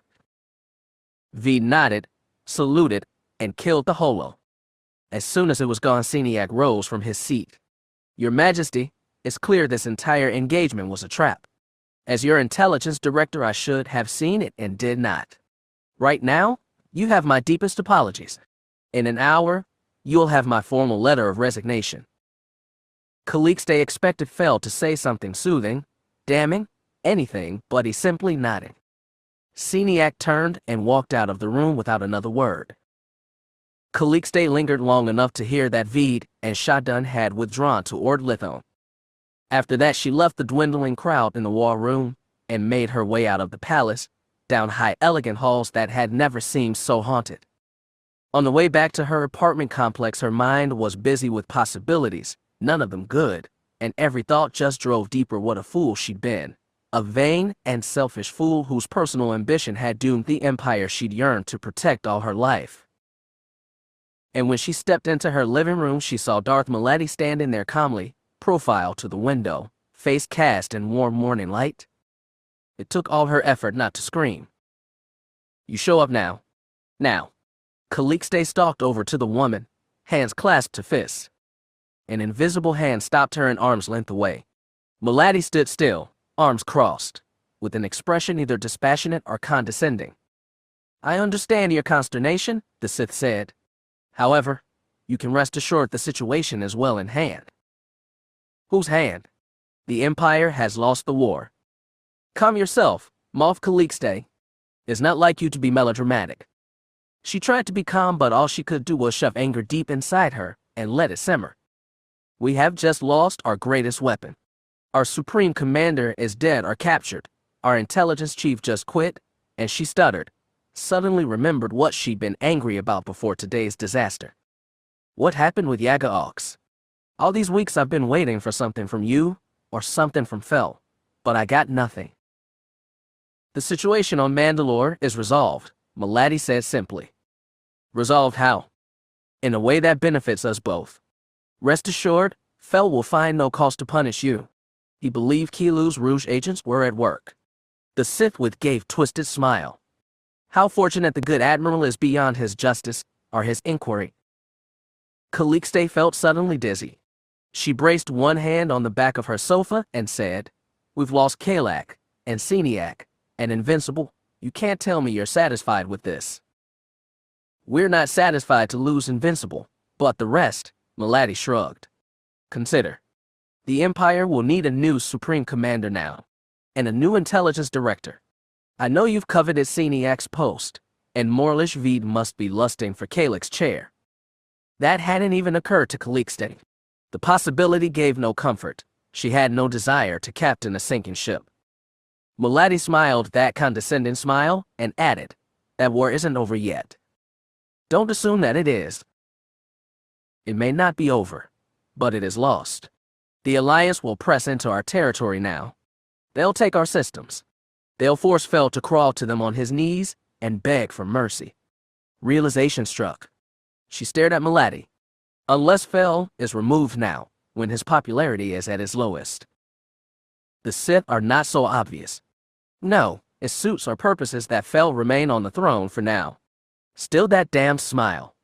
Calixte wanted to smack her. "You Sith pushed the Empire into this war," Calixte said. "You must have a plan to win it." "We do." Mulad'Di's expression turned serious. "The time is coming when the Sith will reveal ourselves to Fel and the Jedi both. When that time comes, we need the Moff Council to be united behind us. You've helped us overrule Fel before. You must do it again. If I'm to sell you to the Moff Council, you must have something worth selling. They'll want more than sulking conspirators, vague premonitions, and empty promises." Mulad'Di took the insult in stride. "They'll have it. The Alliance will not take any of your systems. That is not an empty promise. That remains to be seen. By what miracle are you going to do that? Or will you refuse to explain again?" Mulad'Di looked thoughtful. "A miracle? Yes, that is an appropriate term. You see, you won't have to sell the Moff Council anything. They'll have already bought it." "I am beyond sick of your games," Calixte snarled. And suddenly she was lifted off her feet. An invisible hand clasped her throat. Her feet kicked air. A choking sound escaped her throat, but no air passed. With desperation came fear unlike anything she'd ever known. And just like that, it was over. She was dropped to her feet and just barely managed to keep from pitching on the carpet. Touching her sore throat, Calixte glared at the Sith woman. "I will not forget that." "Nor would I expect you to." Mulad'Di had never uncrossed her arms. "We have walked a long path together, Moff Calixte, and we are getting near the end. If you hesitate now, you will be destroyed. That is not a threat. That is a statement of fact. If the Emperor learns what you've done behind his back, he will kill you. Continue walking with us a little longer, and you'll have all your ambitions realized. Frankly, I think the choice makes itself." "What do you expect me to do now?" Calixte rasped. "As I said, prepare the Moff Council. Make certain they'll back us. What if Fel sues for peace before you state your miracle?" "He won't." Mulad'Di smiled again, softer. "His pride is as great as anyone's. He'll look for ways out of this humiliation. He may go to the Jedi. I think he'd been in contact with them." "Good. We were counting on that." Calixte blinked. "Why?" "You'll learn in time. Is this about your miracle for the Moff Council?" "Not precisely." Mulad'Di stepped for the door. With the black dress pulled at her feet, she seemed to glide. "Patience, Moff Calixte." "Where are you going?" Calixte tried to go after her, but her feet were planted on the carpet. "I have another appointment," the Sith said. "We'll talk again soon. Good day?" Without even tapping the controls, Mulad'Di caused the door to slit open. The Sith stepped into the hallway, not even looking to make sure it was clear, and closed the door behind her with the flick of her wrist. Calixte could move again. She sagged and braced herself against the sofa back. Her mind groped frantically for a way out. Mulad'Di was right about Fel. If he brought her the truth, he'd only punish her. Her thought lifted to Cole. He was a Jedi with a capacity for forgiveness that always amazed her. If there was truth behind Mulad'Di's vague promises, then the Jedi were in danger once again. Maybe Cole, maybe even Cade. But unlike before, she had no idea what danger. All she could do was contact Cole in secret and explain everything. It might not do any good. It would only expose her deepest secret to Darth Mulad'Di, and Calixte had no doubt the Sith which would kill her. Slowly, bitterly, she accepted what Mulad'Di had said as truth. They'd walked so far together. The only thing to do was walk a little further, and pray she came out alive. After the disaster at Paculus III, Roan Fel summoned his most senior knights to his palace. When Eshkernai stepped inside the chamber, the Emperor was already there. So was the Empress, as well as her younger brother. Hagrum Chalk had trained as an Imperial Knight, just like Elia, but a near-fatal accident a decade ago had damaged his body so badly he was as much machine as man now. A red light blazed in place of one eye and his visible face was streaked with pale scars. Despite his fearsome appearance, Nine knew that Hagrum was as loyal to the Emperor as anyone, and especially devoted to his sister. "Thank you for coming, Master Nine," Fel said. His voice was tired, but Nine could feel anger smoldering beneath it. "I'm sure you've heard about the battle by now." "I have," Nine said. Fel's eyes lingered on his, sparking anxiety. Upon coming back to Bastion, he'd been afraid Fel would see through his claims about Mandalore. It hadn't happened yet, but it could. Just by keeping the secret to himself, Nine had betrayed his oath as an Imperial Knight, and he knew Fel would not hold back punishment. Then the Emperor looked away. Fel had too much else on his mind. Nine felt relieved, but also disappointed. For all his decades as a knight, he looked up his Emperor as the embodiment of what a Force user should be, wise and powerful, and certainly impossible to fool. Yet he failed to see through Nine's lies. The Sith, if their word was true, had manipulated him as well. As Nine looked at him now, he saw Ron Fel was a smaller, weaker man than he'd ever realized. "Some things are becoming clearer," Hagrum put in. "The Alliance reports that Admiral Kalak was killed during the attack on Invincible. Admiral Kilu apparently escaped her flagship before his destruction, but her pod was captured by the Alliance." Nine was glad, but kept it from the others. After he passed the Sith's lie to his Emperor, Fel had promised to sit down with Kilu and get the truth from her once the battle at Paculus 3 was over. That was no longer an option, and the lie was therefore safe. Nine was safe. It was almost like the Force wanted him to be safe. That was dangerous thinking. He cut off the thought before it went far. "Have you accepted Director Seniac's resignation?" Fel nodded soberly. He recommended Nina Khalik stay as his replacement. "I realize your report from Mandalore clears her of involvement there, but I do not trust her." "Who will replace Kalak as Supreme Commander?" "I am leaning toward Morlish Veed," Fel said, then raised a brow, as though expected objection. Nine considered the choice. Putting Veed in charge of the entire Imperial military was a signal this war would not end soon. It would tell the Empire's people that, and the Alliance's admirals. It would also force the Empire's ultimate hawk to own the war he pressed for. If things got even worse, weight of those failures would fall heavily on Veed, and it would be easy for Fel to sack and humiliate him. A comforting thought, except if Veed went down, the Empire would go down with him. "For the moment, we will reinforce our forward lines," Fel told them. "If the Alliance tries to press forward, we will make them earn every scrap of our territory." "I understand, Majesty." "Do you?" Fel crossed his arms. "Tell me, Master Nine, you have studied strategy. What would you do with the fleets in my place?" Nine hesitated. The rational choice, the one that would save Imperial systems and Imperial lives, would be to call a ceasefire and open negotiations with the Alliance. Yet it would be a supreme humiliation, one Nine balked from and Fel clearly resisted. "If we are to continue battling the Alliance," Nine said carefully, "the Imperial Knights are a powerful resource. Our potential has been underutilized thus far."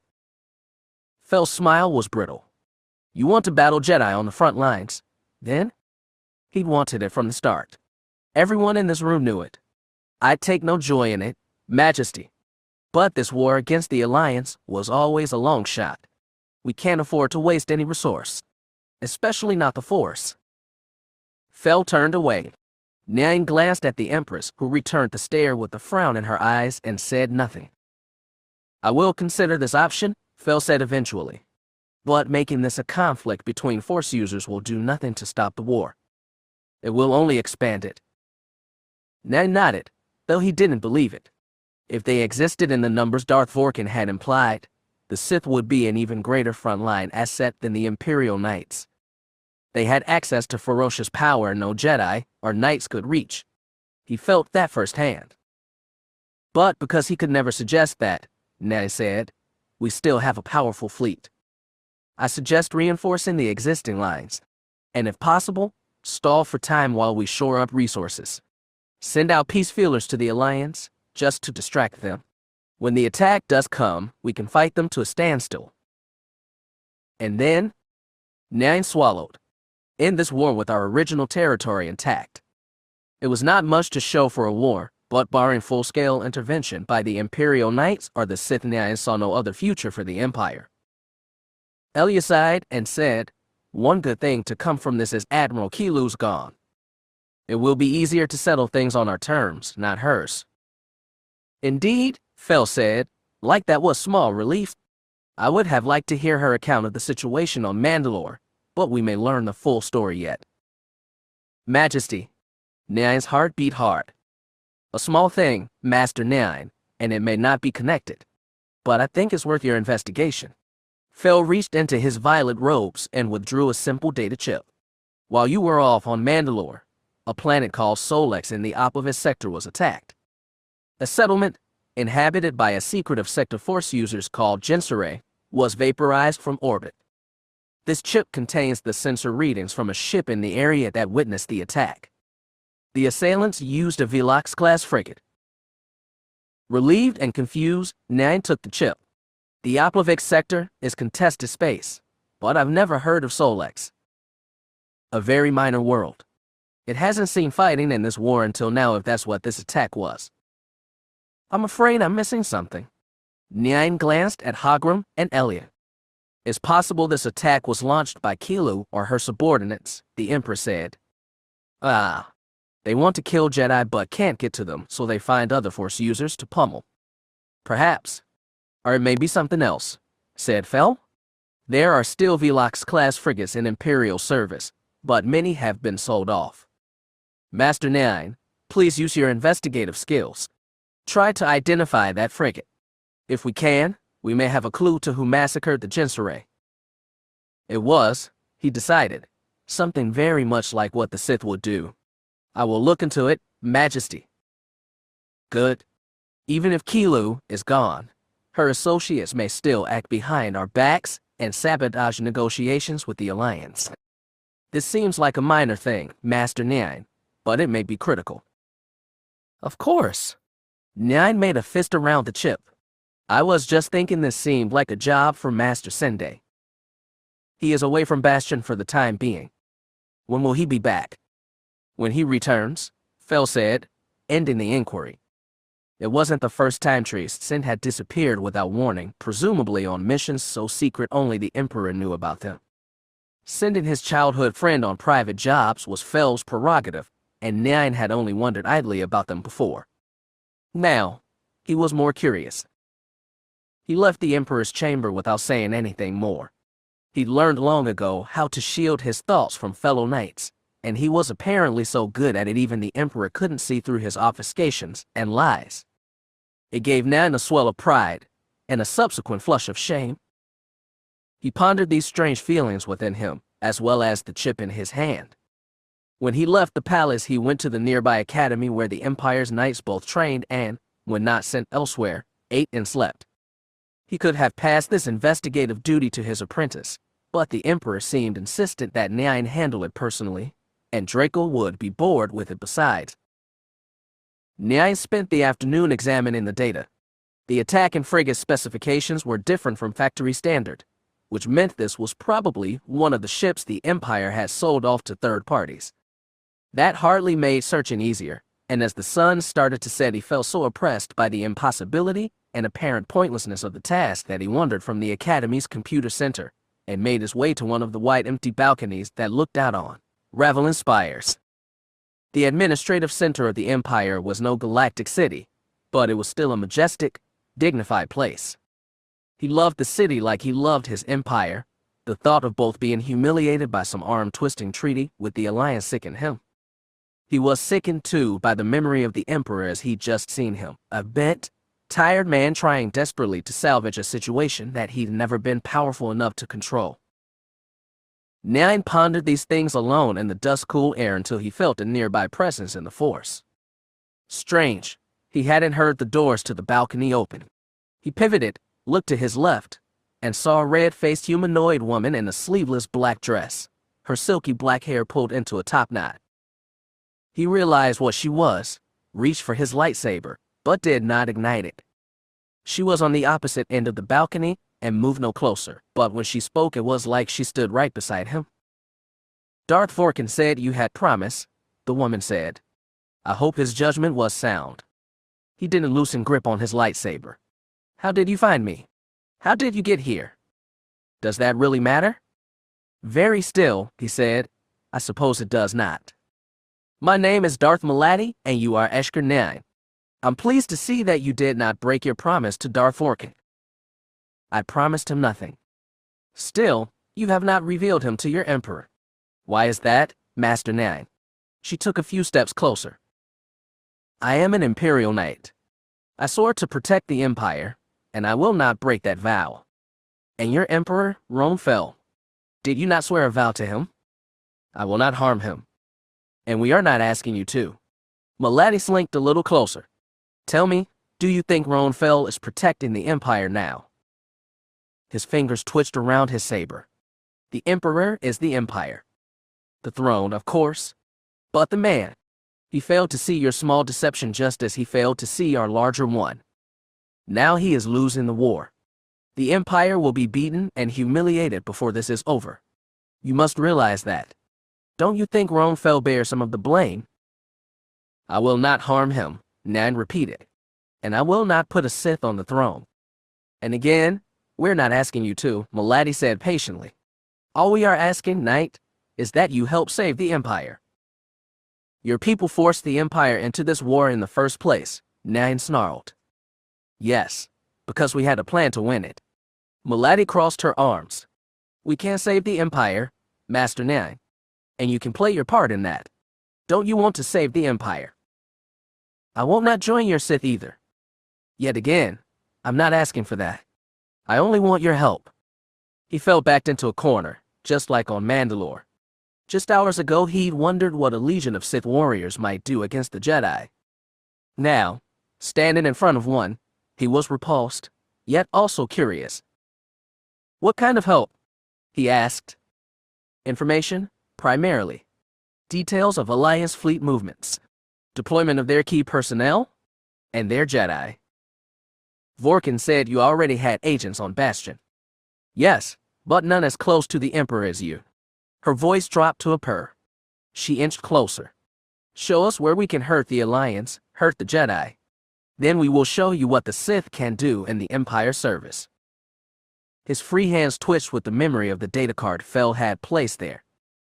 Maladi tilted her head, curious. All we need is a small thing, she said. That will be enough to bind us together. Did the Sith destroy a Jinsaray settlement on Solex? He asked more than anything, because he wanted to know. After the tiniest pause, Maladi said, yes, we did. Why? The Jinsaray were powerful Force users. They were allies to the Jedi, but were more willing to draw on the Force's raw strength, which the Jedi shun as the dark side. We were eliminating a possible threat quietly. You see the wisdom in that, don't you? Nan did, but he said, you weren't so quiet. The Emperor found out. He even procured a recording of it. He's assigned me to track the old frigate you used. He thinks Admiral Kilu was involved. Interesting. Maladi's expression went thoughtful. And where did he get this recording from? I'm not sure, Nan admitted. One of your Imperial Knights.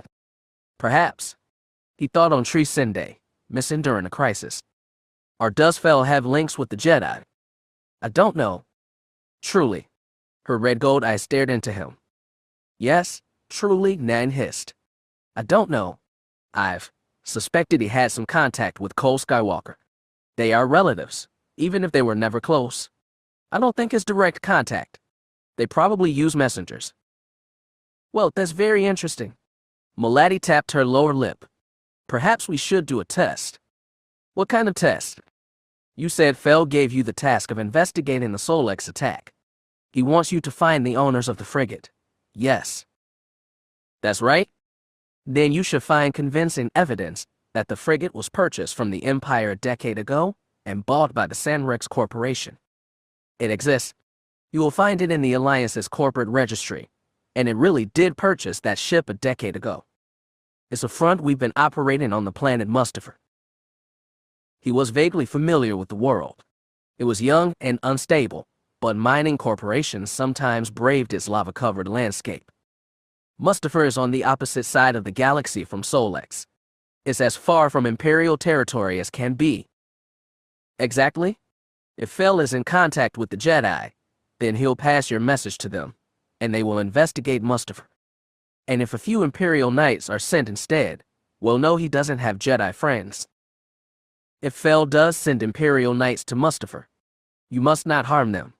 If they're hurt in any way, I will go to Fel with everything I know. He tried to sound resolute, but he was aware how little he really knew about these Sith, and how unforgiving his Emperor would be. Milady tapped her lip again. I would give you my word, but I imagine a Sith's promise isn't worth much to you.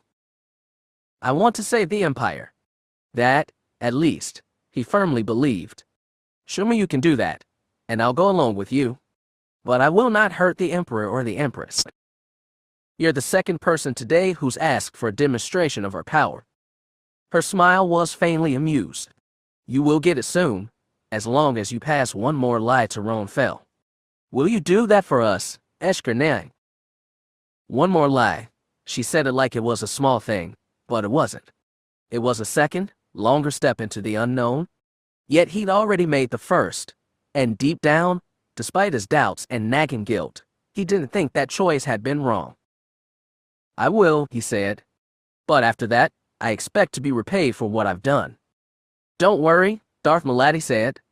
I believe ours can be a very fruitful partnership. Chapter 17. Two mismatched ships, joined airlock to airlock, twisted lazily through space. They were back in Nat's hold, but this time they skipped the Jorian brandy. Leaning forward, elbows on the scarred Dedrick table, Treeson said, the frigate that attacked Solex wasn't ours. We've gotten an identification on the vessel, reasonably reliable. It was sold off to a private buyer a decade ago. Nat Skywalker leaned back in his cushion, cautious. He sensed no duplicity from Treese and never had, but he wasn't ready to trust the man Treese worked for. The Jedi had been badly burned by him once. Does this buyer have a name? He asked. It's called the Sanrex Corporation. It's a small business operating out of Mustafar. That gave Nat a spike of dread, but he wasn't sure if it came from the Force or his weak nerves. The Skywalkers do not have good history on Mustafar. What kind of business is it? I'm not sure. It wasn't in any of the records. The Emperor suspects that it may have been purchased from Sanrex by another party, affiliated with Kilu. We've learned she was involved with buying out the Mandalorians and putting Yaga Archers in power. I've heard that too, Nat aloud. Marin had given him a summary of her less-than-voluntary excursion to Mandalore. Needless to say, there's only one way to find out. I don't suppose you're volunteering. Treese shook his head. You know the state of the war. Fel wants every able-bodied knight available. Do you think he's going to start using you on the front lines? Treese shrugged weakly. Nat sensed the man didn't want that role, but the Empire was getting desperate, and that meant the war was going to turn uglier. This was never our business, Trace added. You came to us about Solex, remember? Nat nodded. He told them about Solex, but not everything. Not about the residual anger and dark side energy his mother had sensed in the burnt crater. Nat's mother and brother had both agreed to keep that quiet. Nat was tempted to disobey them, just to see what Tree's reaction would be. Together, a long time ago, they killed a Sith. There weren't many in either of their orders who could claim that. But in the end he resisted temptation. Jade and Cole had made that decision, and Nat Skywalker was just the older son, the lesser brother. Mustafar, he said. We'll look into it. Thanks for bringing that to us. I figure it's the least I could do. Hopefully you can tell me how it all turned out one day. Hopefully, Nat echoed. You know, this war doesn't have to keep going. It could end tomorrow easily. I know it, and so does he. But it's not that simple. You should still tell him, to make sure he knows. He does. Trees pushed up from the table. Nat stood too. The Imperial Knight extended a hand over the Dedrick board. Until next time.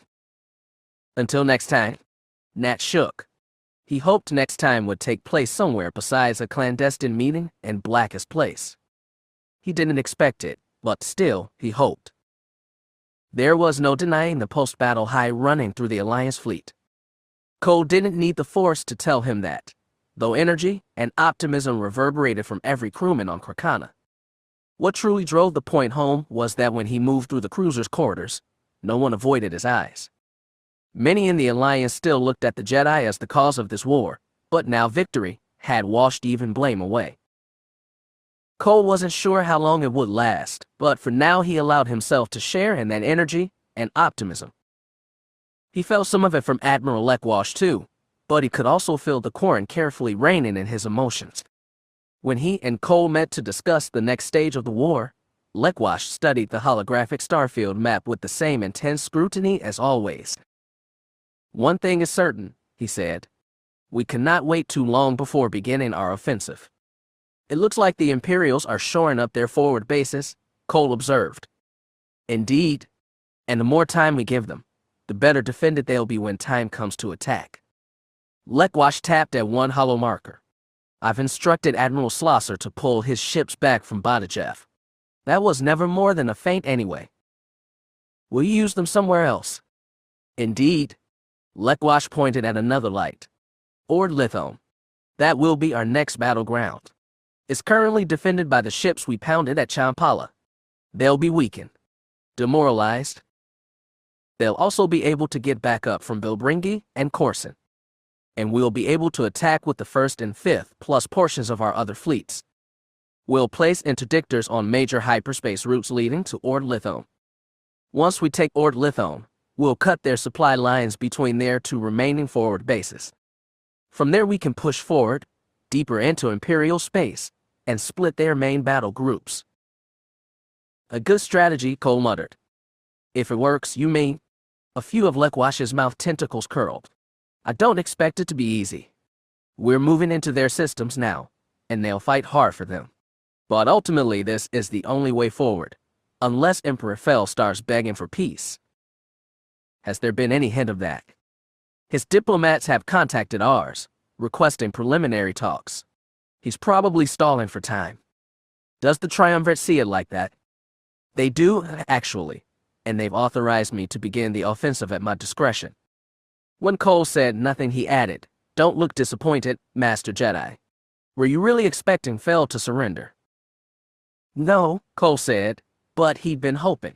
He thought removing Admiral Kilu from the picture might embolden Fel to end the war, but that clearly wasn't the case.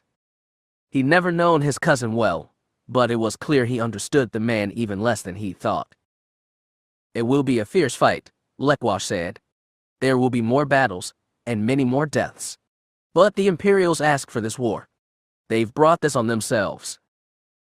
It was a way of viewing the war that many did not share. Even Cole didn't really agree, much as it would have lifted the burden of guilt from his shoulders.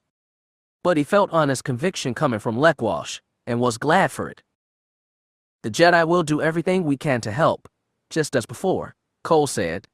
And if they ended this war, perhaps they could even go back to being Jedi again. It had been months since he'd appeared before Darth Krayt in person, and the Nagai once called Relik K-Sharn had almost forgotten the dread and awe he compelled. Dropping one knee to the cold Korriban flagstones, he bowed his head but looked up at the throne. The rough surface and vicious spikes of Krayt's Yuuzhan Vong armor made him look like some nightmare monster from legend, and the disjointed fire red and ice blue of his eyes made them all the more disconcerting as they blazed into the Boeing Nagai. Darth Vorkin says your training had been proceeding well, Krayt began. I am glad to hear it. His eyes darted to the black and gold blood carver standing on Krayt's right, then back to the Dark Lord. To what do I owe the honor of this summoning? Instead of answering, Krayt returned a question. What is it you crave? I desire many things. But what most of all? It was a test, but of what he wasn't sure.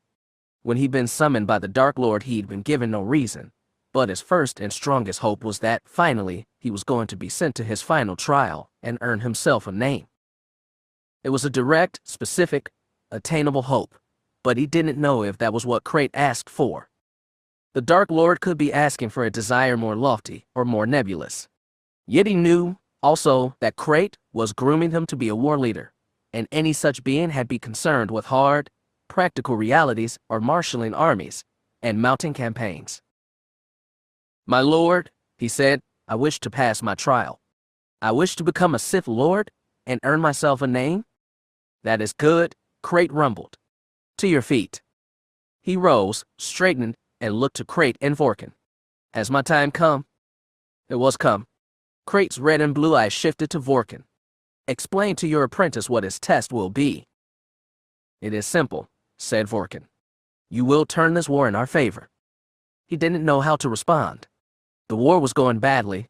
After Paculus III, he wasn't sure how to recover it. If Krayt and Vorkin were asking him to come up with some genius strategy to tip the scales of the war, he might as well kill himself now rather than face the result of his failure. "It is not so difficult as you might believe." The blood carver sounded amused. "History rises and falls with the lives of a few. Where would the galaxy be without Darth Sidious or the Skywalkers? Even four splendid vermin like Davek Fel can make history. If we had removed him 40 years ago, today would be very different. Am I to kill Roan Fel? Slaying the Emperor and his force-trained knights would be worth the Sith Lord's name."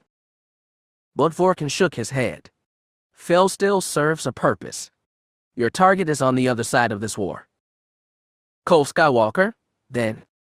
"Patience." Krayt sounded amused. "That too will come in time. You are to kill the architect of the Alliance war effort, their supreme commander Lekwash. He is a brave, talented officer, and he has become a symbol to the Alliance's soldiers. He must be killed, painfully and publicly. It will crush their spirit, and their campaign will falter." The Nagai's first feeling was disappointment.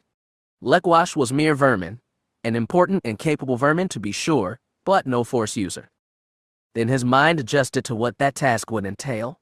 Killing 1/4 Splendicorn would be easy. Getting to him aboard his armed, armored, and well-secured flagship would be the challenge. Escaping with his life afterward would a greater one still. He had no desire to martyr himself for the Sith cause. He had entered Darth Krayt's service on the promise he could unlock great powers within himself. They'd be no use to him dead. "Remember whom you serve," Krayt admonished.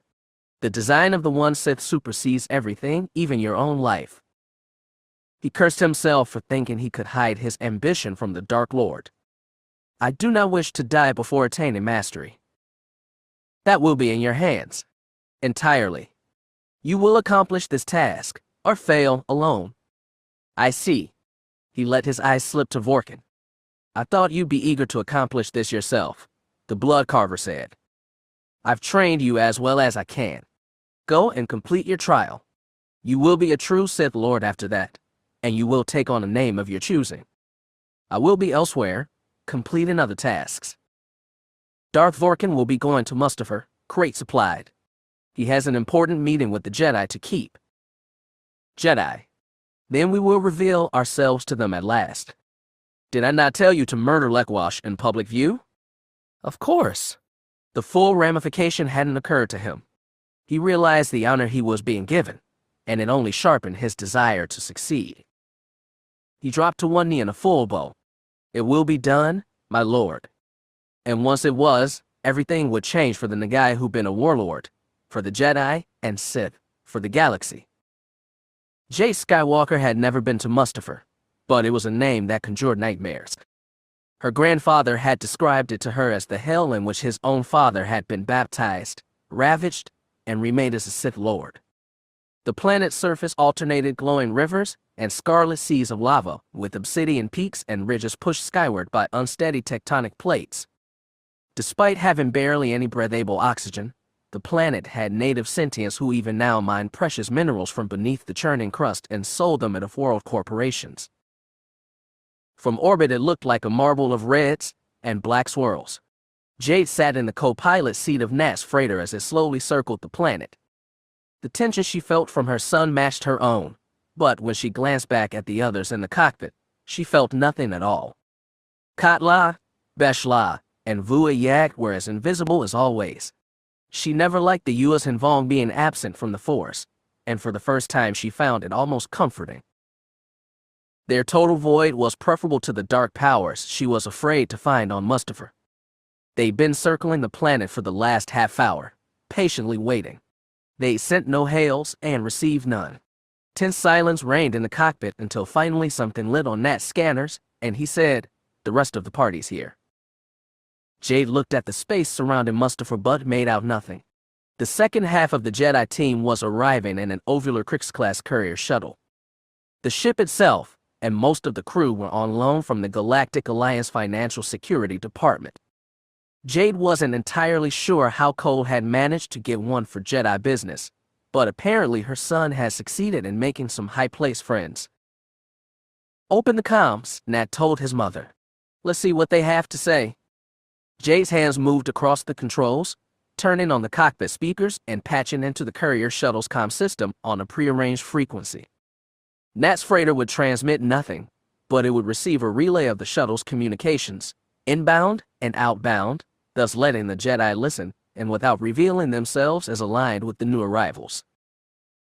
As soon as Jade tapped on the speakers, a familiar female voice filled the cockpit. "This is the Galactic Alliance, Shuttle Rob 156 hailing Sanrex Incorporated headquarters. Please respond." The voice belonged to Senior Valis, a Jedi Master about Jade's age. She and two knights were dressed up as Alliance auditors on an official inquiry.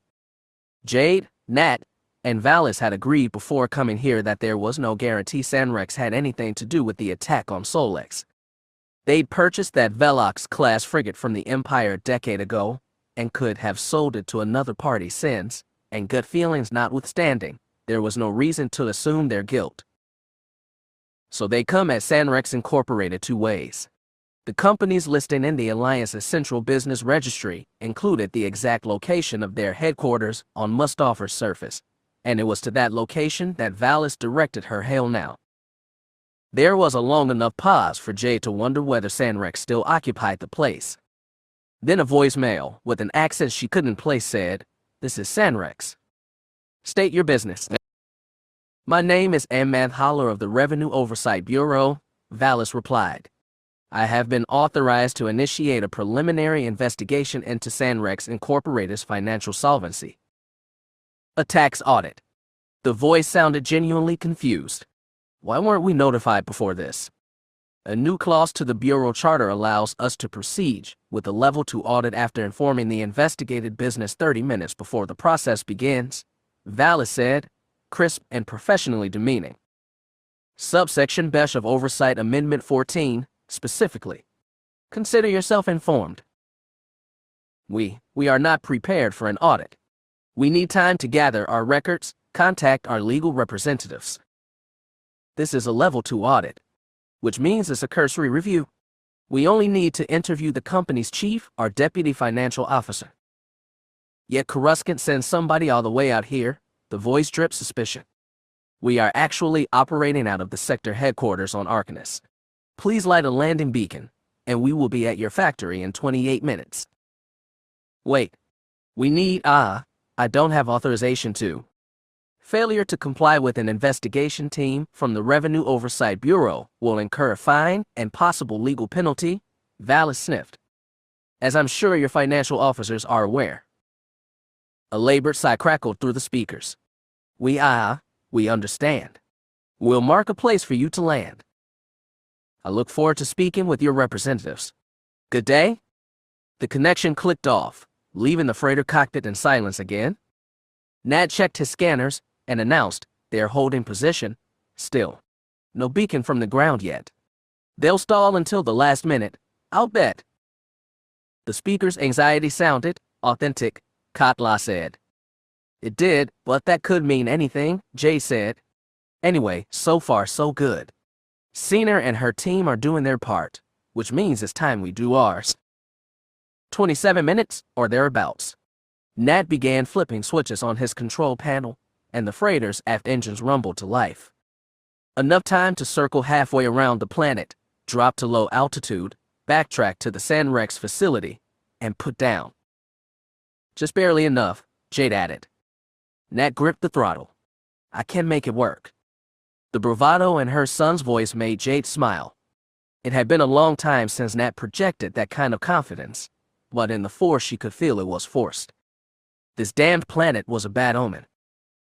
As Nat pushed the freighter ahead and began curving toward Mustafir's thin atmospheric envelope, she reached out with the Force to touch Valis. The woman's familiar mind touched hers back, sending encouragement. So far so good, Valis told her. True enough, thought Jade, but they had a long way to go. With 6 minutes and 20 seconds to spare, Nat Skywalker set his freighter down amidst the columns of layered obsidian rock that jutted out from a mountain slope near the Sanrex Incorporated headquarters. For the last 100 kilometers, Nat had piloted his freighter dangerously low over churning seas of lava, sometimes jerking over molten spouts, and followed it up with a stomach-churning wind through a sprawling black rock mountain range, all to stay clear of the Sanrex facility sensors. The flight had seemed much longer than it actually was, and when the freighter settled down on his landing gear, Nat allowed a big sigh of relief. Your piloting was excellent, Beshla told him. Nat gave the Yuuzhan Vong a curt nod. Thanks, but we've still got to move. How long until Valis sets down? His mother checked the active scanners. She's dropping into the atmosphere now. Sanrex finally lit a beacon. Well, let's go see what we're up against. Katla, Beshla, you're with me. Let's get the breathing gear and head out. As he rose from his seat, Nat looked down at his mother. Valis comm is linked to her ship, and the shuttle will bounce it to us. We should be able to hear everything she does. I know, Jay said. I can feel her in the Force too. I'll keep us connected. Nat nodded and looked back up. Katla and Beshla had left the cockpit, and Vua Yag watched him expectantly. Nat knew what he wanted to say to the Yuuzhan Vong, take care of my mother. Jade wouldn't appreciate being babied, so instead he said, stay with the ship. If you have any problems at all, call us. Vua Yak simply nodded, stoic warrior to the last. Nat stepped past him and into the freighter's hold. His communications headset and breathing mask lay on the scarred Dedrick table, while the two Yuuzhan Vong had already affixed the Nullith air filters over their faces. Before putting his mask on, Nat said, you'll follow my lead. We move fast, stay down, and stay out of sight. We're there to watch and observe. My mother will stay here and do the listening. We understand, Katla said. He threw some animal skin cape over his shoulders, then moved over to a meter-long wood case the warriors had brought aboard. When they opened the lid and Nat saw what was inside, he balked. There's no need to bring amphistaffs and thud bugs. This is a recon mission, nothing else. I was told Jedi are prepared for anything, said Katla as he lifted one snake-like weapon out. So are we. With the snap of the wrist, the amphistaff straightened. With another, it curled itself around Katla's waist like a belt. Beshla did the same, then armed himself with a bandolier of thud bugs. It was, in Nat's view, overkill, but before stepping out of the ship, he grabbed a blaster pistol from the weapons locker and attached it to his belt, right beside the lightsaber. Even with the breathing mask covering his mouth and nostrils, Mustafir reeked. The sulfur and brimstone made Nat's face twist, and heat was so oppressive his face ran with sweat before he left view of the freighter. Still, time was short, so he ducked low and moved quickly. To his mild chagrin, the Yuuzhan Vong took lead and moved faster through the black stone crags, cutting the most direct path to the edge of the jutting plateau on which they'd landed. They didn't have the Force to draw for strength, but they were younger and stronger than Nat, and apparently that was more than compensation. When Nat caught up to the two warriors, they dropped onto their bellies and crawled to the edge of a broad ledge. Beyond that ledge was a steep drop into a churning lake of fire, roughly ovoid in shape and perhaps 3 kilometers long at its widest point. About 1 kilometer down the lava-lapped shoreline was the metal face of what looked like a manufacturing facility. A few tall stacks puffed smoke to join Mustafir's natural fumes, and giant metal vanes, tens of meters tall, jutted out over the lake from horizontal pylons. Sometimes lava churned upward and slapped against shimmering energy shields protecting the factory's base. Right on cue, the Ovular Alliance shuttle fell out of churning black clouds and decelerated. Nat brought out his macro binoculars and traced its patch to the small circular landing pad extending from the factory's upper levels. It was just one pad, and there were no other ships there. Nat scanned the rest of the exterior and spotted a few ports that could have been gated hangar mouths, but he wasn't positive. He turned his attention back to the landing pad. From his angle, the shuttle's cooling thrusters occluded half the pad, but he made out a handful of beings standing outside to greet the supposed Alliance audit team.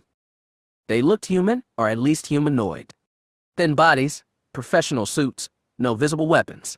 It was likely Sanrex Incorporated was just a stepping stone to their Jinsaray killers, not an enemy at all. That should have relieved Nat, but it didn't. It was hard to feel relieved when he was on this storied, cursed hell of a world. He couldn't see Master Valis and her 2 knights, all dressed as Alliance tax officials, come down the shuttle ramp. The Sanrex greeters lingered in view though, talking and gesturing to people unseen. Finally, the Sanrex agents turned and walked toward the factory entrance. Nat caught sight of a short-haired older woman, a young man, and a hairy Temerian as all 3 Jedi followed their hosts into the factory. "They're inside now," Nat whispered. "We understand."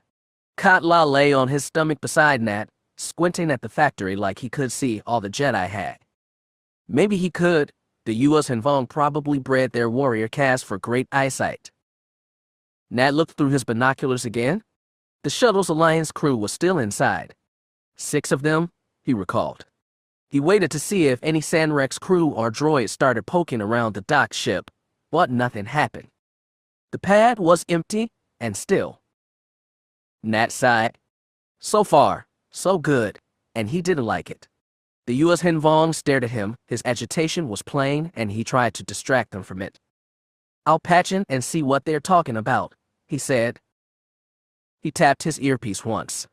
That should have linked him directly to the freighter's comm systems, which in turn would be synced to the Alliance shuttle and thus whatever concealed comlink Master Valis had taken with her inside the factory.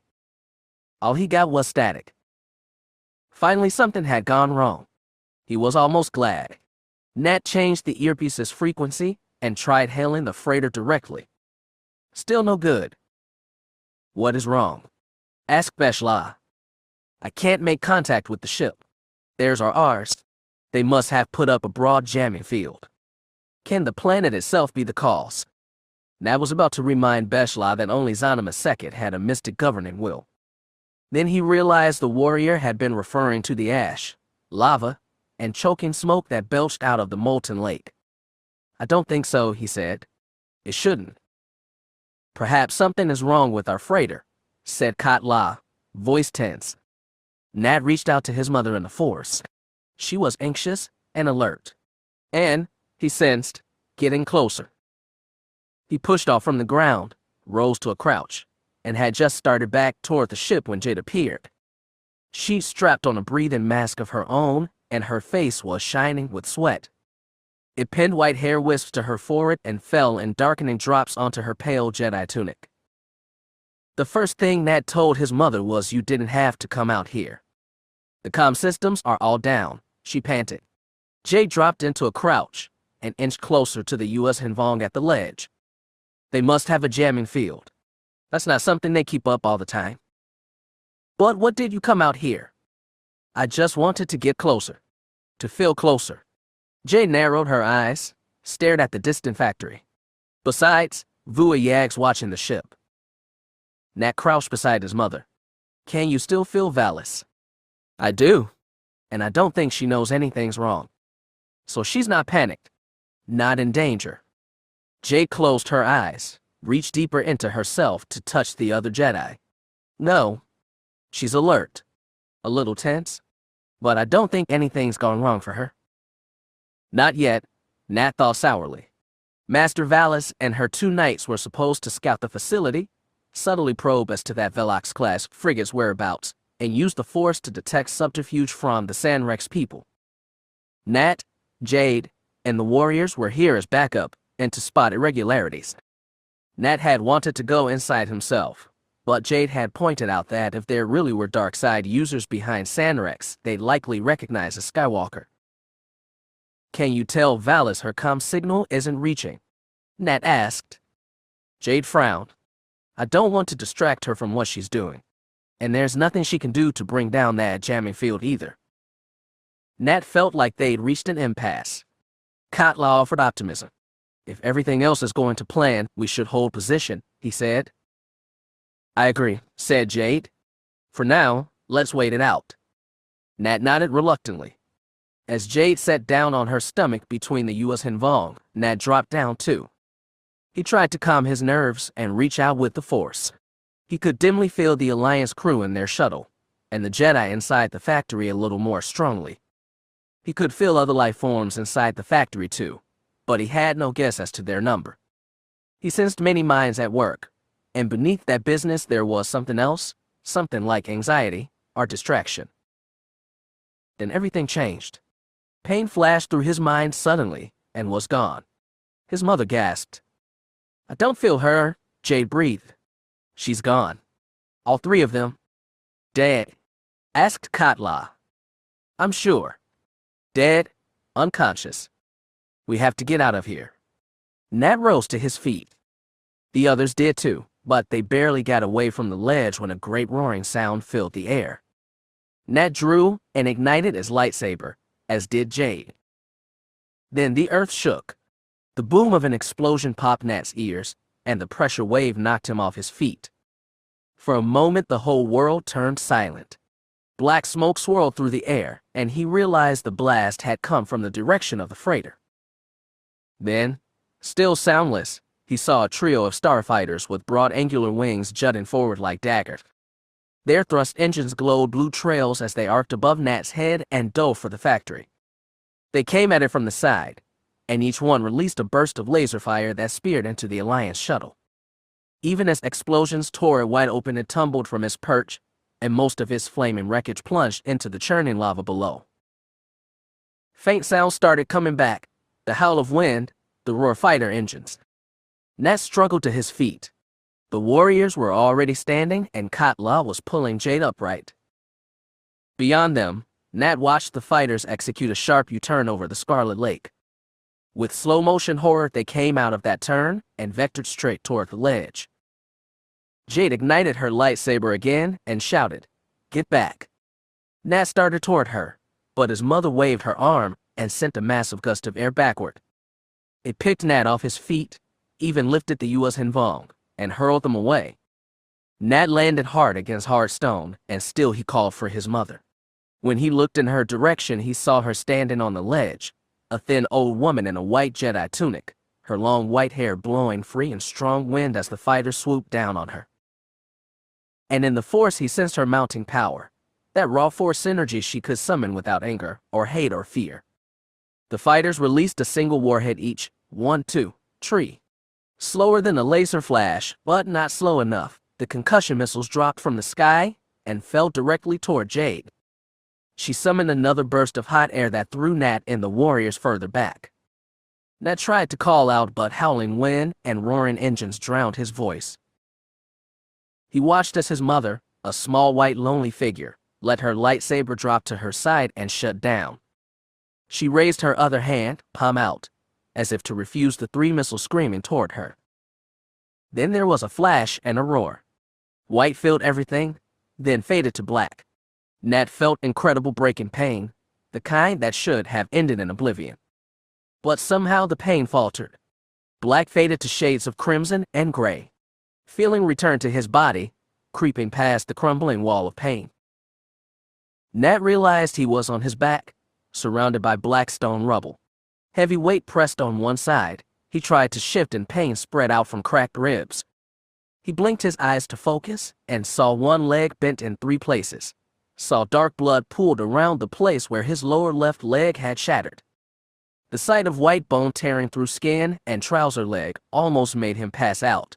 But the memory of his mother standing pale and brave and suicidally alone against those missiles warded off unconsciousness. He looked away from his wound, saw dark figures moving against the dark sky. He fumbled among the rocks and found no lightsaber. Then he remembered the blaster he'd hooked to his belt. It was still there. With trembling hands, he took it out and made sure it was set to kill. Then a shadow appeared directly over him. His body shook and a hand grabbed his blaster, ably slipping one finger beneath the trigger to prevent it from firing. "It is us, Jedi," the Yuuzhan Vong hissed. "Beshla." My leg," Nat croaked. "My carking leg." Another shadow appeared, Katla. Together the Yuuzhan Vong removed the boulder that had smashed his leg, then the one crunching on his side. The weight was gone, but Nat didn't dare move or look at his mangled leg. Instead, he propped himself on his elbows to look above the field of rubble. Black scree tumbled downslope into the lava field. The missile explosion must have destroyed the entire ledge, caved in the mountainside. He reached out for his mother in the Force. To his shock, he still felt her, alive but very weak. He looked around again and saw the forms of two starfighters, engines dead and suspended by repulsors over the slope. He didn't dare reach out to the pilots with the Force. He knew what he'd find but couldn't bring himself to form the name, not even in his mind. He spotted one dark figure pick up a limp body in both arms and carry it toward the fighter. Nat wanted to scream. He tried to rise up, and then all he felt was pain. He opened his mouth, but Beshla shoved his armored wrist inside, cutting off all sounds. As Nat bit down hard on the Vonton buckler, Katla pulled that animal skin cape off his shoulders and flung it over all three of them. Then all Nat saw was blackness. All he felt was pain and the hot pulse of Yuuzhan Vong breath in his face. When the pain subsided enough, Nat removed his mouth from Beshla's arms and panted, "What? What is this?" A cloak of Nuan, Katla's disembodied voice whispered. "A gift from the Master Shaper. It will camouflage us." It might hide the Yuuzhan Vong, but Nat didn't know if it could shield a Jedi from them. His pulse pounded in his ears, and was joined by the roar of starfighter engines going hot. The engine roar took forever to reach crescendo, then faded quickly. Once the sound was totally gone, Katla pulled back his cloak, revealing the familiar desolation of black rubble sloping toward a scarlet lake. Nat rested on his back, looking away from those things to the smoke-dark sky. His mind grappled with all they'd lost: the freighter, the shuttle, Vuayat, probably Master Valis and her two knights. The last loss, the greatest, forced him onto his elbows again. To the Yuuzhan Vong he growled, "Do something with my leg. Set a splint and get me a pike. Now." Beshla flustered. "Jedi Skywalker, your wound. We have to get to the factory." "They have her," Nat choked. "The Sith have my mother." Chapter 18. As expected, the Imperials were putting up a brave fight for Ord Lithon. From Krikana's bridge, Cole had a good view of it all. The Alliance ships pushing against orbital defenses, the Star Destroyers coming around to counterattack on the Alliance's flanks, the swarming starfighters and capital ships slugging it out with broadsides. Krikana was no exception from the brawl, though it was in the heart of the Alliance formation. Starfighters and bombers nipped at his shields. There were no major volleys to rock the deck and throw Cole off his feet, and he was thankful for that at least. He hadn't dropped into any Jedi meditative pose yet, but all he had to do was reach out slightly with the Force to feel Lobaka, Wolfsassin, and all the other Jedi pilots out there, fiercely engaged in the battle around them. Cole felt something else in the Force, the distant agony of many lives winking out at once. At the same time, a few cheers rippled across the bridge, incongruous with what he'd felt. He glanced at Krikana's tactical display and saw that one of the Golan 7 defense platforms over Ord Lithon had been knocked out of orbit.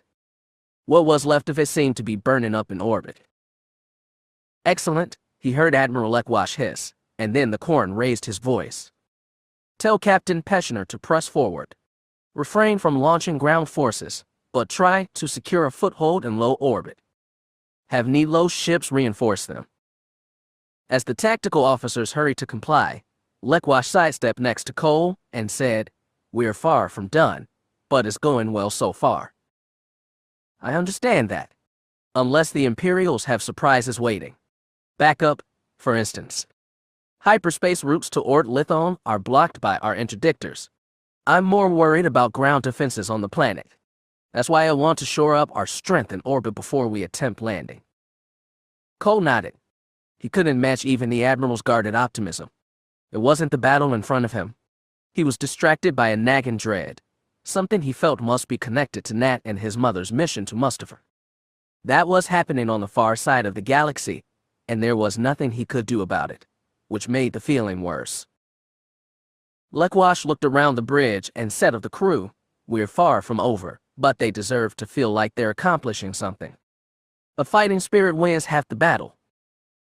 As a Jedi, Cole knew that well, so we just have to worry about the other half. Indeed, Lekwash's mouth tentacles curled, and unfortunately, it's usually the harder one. As a Nagai warlord, he'd mostly wage fierce offensives, overwhelming the enemy with fast attacks from all directions. He'd known there was value in stealth, in jabbing your enemy with the poison needle instead of hacking him with blades, but it was only since entering the tutelage of the Sith that he understood their true power. His battered starfighter groaned and hummed around him as he wove it through the battle zone toward the Alliance flagship. His mind flashed back to the battle over Terminus, his last with the Nagai, where Darth Wirelock had pulled him from the coffin of his wrecked fighter. He would finally enter a new life after today, with a new name. He was not an artful being, but he appreciated the symmetry.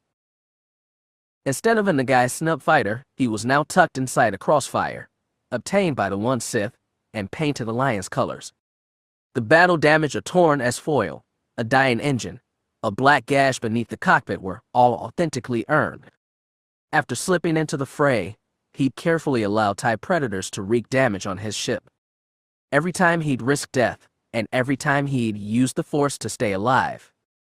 Adrenaline was rushing through his body. Now he could barely keep his fighter flying, but that was enough. The mighty Krakana was dead ahead, and he sent the flagship's flight control a brief, static garbled message saying he was coming in for emergency landing. Flight control told him to hold position. He told them that was no longer possible. And so, risking death for ascension yet again, he plunged his crossfire toward Krakana's secondary starboard hangar mouth. He killed engines, warned repulsors, and let inertia carry him toward the portal. He caught the flicker of a deactivating energy shield, just in time. He dropped landing gear and made a barely controlled touchdown on the flight deck. His ship skidded violently, metal screaming against metal before it finally touched down. He popped his cockpit and scrambled out. Krakana's deck crew was rushing to spray his overheated fighter with coolant. The last thing they wanted was the thing to catch fire. In a worst-case scenario, the concussion missile magazine inside might burst, ripping the hangar open from the inside. The crew was so concerned with the damaged fighter that they barely paid attention to the pilot. Those who did saw a figure in a baggy orange flight suit, helmet still on, stagger away. In addition to donning Alliance garb, he'd cut his long black hair short and dyed the skin of his pure white Nagai face to match more common human tones. He looked around the hangar, saw all the Alliance personnel occupied, and hurried to the nearest exit. There was only one place he'd find Admiral Lekwash in the middle of a battle, but he did not hurry there. It was a long way to Krakana's bridge, and there were a lot of things he needed to do before he made his kill. Everything needed to be perfectly prepared before he acted. All of this was for nothing if he did not survive to take his new title and his new name. The splint only did so much, and if he put weight on his leg it was unbearable. It was all Nat could do to call on the Force to push back the pain and stay conscious. He moved with the Yuuzhan Vong through the rubble, slowly and gradually toward the factory. It seemed to perch on the cliffside, looming over the lake of lava. Nat had no crutch to move with, and he alternated between clinging to the shoulders of Kat La and Besh La. To Nat's relief and surprise, the Sith did not have any scouts around the factory's perimeter, either on foot or in the air. They seemed to have thought their enemies accounted for. He refrained from reaching out with the Force and alerting them otherwise. He felt his mother deep inside, weak and injured and maybe unconscious but still alive. For now, that had to suffice. That alone was reason to keep moving, even through the pain. He still had his lightsaber. That was some help. When they reached the base of the factory, it wasn't difficult to find the hatch of an auxiliary entrance. The Yuuzhan Vong set him down on the rock to examine the door. He risked one glance at what they put around his lower leg, a Yuuzhan Vong bio concoction that had snapped broken bones into something vaguely like their initial places and staunched the bleeding. If he got out of this without a limp, he'd count himself lucky. With a grunt, Nat held out his lightsaber. "Use it," he said. "Be careful." The Yuuzhan Vong stared at it for so long he expected them to refuse. When Katla wrapped his hand around the metal cylinder, he looked either reverent or afraid. Maybe both. The warrior tapped the button on, extending the golden blade. Very carefully, he used it to cut through the metal clamp sealing the door. He retracted the blade and handed it back to Nat, then joined Beshla in swinging the heavy door open. Nat had no idea if that set off alarm, but they found out one way or the other. Leaning on Beshla's shoulder, he followed Katla and hobbled into the utilitarian metal hallway. The path quickly dead-ended into a shaft with ladder rungs leading down perhaps 10 meters. "Cling to my back, Jedi," Beshla offered. "I will carry you." Because he didn't have much choice, Nat wrapped his arms around the warrior's collar and hoped the thud bug bandolier around his chest didn't start snapping. The three of them clambered down the ladder, deeper into the facility. The air was warmer than Nat had expected, but it still had the recycled, metallic flavor of an aged climate control system. He had no idea how big this factory was, but he suspected it had been built before the Sith started using it as a front for their covert activities. If much of it was unused or abandoned, so much the better. Once they were down the lower corridor, Nat hobbled along on Katla's shoulder. He told the warrior, "We need to find public access terminal. Get a map of this place. See what we're up against." "I understand," the warrior nodded. "But we are not familiar with this type of place." Nat had never been to Mustafar, but he'd spent years doing Jedi work in the degraded, industrialized, and forgotten corners out of the Outer Rim. "Don't worry. I think I can handle it." As they moved through the halls, Nat kept himself open to the Force. He did not use his powers actively, but he let himself feel the dim presence of other life forms. The Yuuzhan Vong were blind to him, as always, but he could feel others, thankfully distant. When they found an access terminal, Nat went to work. He pulled up a holographic map of the factory's interior and spent several minutes scouring its tangled maze of corridors and machinery. He still wasn't sure what this place made, now or previously, but it seemed to draw lava from the molten lake on which it sat. Almost half of the structure was totally subterranean, and most of that was devoted to processing lava and converting it to energy. The map also marked 4 separate hangar bays, each big enough to fit a shuttle inside, but they gave no indication if any of those bays were occupied. As much as Nat wanted to rescue his mother, there was no point unless they had a way out of this place. He memorized the paths to the hangars and said, "We need to get to a ship first. Once we've secured something, we'll go get my mother." He caught the look that passed between the Yuuzhan Vong. Beshla said, "Master Jedi, in your condition, you are in no shape to battle Sith." "I'll figure out something." "Do you know where Master Skywalker is?" asked Katla. His mother could be anywhere in this vast place, and there was only one way to find her. To do so risked alerting to Sith to his presence, but there was no other choice. Nat took a deep breath, braced himself with both hands on the console, and stared hard at the map. He'd already committed his glowing pathways to memory. Now, with those familiar spaces resonating in his mind, he allowed himself to search for her within his halls and chambers. Nat did not grope for other minds in the Force that would surely alert the Sith. Instead, he reached deep inside himself and found the place that had always connected to his mother. He remembered the years of training and gentle encouragement, the consolation she'd given her sons after their father died and his name was unfairly slandered. His mother represented wisdom and quiet strength, things he admired even when he didn't emulate them. He felt the jade inside him and through her felt the jade without, still weak but struggling back to consciousness. As Nat touched that mind and only that mind, he stared at the holo map, desperately seeking its location among all those corridors and chambers. Then he felt that mind burst to full awareness. He felt his mother, and she felt him. He pulled away immediately. His sharp gasp made the Yuuzhan Vong grab him by the shoulders. I felt her, Nat said. She's awake. Do you know where she is? Asked Beshla. Nat stared at that holo display and tried to match its map with the fast-fleeting sensation of his mother's touch. He found himself drawn to one glowing rectangle, larger than most others, located at the factory's second highest level on the wall facing the molten lake. An observation area, perhaps. She's here? Nat pointed to the marker. Now figure how to get there from the hangar, and let's get out of here. As Katla studied the map, Beshla asked, Did your search alert the Sith? We'll find out one way or another, Nat grunted. And one way or another, they'd find out too soon. He tried to push that out of his mind. He and the Yuuzhan Vong staggered their way toward the nearest hangar as fast as they could. Several more times, Nat had to cling pathetically to a warrior's back as they climbed down rungs of utility ladders. Taking lifts was too risky. All the while, Nat kept his force awareness open, sensing for nearby mines without actively seeking them. He could feel some stirring, but none seemed to be hunting for him and none seemed too close. As he suspected, this former factory had been hollowed out.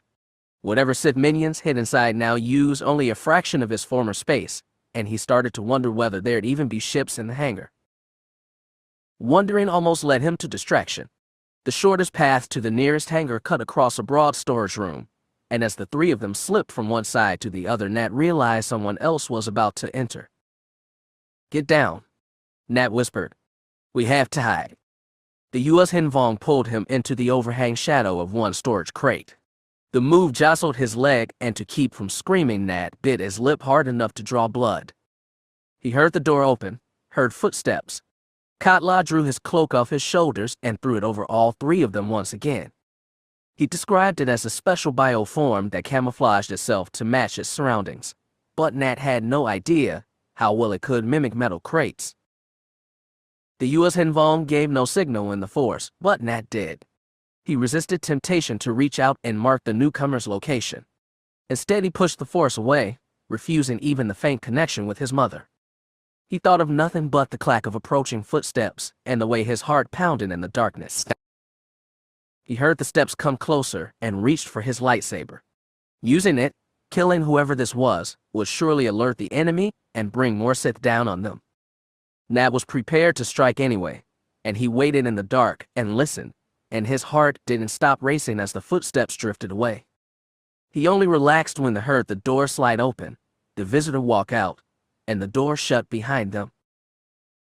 Even then, he resisted using the force. Katla pulled back his cloak, exposing them to the light again. Is he gone, Jedi? I think so, Nat breathed. We should keep going. Agreed, said Beshla, and in conjunction with the other warrior, he grabbed Nat by either shoulder and lifted him to his feet.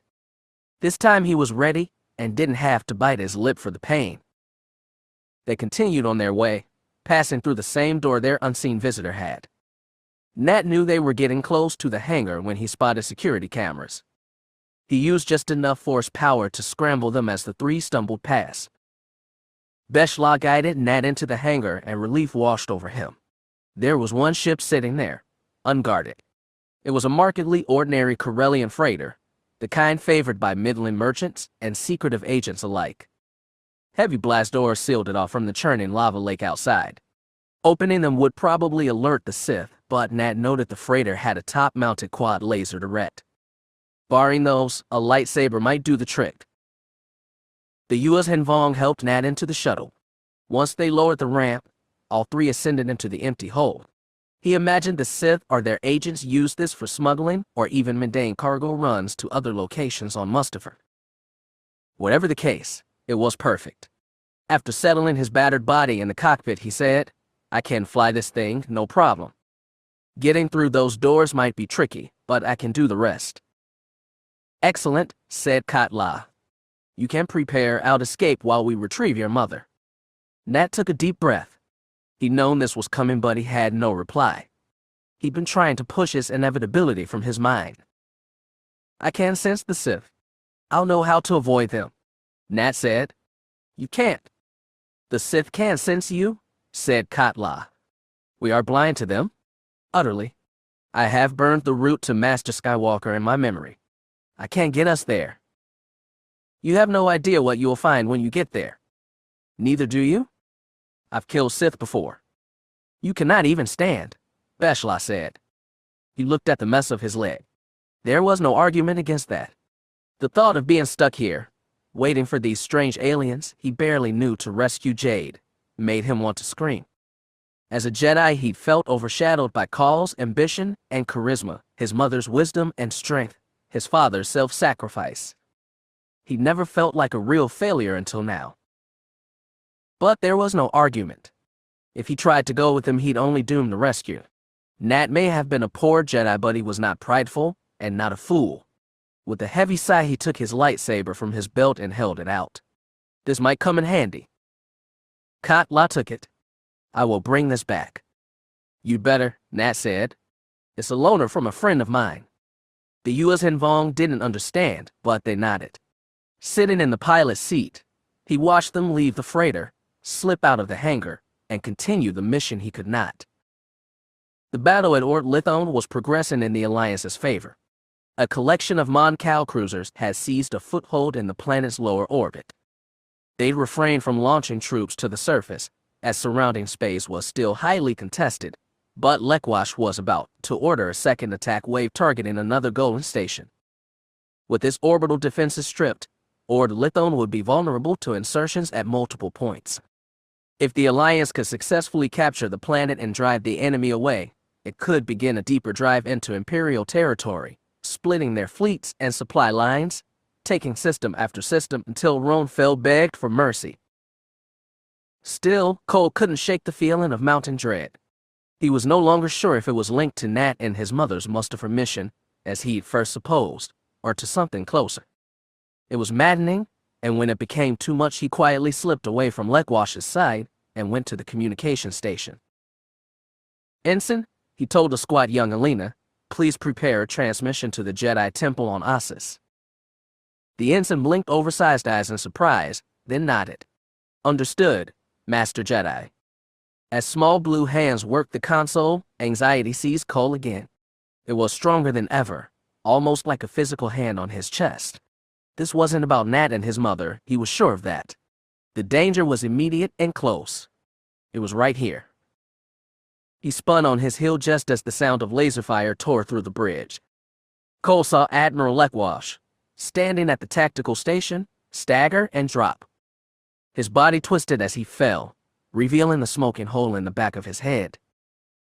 Security teams scrambled, some for the Admiral, some for the bridge entrance. Cole grabbed his lightsaber and saw some guards raise their blasters for a single black-haired figure in a bulky orange flight suit. The guards fired. Alarm sounded. The entire bridge jerked violently, as though something inside Krakana had exploded. A wave of invisible energy threw half the bridge crew to the deck. Cole was slammed hard into the comm console and nearly dropped his weapon. A scarlet lightsaber ignited in the black-haired figure's hand, flashed through the air, and cleaved 3 guards in half. It all happened too fast. Shock delayed Cole only for a moment, but that was enough for the black-haired figure, the assassin, to strike down the guards and dash off the bridge. More tremors shook the deck. Cole pushed away from the console and raced for the exit. Medics and guards and crewmen had formed a wreath around Lekwash's fallen form, but Cole did not stop, did not look at the Admiral. He already knew Lekwash was dead. He reached out further with the Force. Amidst all the confused and panicked crew, there was one beacon that blazed with certainty, with anger and hatred and the dark side. Cole chased it, tearing down halls as fast as he could. Her made one sharp turn, then another, and felt himself grow close. Cole slid around one last corner and stared down a short corridor littered with cleaved, smoking bodies. At the end were the parted entrance doors to a turbolift. Standing inside the lift was the black-haired figure with the lightsaber in his hand. Across the distance his eyes met Call's. They blazed red gold, like a Sith's, and his lips parted to bear a sharp-toothed mocking smile. Then the doors closed. The lift plunged. Cole sprinted, jumped over bodies, and let himself slide hard into the closed doors. With 3 slashes of his lightsaber, he carved a hole and jumped through. The lift capsule was falling fast down its shaft. Cole fell faster. He landed hard on the top of the capsule and plunged his lightsaber through the roof. He tore through machinery, triggering the capsule's emergency brakes. He force-pushed the cut-through section of the roof down into the capsule and followed it boots first. He came up, swung his lightsaber high to deflect the coming attack, and found himself in an empty capsule. Cole swore and kicked the wall in anger. Struggling for calm, he reached out with the Force and found Lekwash's assassin. He'd escaped from the lift and was several levels above, but making his way down via another route. He had to be heading for an escaped vessel in one of the hangar bays. Cole plucked the comlink and thumbed it on. He hailed the bridge and hoped someone was listening. "This is Skywalker. The assassin is trying to escape. Secure all hangars immediately. Do not let anyone leave Krikana." He barked his orders again. He couldn't tell if anyone heard. He shut off the comlink, kicked the wall again, then tried to figure a way out of here. He ran. His legs ached for the strain, and his lungs strained for breath, but beneath that he was filled with a buoyant joy. He'd boarded Krikana, slain the Alliance's admiral, tipped the battle and perhaps the war in the Empire's favor. The Sith were finally on their path to deserve descendants, and it was all because of him. But to reap the reward for his triumph, he had to get off this damn ship before the Jedi caught him. The Jedi was powerful. He could feel the humans' blazing determination in the Force, and knew he was far away but getting closer. He was not certain, but he suspected his pursuer was none other than Cole Skywalker, leader of the Jedi Council, architect of the Asus Project, and descendant of Darth Vader himself. The Jedi was the only thing that could stop his escape. Dressed in his orange flight suit, lightsaber tucked into a utility pouch, he hurried through Krikana's hallways unnoticed by his crew. The warheads aboard his Crossfire had exploded just as he'd arranged, drawing emergency crews and causing panic. Now word of Lekwash's death was spreading, adding to the confusion. Before going to the bridge, he'd taken time to familiarize himself with the insides of this warship. He planned several escape routes in his head, and they allowed him to travel quickly from the bridge down to the portside hangar. When he reached his destination, he found what he'd expected to find: a Krix-class courier shuttle, a handful of D-wing bombers refitting for escort duty. What lay between him and the ships was unexpected, but not wholly surprising. A half-dozen technicians and a full dozen guards emanated confusion in the Force, but they turned to him as one. "Sir," one guard called as he approached, "this is a restricted area. Please leave immediately." Then the guy walked forward with feigned hesitation. "I was ordered to report to my ship." He gestured toward the D-wings. "The rest of my flight's on their way. They'll be here in a few minutes." "On whose authority?" The lead guard frowned. The one behind him put a hand on his sidearm but didn't draw. "The captain's. Haven't you heard? The admiral's dead." "We know that. That's why the ship's on lockdown." He threw up his hands. "Fine. Call the bridge. They'll confirm my orders." The lead guard hesitated. A touch of the Force made him relent. "All right." He pulled out his comlink. "What's your name?" It had been a long time since he'd been asked that. It brought out an involuntary hissing laugh. The guards frowned. The one with the pistol tensed. He reached out with the Force and felt the Jedi getting close, so close. "I am nothing," he said, "but I am far greater than you." The lightsaber hidden in his belt strap pouch ignited. The red blade sheared through fabric and took to the air. The saber's force-propelled arc cut down 4 guards before they knew what was happening. The weapon slapped into his hand, and he darted forward, cutting down 2 more guards before they could unholster their weapons. Another 2 got their blasters out and opened fire. He batted their bolts artfully back, dropping them both with smoking holes in the chest, then lunged forward and speared another guard through the chest. The remaining crew and guards were scrambling. Some tried to flee, others to call for help. A few tried bravely, stupidly to fight him. He severed one guard's head, slashed another through the waist. The Jedi announced his presence with the clarion call in the Force. Removing his red blade from a crewman's gut, the Nagai turned in time to see the Jedi charging across the corpse-littered deck. He dropped back to 1 foot and raised his blade in a defensive stance. Even as he leaped through the air, the Jedi called on a wave of Force energy that knocked his opponent backward, off balance.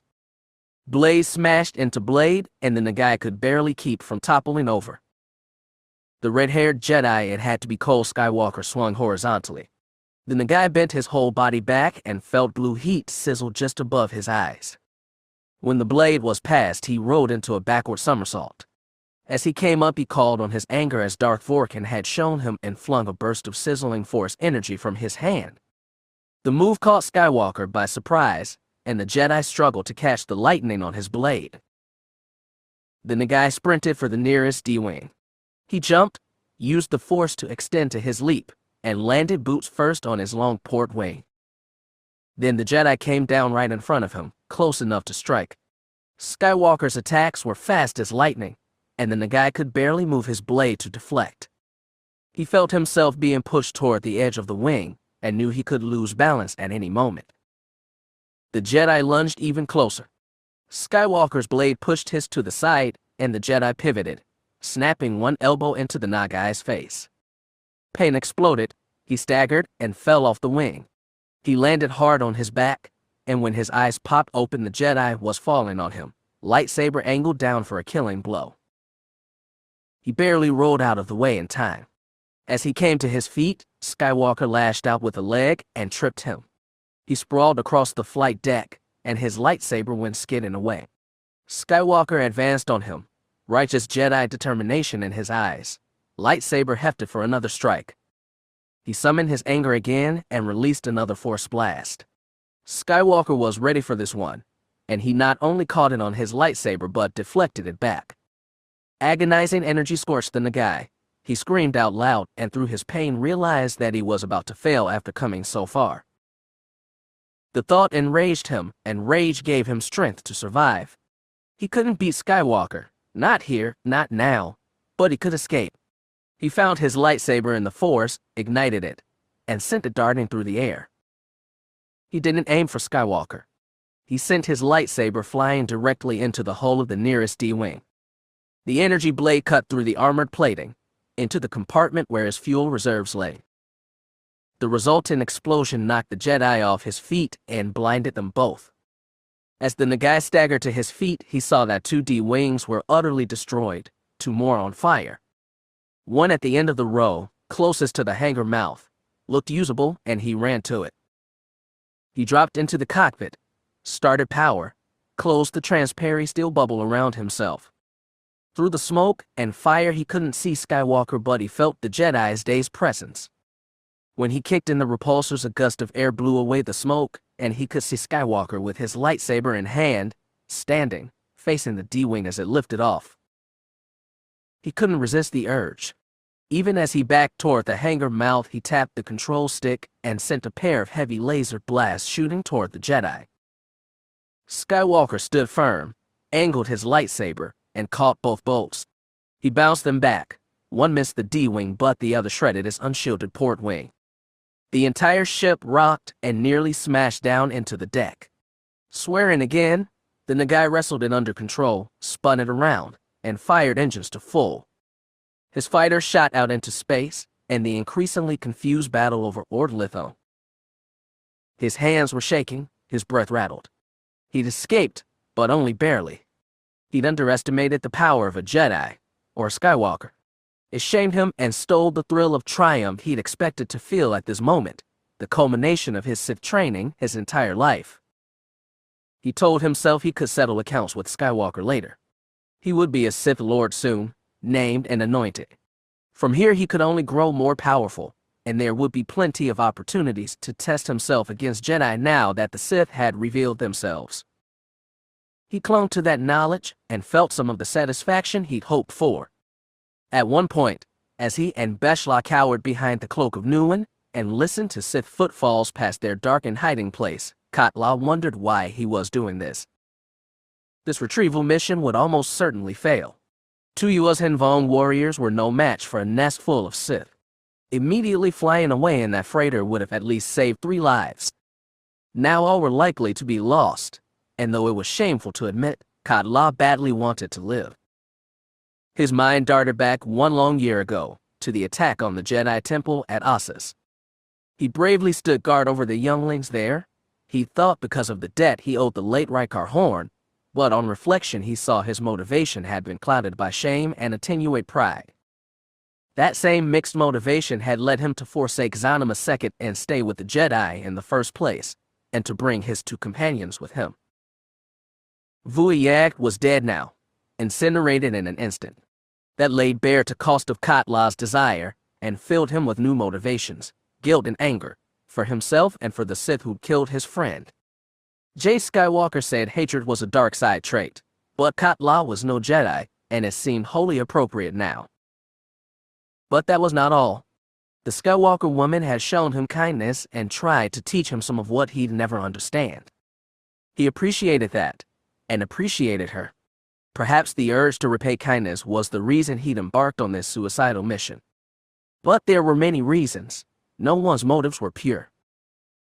When he was sure the Sith was gone, Kat La withdrew the cloak of Nuwen and swung it over his shoulders again.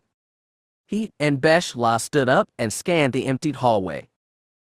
Beshla whispered, "To the ladder." "To the ladder," Kat La agreed. They hurried down the corridor, made 2 turns, and entered the auxiliary access shaft. They climbed bare metal rungs up 5 more levels. According to the map Kat La had memorized, that put them 2 levels beneath the observation room where Jade Skywalker was being held. He trusted Nat Skywalker's directions implicitly. They exited the shaft into the attached corridor. They approached the nearest intersection, heard voices, and ducked back into the shadowed end of the hall. They crouched down. Kat La threw up his cloak again. He knew the camouflage was not perfect, and if he'd been visible in the Force he'd have been caught already. As it was, they squatted in the darkness and listened to footfalls and voices. One voice said, "It will only take a few minutes to prepare the freighter. Once we're in the air." "I know our orders," the second voice rasped. "I wish we weren't being sent away."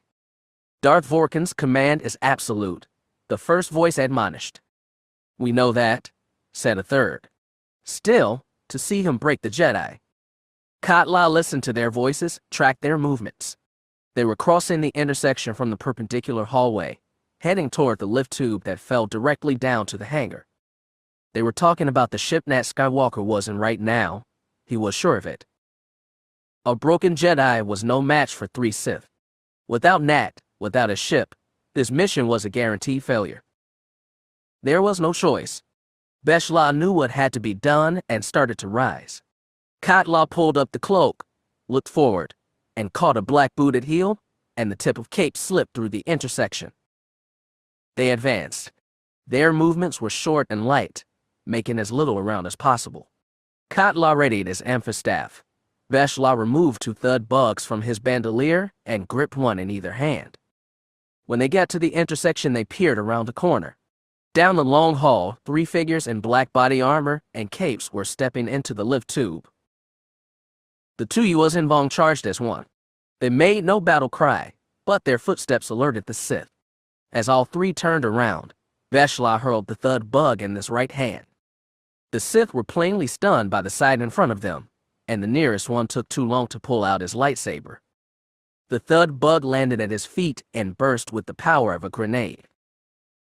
The explosion rocked the corridor and filled it with smoke. The warriors charged ahead into the wreckage of the lift. Though they could barely see, they thrust their elongated amphistaffs into the bodies on the ground, making sure they were dead. "The others will feel these deaths," hissed Kat La. "They will come. Then we best get out of here." Calling on the memorized map, Kat La led them down several hooked corridors until they found the second auxiliary access shaft. They pulled open the hatch and stepped inside. Beshla had 2 hands on the ladder rungs when black-booted feet fell on his shoulders, knocking him to the ground. Shock didn't slow Kat La. He lashed out with his amphistaff, which crackled and hissed against the lit blood-red blade of their attacker. It was some horn-headed humanoid, face marked in black and red tattoos more fearsome than any Yuuzhan Vong warriors. Kat La's second attack pushed the Sith off Beshla. As the warrior bounded to his feet, a second Sith, a bald-headed human woman, dropped to the bottom of the shaft. The Yuuzhan Vong were pushed back into the hallway. Kat La knew how Force users fought. They communicated battle movements to each other without words, like Yamas. More Sith were surely on the way. These ones attacked with more ferocity than any Jedi, and the Yuuzhan Vong were pushed further back as they frantically parried. On jabbing thrust from the female Sith took Beshla in the shoulder, he grunted in pain but kept fighting. Kat La heard footsteps behind them but didn't dare look away from the Horn Sith attacking him.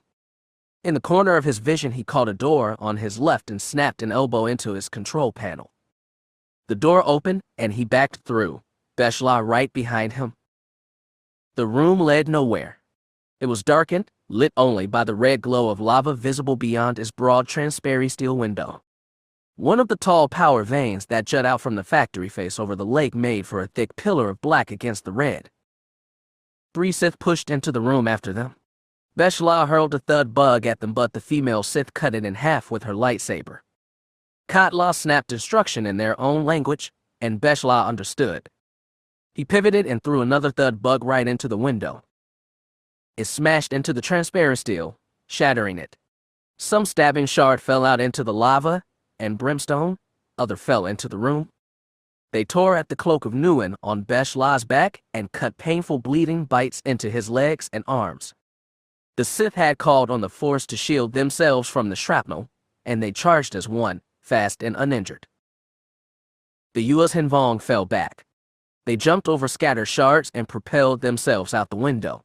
The thick horizontal pylon connecting the vertical vein to the factory was right beneath them, but it was a long fall. The warriors tucked in their legs and rolled to avoid injury, but it was still a hard impact, and Beshla nearly fell off the pylon into the churning lava below. The Sith fell after them, Force-assisted and graceful. Like a trio of black carrion birds, they landed in front of the battered Yuuzhan Vong, sabers lifted, ready to attack. Kat La's amphistaff clashed against the nearest blade, and the Sith tried to back him toward the pylon edge. He flipped his grip on the amphistaff so his feigned head was angled upward, and when the Sith next struck, he commanded it to spit venom in his attacker's face. The Sith staggered back, hissing, and that was all Kat La needed to swing out a leg, knock the Sith off balance, and drop him into the lava below. He rushed to help Beshla, who was battling 2 Sith at once, and had his back pressed to the power vein's vertical rise. The second before Kat La joined the fight, the Horn Sith slipped through his friend's defenses and speared Beshla in the gut, doubling him over. His weapon dropped from his hand, rolled, and fell off the pylon. Kat La howled and thrust his amphistaff like a spear at the Sith. His enemy sidestepped and batted the attack upward with the swipe of his saber.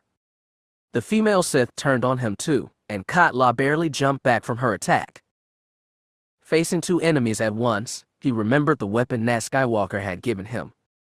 He pulled the cool, hard cylinder from his belt and ignited it. The weightless gold blade stunned the Sith, which was what Kat La needed. He dropped shoulders low and charged the horned one, living and constructed blades both angled for the Sith's gut. The Sith moved to block, but Kat La ordered his amphistaff to slacken into a whip. When it contacted the Sith's blade, it wrapped his body around the red light, restraining it so Kat La could plunge the lightsaber into the Sith's stomach. He pulled back, kicked, and sent the Sith off the pylon's edge into the Inferno. The last Sith lunged into attack, but stopped a half-meter from Kat La. The woman gagged as Beshla's armored forearm cut into her neck and his short blade calf cut into her stomach. But her shock didn't last. Her face twisted into a snarl. She reversed grip on her lightsaber and plunged it into her own chest, spearing through her heart and Beshla's both. For a half-second, the warrior's face went slack in death. Then both bodies tipped off the pylon and fell into the lake of fire. Kat La howled.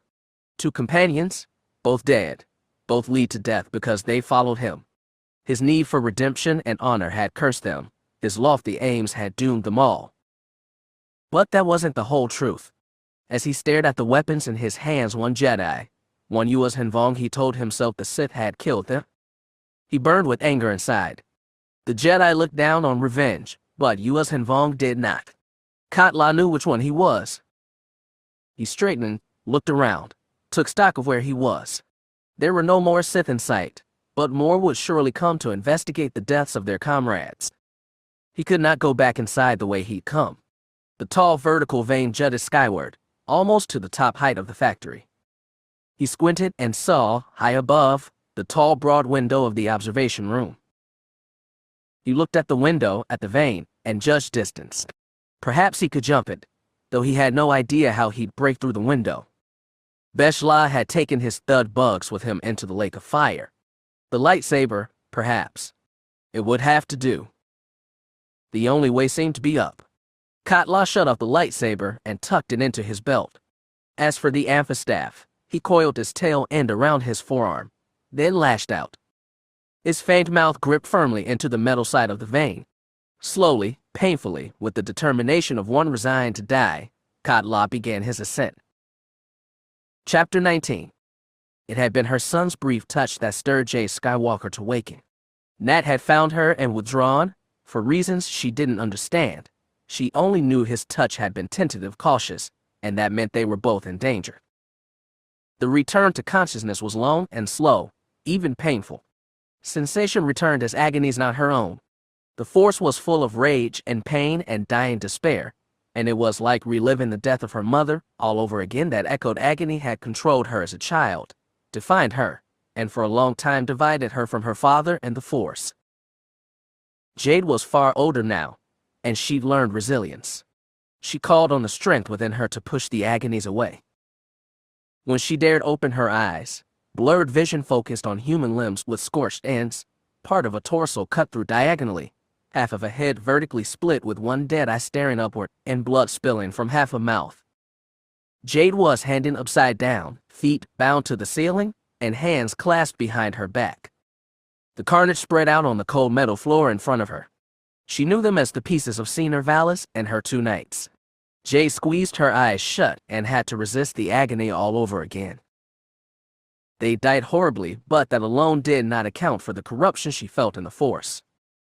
Someone was sustaining the echo of their death, churning it, keeping it fresh and alive as a means to torment her. It was working. Though she forced the agony back and found the calm inside, the effort kept her from using the Force to free herself from her binds. When she found calm again, she didn't dare open her eyes until she heard a voice said, "We took them alive first. Then we discovered you. You were a gift to us, Jade Skywalker. We decided we did not need these anymore." Standing directly before her, thankfully occluding some of the carnage, was a tall alien with golden skin tattooed by jagged black designs. It wore black body armor, but his long three-joint limbs were bare. Small sharp teeth lined his mouth, and his close-set eyes were predatory. A blood carver, they were called, but it was more than that. For the tattoos, for the great evil it emanated in the Force, she knew it was a Sith. With that knowledge, she was almost consumed, not by the echoed agony but her own despair. 30 years ago, the Jedi had battled the Sith on Shidu Mod, destroyed their temple, killed their warriors. It had been a great and awful battle, and Jade herself had fought their fearsome Darth Wirelock, who stood guard outside the tomb where the ancient Darth Krayt had slept. Jade had barely survived. Her friend Warren had not. That should have been the end of it, but somehow the Sith had survived, like they always survived. And it was worse than that. She knew deep down that these Sith had not only captured her and massacred the Gensere, they were the Phantom Menace Cole had been seeking for the past year, the ones who'd ruined the Ossus Project and drawn the whole galaxy into a brutal war. If the Sith had the power to do all that, then they'd never been defeated at Shidu Mod at all.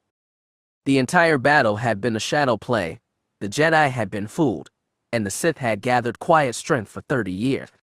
It made bitter mockery of all Jade and her comrades had suffered and died for. She never felt defeat like this. "I have wished all my life to meet a Skywalker," the Blood Carver said. "The Jedi who slayed Darth Zorin and Darth Wirelock. The one who defeated the abomination of Belith for the final time. To my eyes, you are just a small human, old and weak-bodied. But in the Force you are impressive. It is no wonder you are legend. She never wanted to be anyone's legend. Even those accomplishments he'd rattled off were lies. She defeated Darth Zorn with her father, Abelith with her husband, Darth Wirelock with Warren. In all of those cases her comrade had died and she lived to reap the honors of victory. Jade remembered Nat was out there. She couldn't stand to live through yet another loved one's sacrifice. She closed her eyes and dropped into the Force, finding the quiet place inside her that had always been connected with her son. Even as she touched that place, she put the rest of her awareness into pushing back against the blood carver's dark pressure, hopefully distracting him as she reached her son. She felt Nat, and he felt her, and she told him go. From Nat she felt relief and assurance. Help is coming. Go, she pleaded. No more sacrifices for her sake. Not me, Nat said, and withdrew from her mind. She didn't understand. Jade redirected the effort she dedicated to Nat and reached out across the entire factory complex. She felt other minds, several dozen of them, all strong with the dark side. Many of them were frantic and seeking, which seemed implausible for Nat's firm confidence. Then she remembered the Yuuzhan Vong. Their invisibility in the Force could help them against Sith, but only so much. She remembered one of them, Vui Yagd, had been aboard the ship when it was bombed. That left only 2 warriors against all these. They couldn't do it. They would die trying to rescue her. 2 more sacrifices for her sake, and both in vain. Tears slipped from her squeezed-tight eyes and ran down her forehead. She wanted to scream. Do not cry yet, Skywalker. The blood carver's voice dripped with sadistic pleasure. What you feel are just echoes of their dying agony. It is nothing compared to what Lord Crate will show you. Crate, alive. Jade was already drowning in despair, and it did not surprise her, but the Sith seemed in the mood to gloat. It would be no pleasure to oblige him, but it might give Katla some time. She opened her eyes and said, I killed Darth Crate. Darth Wirelock gave her life so you would believe that, the blood carver said. She was Crate's loyal servant to the last. And you are Wirelock's replacement. The blood carver hissed laughter. Oh no. We have a new Darth Wirelock who is our master's most trusted guardian. I am Lord Crate's hand, the extension of his iron will. His pride was obvious. Your name? I am called Darth Vorkin. We will travel together to Corbin. Lord Crate is eager to meet you. It has been many decades since he spoke with the Skywalker. You think I'll just let you take me? No. I am aware of the great power inside you. I can feel it, dormant but waiting to be released. Lord Crate said that is what binds all you Skywalkers together, generation after generation. He says your ancestor Anakin was made by the Force, conceived by it, and that it flows through your blood like a torrent while for others it is at best a trickle. His voice got hungry. Of all mortal beings you are the closest to the true power of the Force. There are many who envy that. I never asked for it. And yet you have it. You use it and it uses you in turn. Vorkin reached out with a 3-fingered hand. When he touched her face he did it softly, not out any need to be gentle, she realized, but of something like reverence. Bringing you to Lord Crate will be my proudest accomplishment, Vorkin said. You can't try, Jade hissed. You won't do it. I don't doubt your power. I don't doubt you could kill me here, rend me limb from limb, or spark the reactor on my ship and blow us both to atoms. Maybe you even want to do those things. Skywalkers are no stranger to the dark side. She stared at him and tried hard not to hate. We have other assurances. Vorkin stepped back. She felt him reach out with the Force, signaling some other Sith who'd been waiting outside the chamber. They came in a moment later, 2 dark-robed humans with face marked red and black. They might have been twins. One used both arms to cradle a Yuuzhan Vong seed pod the size of his torso. That surprised Jade, but only for a moment. Of course these Sith would have access to Yuuzhan Vong technology. They'd never have sabotaged the Ossus project otherwise. Vorkin opened the top of the seed pod, revealing a Vong-formed creature with a flat body and a long, twitching tail tipped by a twisted barb. Jade's stomach clenched. This is called the spinarray, Vorkin explained. It is not merely a torture device. The pain it inflicts is so precise. The Yuuzhan Vong once used it to map the nerve structure in his victim's brain. And of course, all your force powers do nothing to it. The two humans reached carefully into the seed pod. One grabbed the twitching tail. The other took his head in two hands. They removed it from the pod and carried it around Jade. She twisted, tried to look behind her. She noticed the broad transparent steel window for the first time, the great churning molten lake, and the tall vertical power vein that was silhouetted against the lava's scarlet glow. Vorkin grabbed her face again, pulling it forward, untwisting her body. He grabbed hard this time, and she could do nothing to jerk free. She felt the Sith behind her grab her shoulders, felt the pressure of the spinarray as his pincered legs dug into her back, felt the new weight settle on her. Then agony attacked her, not spectral but physical, the visceral kind that erased all conscious thought, even the Force. She opened her mouth to scream but was not aware she succeeded. In an instant, agony was all. Katla did now know if the Sith were still searching for him, but none had pursued him during his climb up the power vein. He progressed slowly up the great machine, and by the time he reached the top his shoulders sang with agony and his arms ached like nothing he'd known. He knew that if his grip faltered he would plunge into the fiery cauldron below. Even now Mustafir's brimstone smoke choked his lungs. Drifts of sparks and ashes wafted up from the lake on scalding breezes and pitted small stinging burns against his skin. Yet he kept climbing. If he even flinched it would mean death. A century ago his people had forsworn their worship of pain. Many still did so, in smaller ways, in secret. But as a member of the Ganner sect, Katla had consciously rejected the old masochism. As he climbed out of Mustafir's Inferno he realized that pain could be a tool after all. It bound body and spirit together and drove away all confusion over his own motives. It purged him even of the burning anger over his comrades' deaths and the shame of his own complicity. He realized that none of those things mattered. He did not matter, not his shame, not his vain ambitions, not his honor, nothing. Even the wise old woman he fought to save didn't matter, nor the Sith who seized her. Against the endless march of eons and the will of the Force that commanded the universe, all of them were small. Katla realized that, surrendered to it, and found strength to push the pain away. Even if he could never feel it, the Force was part of him and he was part of the Force, and his every action played some small part in the whole of his will that defined all history, and even if his voice never whispered in his ear the power, moved through him because it moved through everything. That was enough. When he reached the summit of his climb, Katla perched atop the tall vein and looked down at the broad observation window. The chamber was lit inside by a cool light, and he could see the figures moving inside, a tall thin creature colored black and gold, two shorter humans in red and black. The floor around them was littered with pieces of dismembered bodies, a grisly sight.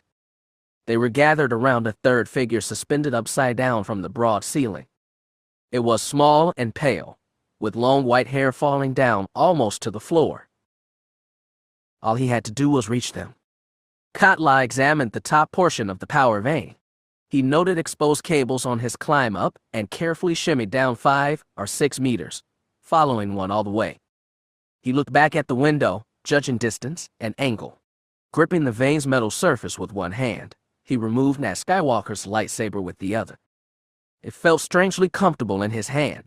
He flicked on the golden blade long enough to cut the thick cable, then shut it off. He glanced back at the window and saw Jade Skywalker's body trembling in pain. The Sith had stepped back, watching her and probably enjoying it. It almost looked like they'd attached a spinarray to her back, but he could not be sure.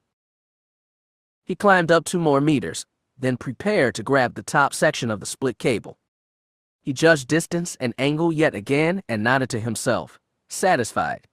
He grabbed the cable with one arm and held it close against his body. With the other hand, he gripped Nat Skywalker's lightsaber, thumb over trigger. Once he got inside, it would be him versus 3 Sith. Surprise would only get him so far. If he removed the spinarray, or whatever it was, it might free Jade Skywalker to help. Or perhaps not. Perhaps she'd be dead by the time he reached her. That was outside his control. Everything was outside of his control except the steps he took in the next few seconds. Though he surely swung to his death, Katla found he did not fear, did not doubt. Though his whole body ached with strain, cuts, and burns, he felt joy in his heart for the part he'd been allowed to play in the universe's unending drama. Though it was small and futile, it had been his part and his alone. Baring his teeth in an almost human grin, Katla pushed off from the power vein. He swung on the end of the cable, straight and true toward the transparent window. The Sith did not sense him, didn't look at him. A second before he hit, he stretched out his feet to catch the impact and ignited Nat Skywalker's golden blade. His boots hit the paint first, then the blade. He sheared through the transparent metal with so easy flicks of the wrist. He cut a flurry of strokes through it, shattering it in part, and fell through the hole. He held out his lightsaber so as not to cut himself as he impacted on the floor, came out of his roll, and found himself facing 3 stunned Sith with an amphi-staff in one hand and a lightsaber in the other. The tall gold and black alien screamed for the others to attack. By the time they plucked their sabers from their belts, Katla was on the first one. With another flick of the lightsaber, he cut the enemy down, but instead of fighting the second, Katla lunged past him to Jay Skywalker's trembling form. He lashed out with his amphi-staff next. The living weapon sank his fangs into the spine raised back and pulled it off the old woman. Her body jerked once more, then dangled limp from his spines. She was still alive, Katla knew it. He interposed Jay Skywalker between himself and the Sith. They balked at cutting through her and tried to circle around. The other red-skinned human was closer, and Katla lashed out with his amphi-staff again. This time it released the spine array and sent the creature flying into the human's chest. The Sith howled in agony and fell kicking to the floor as the spine ray's barred tail stabbed savagely into his stomach. Then the golden Sith was on him. The tall alien moved with fluid grace. Its 3-jointed limbs gave it speed and flexibility unlike anything a human or Yuuzhan Vong could accomplish. It batted both Katla's weapons away, and in the same fluid motion stabbed at his chest. For the first time since his ascent up the power vein, Katla felt fear. But fear, like pain, was a tool. It kept him alive as he jumped back from the Sith's lightning-fast thrusts, one after another. Katla felt like he could anticipate the Sith's moves as he dodged and deflected, but even then it was impossible to actually land a blow on the creature. He realized more Sith had joined them when a shocked voice barked, "Darth Vorkin. Where did he? Just help you fools." The gold and black Sith snapped. 3 Sith lunged toward Katla in a swarm of red and black. Darth Vorkin slipped back, letting them attack. Even though they were 3 enemies, it was easier for Katla to predict and counter their attacks. They swung high, he ducked low. They went for his legs, he jumped. One enemy swung too hard and left himself open. Katla lashed out with his amphi-staff and cut the Sith's throat without slowing down. As he battled the remaining 2, he felt like he was at the center of a dance in which he knew every move better than his partners. He kicked one to the ground, smacked back the other's lightsaber with his own, and stabbed him through with the amphi-staff. As he pulled out the amphi-staff and turned to face the third opponent, the entire chamber shook. Everyone was thrown to his feet. Katla, his opponent, Darth Vorkin, 4 more Sith who were just coming into the room. It was more violent than any groundquake Katla had ever known, but it was more than a groundquake. Katla instinctively knew who was responsible. He looked at the small pale woman dangling upside down by her feet. Her eyes were closed, her expression strangely serene as she called on the overwhelming power inside her, and used it to churn the lake of fire over which they perched. She was luminous, as though summoning light from beneath her skin. He looked out the half-broken window and saw great waves of lava surging along the shoreline. He watched a wave jump out, crest, and smash against the factory's blue energy shields, which flickered and strained. He knew that she was calling on all her power to destroy this factory, and the Sith with it. He knew, too, in a way he couldn't explain or fathom, that she was also calling out to her son to escape, and that Nat was refusing to leave her. Katla understood all this, and he was fine with it. He has come here ready to die. So long as he fulfilled his small role in the destiny of this galaxy and the great will of the Force, he was happy. Then he saw Darth Vorkin rear to his feet behind her. Katla opened his mouth to scream. Then the Scarlet Sith blade speared out from Jade Skywalker's chest and all her power stopped. Sometimes Jade thought she knew more about death and sacrifice than any other Jedi. She'd seen it happen too early and too often. Her first teacher, Jalu, her father Ben, Jadram, whom she still loved, and her friend, who'd had other names but whom she only thought of as Warren. Deep down, she'd always wondered when her turn would come. She'd hoped to die quietly, like Jaina or Lana, but there was no guarantee. Skywalker blood compelled people toward important lives, not peaceful ones. She knew she was dying.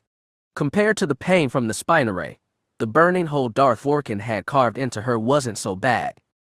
Under the right shoulder, through the lung, but missing the heart. She felt the Sith cut through the cables binding her to the ceiling, felt her body slam down on one shoulder to the hard metal floor. She saw Katla bend over her and saw Vorkin loom over him, saber still blazing, with a sadistic gleam in his eyes. He wanted to savor this. Jade had a few moments left. She opened her mouth but pain rushed through her chest, too much to speak through. She lifted one hand and touched Katla's face. It was smooth, softer than she'd expected. His face contorted with grief, but she felt none herself. There was one thing left to do, and only one. It was so simple. Jade fell into the Force. This had been so hard when she was young. She'd recoiled from the great power at the heart of the universe and the echoes it carried of her mother's dying agony. She'd come to understand those painful echoes had been the echoes inside her, amplified by a power so great it contained everything for every being. Agony and joy, love and spite, peace and war and curiosity and hope and despair, and every other tone in the vast spectrum of existence. Living things could only experience a few colors at once. The full spectrum lay beyond a mortal's ability to see. In her dying moment, Jade straddled the limits of life and the infinity of the Force, and in that union she felt everything, knew everything. In that moment she could do anything, and so she called out. Her call went everywhere. As the warship Krakana limped away from Ord Lithone, after a chaotic retreat, Cole Skywalker staggered and braced himself against a bulkhead. He felt his mother's presence, familiar and warm and comforting like always, but tinged with melancholy farewell. Sadness gripped him, then confusion, and then Jade showed him everything. The trap on Mustafar, the gold and black blood carver who'd killed her, and the revelation he'd been dreading most: Darth Krayt had survived and the Sith had engineered the entire war. Jade tried to send comfort with the revelation, but she could only do so much. Cole collapsed on the deck, overwhelmed with the enormity of it all. Farther outbound from Ord Lithone, tucked inside his battered, stolen D-Wing, a newly made Sith Lord gasped. Raw force power greater than anything he'd ever felt seized him and filled him with knowledge. He understood that a great Jedi was dying, and that the teacher he'd envied and hated was going to die with her. Understanding gave him no pleasure. Vorkin had taught him that one could only access the Force's true power through disciplined use of anger and hate. The power he felt was so great, so calm, and it surpassed everything he'd thought possible. Perhaps, he thought with fear, the dark side was not all it was supposed to be. Aboard an Alliance vessel stationed at Palanhi, Lobaka tipped his head back and released a mournful howl heard throughout the ship. On Coruscant, in his bed at the Jedi consulate, Arlen Fell was seized by a dream he knew to be real. He took in everything, understood everything, and passed bittersweet farewell to his first apprentice. Roan Fell lifted his eyes and stared at the gray bastion sky. Revelation came from nothing and consumed him. He was staggered by the dying call of Jade Skywalker and all it told him. The One Sith, which his father and brother had died to destroy, still lived, and his ancient master Darth Krayt had engineered this entire war. The Sith had used everyone to achieve their vile ends: the Jedi, the Yuuzhan Vong, the Alliance, and the Empire. They'd used him most of all. When he looked away from the clouds and saw the assembled Imperial Knights to whom he'd been speaking, Roan realized that they, too, felt it all. And on her humble, homely freighter, Marin Solo dropped the hydro spanner she'd been using. Her legs went weak and her knees hit the deck. She hadn't felt this feeling in almost 30 years, and it took her seconds longer than most to understand what was happening. Anya grabbed her arm and asked in a panicked voice what was wrong. Marin didn't know what to tell her. Even as Jay's dying awareness spread across the vastness of space, she felt more firmly than anything the presence of her older son. She felt Nat fire the engines of his ship and blast through the hangar doors with his laser cannons. Though her vision dimmed and blurred, she knew when he kicked his ship into a hover directly in front of the broad window and sent out another hail of laser fire. It cut above her prone body and Katla's bent form. It burned through Sith and tore open the rear walls, filling the air with debris and smoke. She felt dark minds wink out, one after another, while Nat's burned bright, frantic, scared, mourning. She felt the one crouched beside her and knew that he, too, was luminous. Without words, she told Katla to go. The Yuuzhan Vong understood. He rose, turned, and dashed for the blown-open window and the starship outside. Jade didn't see him jump or join Nat aboard. She couldn't see anything anymore, but she could feel them both, frantic together. She felt, also, one Sith Lord stagger to his feet. Darth Vorkin was a dark star in the Force, blazing with anger and bounding toward Nat's ship, lightning fast on long three-jointed legs. He had a lightsaber in hand, and his heart was filled with vengeance. He was nothing compared to her light. She told Nat to go. He pulled away. Then she reached back into the great lake of fire on which they sat. Her power became the fire's power, and it willed as she willed. When Darth Vorkin jumped out the window, the molten lake itself leaped up and consumed him.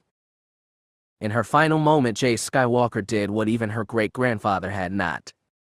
She tamed the Inferno's heart and made it her own.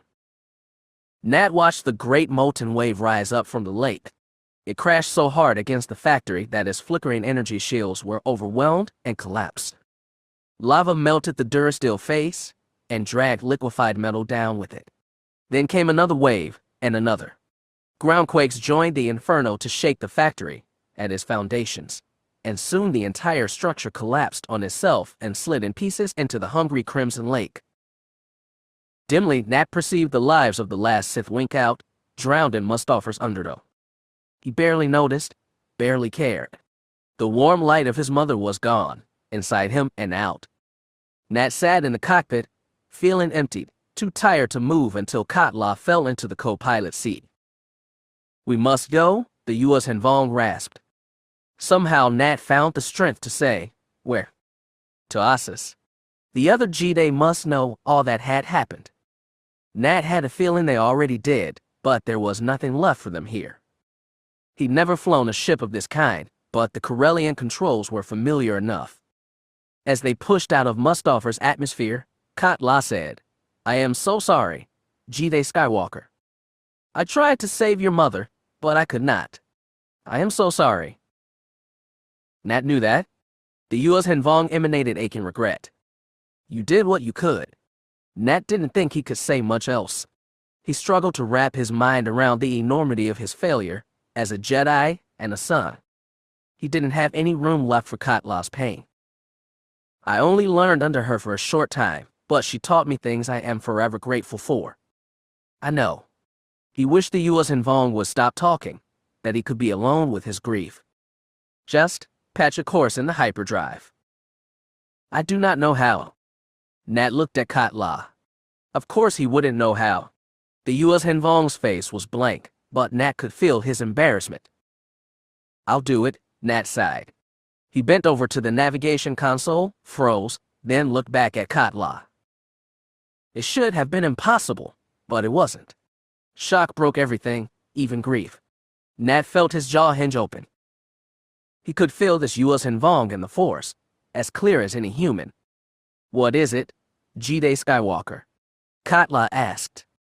It was a long time before Nat figured out what to say. Chapter 20. Since Admiral Lekwash's assassination, rumor had spread as fast as panic across the Galactic Alliance Navy. As captain of the Fifth Fleet's flagship, It was Jaius Yorb's duty to maintain order and morale aboard Indomitable and set the example for all other captains to follow. Frankly, he wanted nothing more than to tear off his uniform and go back to Sullust. For years, he promised himself he'd retire to the homeworld one day, settle in a comfortable warren, take some mates, and breed some kids, just like he was supposed to. He'd miss the adventure and important work of the military, naturally, but it would be safer and less confusing.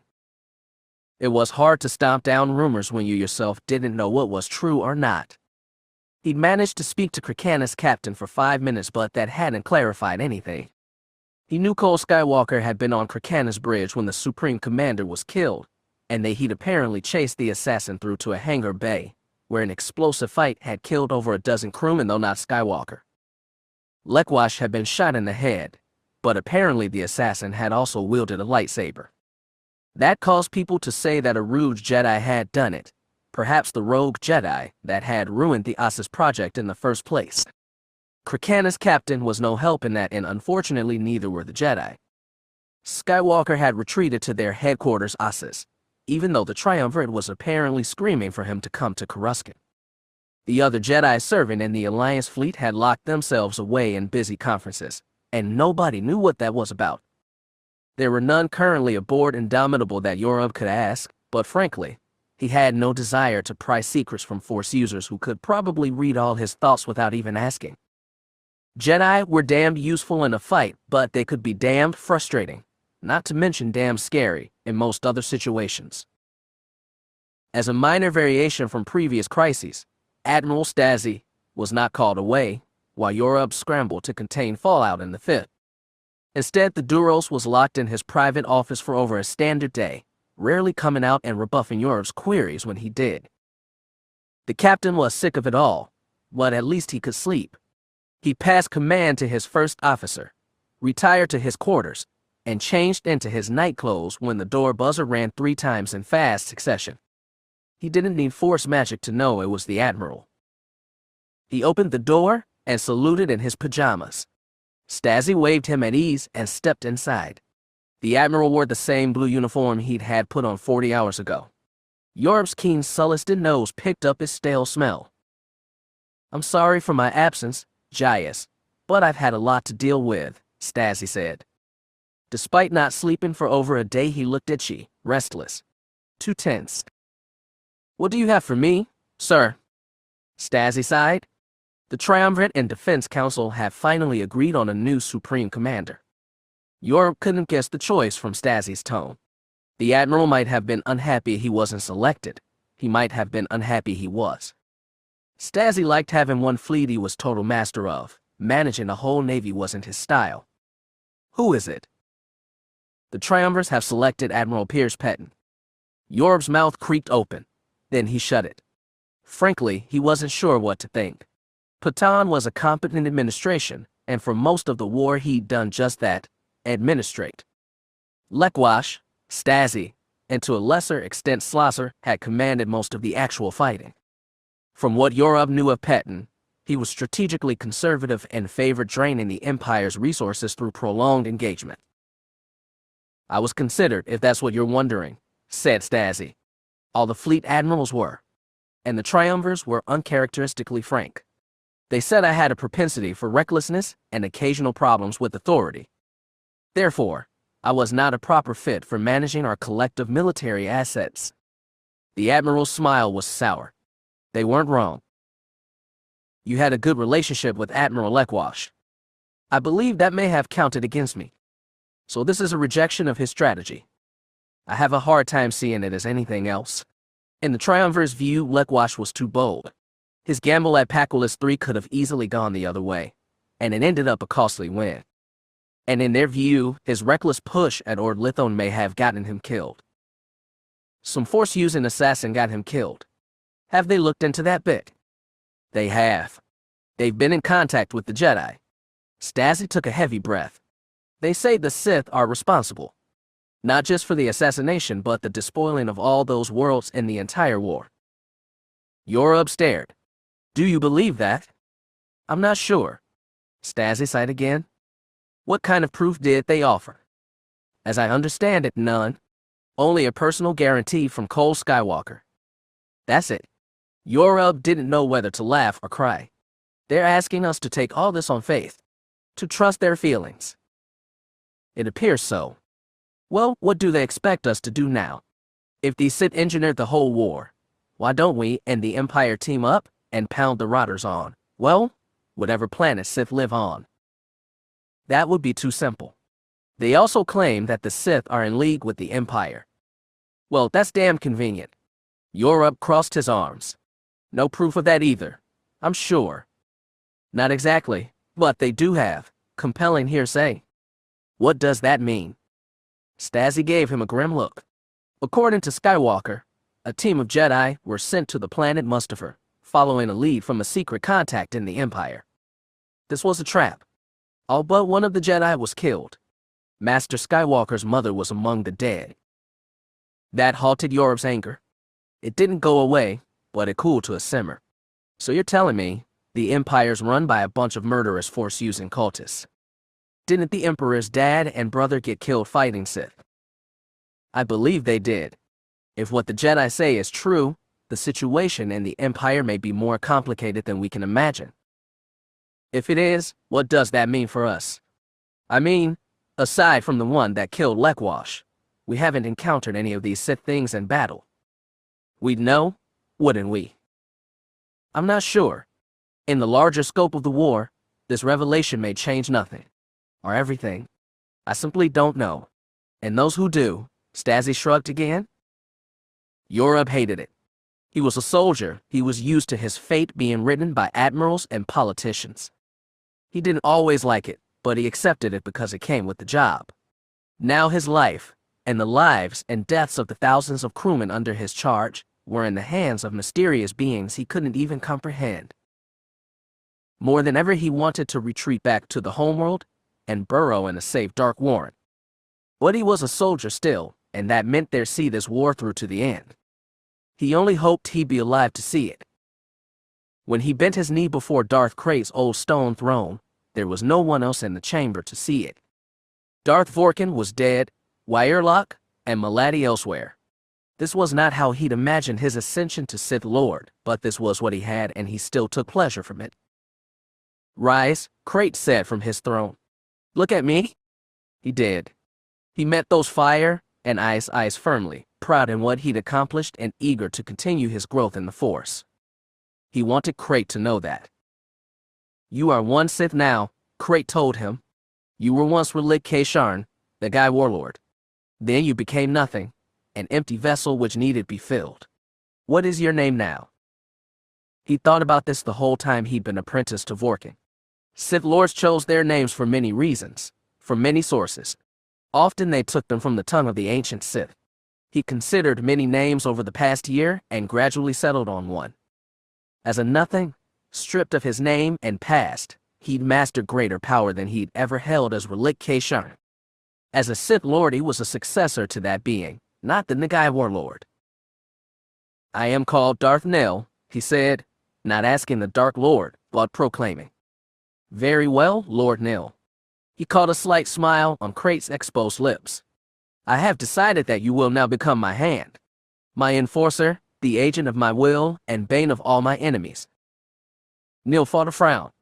I understood I was to become your fist, your war leader. You would have made an excellent war leader, but I am in greater need of a hand. As you know, that position is currently unoccupied. He fought disappointment. While training under Vorkin, he'd often felt envious of the Blood Carver, both for his Force mastery and the esteemed Darth Krayt held him in. Now he had succeeded in teacher in full. Are you not pleased with the honor? Asked Krayt. Of course I am. I am proud to serve the One Sith in all ways. Nil swore to make it true. What task do you have for your new hand? Something far simpler than your last one, Krayt said. You are to lead a contingent of Sith to Bastion. Lady Maladi is already there, preparing for your arrival. Are we to kill Roan Fel? The Emperor and his knights would be far harder to slay than one vermin admiral. Fel still has uses. As long as he is in command the Empire, the Jedi will be split on how to handle the war. Dethrone him? take his place, and we make ourselves a target for them? Crate chuckled. Consider this assignment your victory parade. In her former life as the spy Morgan Cord, she'd walked into many rooms having braced herself for death. As Cole had told her, surrendering the desire to live was sometimes necessary to reach greater goals. She was not self-sacrificing like a Jedi, and never had been, and it had been decades since she'd anticipated death that way. Death was a very real possibility now, from one hand or the other.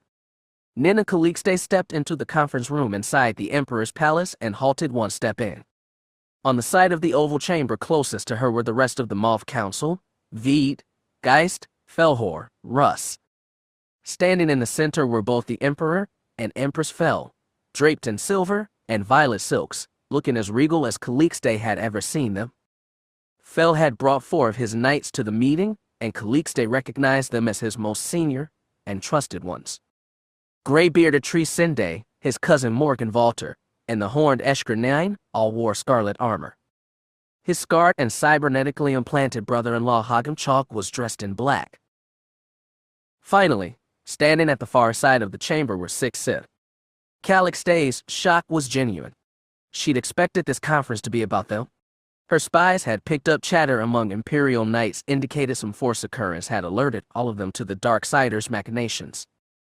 She never expected to see Darth Maladi standing 3 meters from the Emperor, nor for her to have 5 other Sith with her. 4 had their faces marked in scarlet and black tattoos, a human, a Duro, a Gato, and some race she couldn't place. The one standing beside Maladi was different. Jagged black marks gave his lower jaw a fearsome edge, but the rest of his skin was totally white. He was tall, with broad muscular shoulders, a thin waist, and thick black hair. Not quite human, but something else. A Nagai, perhaps. He had the predatory look she'd associated with that warrior race. Thank you for joining us, Moff Calixte. The Emperor's voice was a low growl. His loathing for these Sith was palpable, as was his anger, though she had no idea it was directed at her. I apologize for my slight delay. Calixte sidestepped, placing herself next to Geist. I was not aware we had such unique guests. They arrived on Bastion a few hours ago, Fel said. They claim they've come to help us. His hard gaze passed over the assembled Moffs. I'm sure you have heard of the Sith before. Veed nodded. Geist twitched anxiously. Calixte sweated. Felhor, cool under pressure like only a Chiss could be, said, when the Empire last encountered the Sith, we did so as enemies. Yes. Fel turned to Maladi and snarled. They killed my brother. Arranged for the assassination of my father. Before that they meddled in our affairs and tried to plant their own puppet as Emperor. And now they come to us again, claiming they want to help. The Daveronian woman smiled politely. The empire you rule is a Sith creation. And my family has done everything it could to erase Palpatine's stain. The Sith are no longer the Sith of Palpatine or Darth Sidious, as we knew him. She gestured to the 5 beside her. Once there were only 2, always craving each other's power and sabotaging each other as much as they hurt the Jedi. Now we are many yet one, united in the goal of bringing security and justice to the galaxy. What exactly are you offering us? Asked Veed. The Empire is losing this war, Maladi said, eyes on Fel. You've lost your greatest warship in a foolish blunder. Your supplies are running down. The Emperor has refused to let his Imperial Knights fight on the front lines, while the Jedi have repeatedly turned battles in the Alliance's favor. It is almost as if your Emperor wants to lose the war. How dare you? Valter put a hand on his lightsaber. He does not, of course, Maladi amended.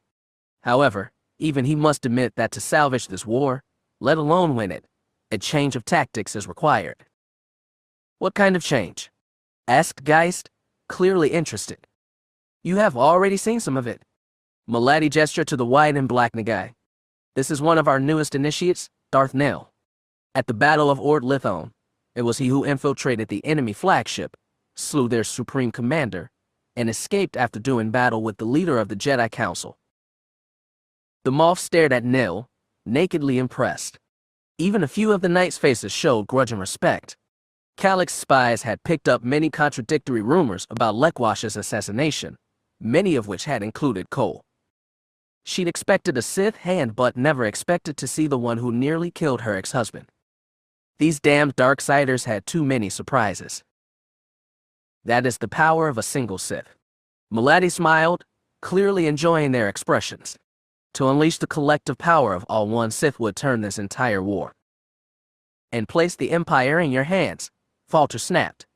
Calicste had a feeling the Emperor had designated his cousin to make the most impolitic statements. The Sith want to build an orderly, secure galaxy, said Muladdy, still so smooth. We cannot do it alone. The Empire brought order and security once, and it can do so again. We are natural partners, and the galaxy clearly needs it. A question, Calicste said. The Jedi claimed the best way to end the war is to discover who truly ruined those 100 worlds. Have the Sith anything to say about that? Muladdy's stare was hard. Calicste was adopting a hostile stance to keep up in Fel's graces. Muladdy was smart enough to know that, but the insinuation in Calicste's tone was real. The best candidate for ruining the Asas project was in this room? We have not. The regret in Muladdy's voice sounded authentic. Discovering the truth behind that tragedy would require help from the Yuuzhan Vong, and as we all know, they are loyal to the Jedi. We seek to bring order using means to which we are best suited. Meaning what precisely? Asked Felhor. Will you be spies? Assassins? Will you fight on the front lines, as Jedi do? We will do all of that, and more. Muladdy spread her hands. And like the Jedi, we will place ourselves at the disposal of the existing government. The Jedi and the Alliance don't always work perfectly together, said Russ. Naturally, different organizations will find clashes in culture when working together. I am confident they can be sorted out. Muladdy sounded like a business executive selling a merger. Calicste realized that was exactly what this was, a hostile takeover masquerading as a cordial partnership. The Moffs were buying it. It gave Veed and Geist exactly what they wanted. As long as the Sith kept up the appearance of respecting Imperial law, Felhor and Russ would accept their ruthless efficiency. You forget that the Sith see all others as vermin, Fel told his Moffs. We will be pawns to them, just like the Happens were. If they fall, the Empire falls with them. If we outlive our usefulness or their favor, we fall too. Without us, the Empire will fall in weeks. Muladdy's statement brought Fel up short. For all his snarl and bluster and authentic anger, simply calling this meeting was an admission of weakness. An Emperor secure in his power would have blown that Sith shuttle out of the sky and risked the consequences. The Empire is stronger than you think, Valter warned. Are you? Even with their best admiral dead, the Alliance can grind you to nothing. Muladdy gave a casual shrug. Months, say, instead of weeks, but your end is coming. In another year, all you will have left are Bastion and a handful of surrounding sectors. The Alliance will be at its strongest point in a century, the Empire at its weakest, and you, Emperor Fel, will have to crawl on your knees begging Coruscant for mercy. Fel stared at her with undisguised hate. Calicste half expected him to pull a lightsaber from his robes and strike her, but he did not. To the Moffs, Muladdy said, You must make a decision soon, but I will not press you to choose now. We will return to our ship and return in 2 days to hear the result of your vote. I trust Imperial hospitality will hold for that long. She stared at Fel as though begging him to strike. Physical violence was the last path to dominance he had left. Whether or not the Sith really had ruined the Asas project, and in her gut Calicste knew they'd waited until the Empire was at its most desperate to reveal themselves. Brutal and effective, they were the saviors Veed and Geist had been dreaming of. More, the bulk of the Empire's citizens would welcome force-using warriors who matched the Jedi. In standing against them, Fel and his knights would stand alone.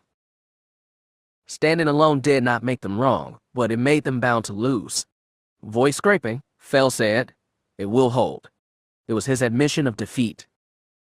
After the meeting in the council chamber, after the Emperor retreated to his private quarters and insisted he be left alone, Eshker now found himself in the palace's long high corridors with the Empress. It was his first time being alone with Elia since his return from Mandalore. Just being beside her tore him when he looked at her profile, which he'd committed to fond memory decades ago. He saw with it the red visage of Darth Maladi and the jagged black and white scowl of Darth Nil.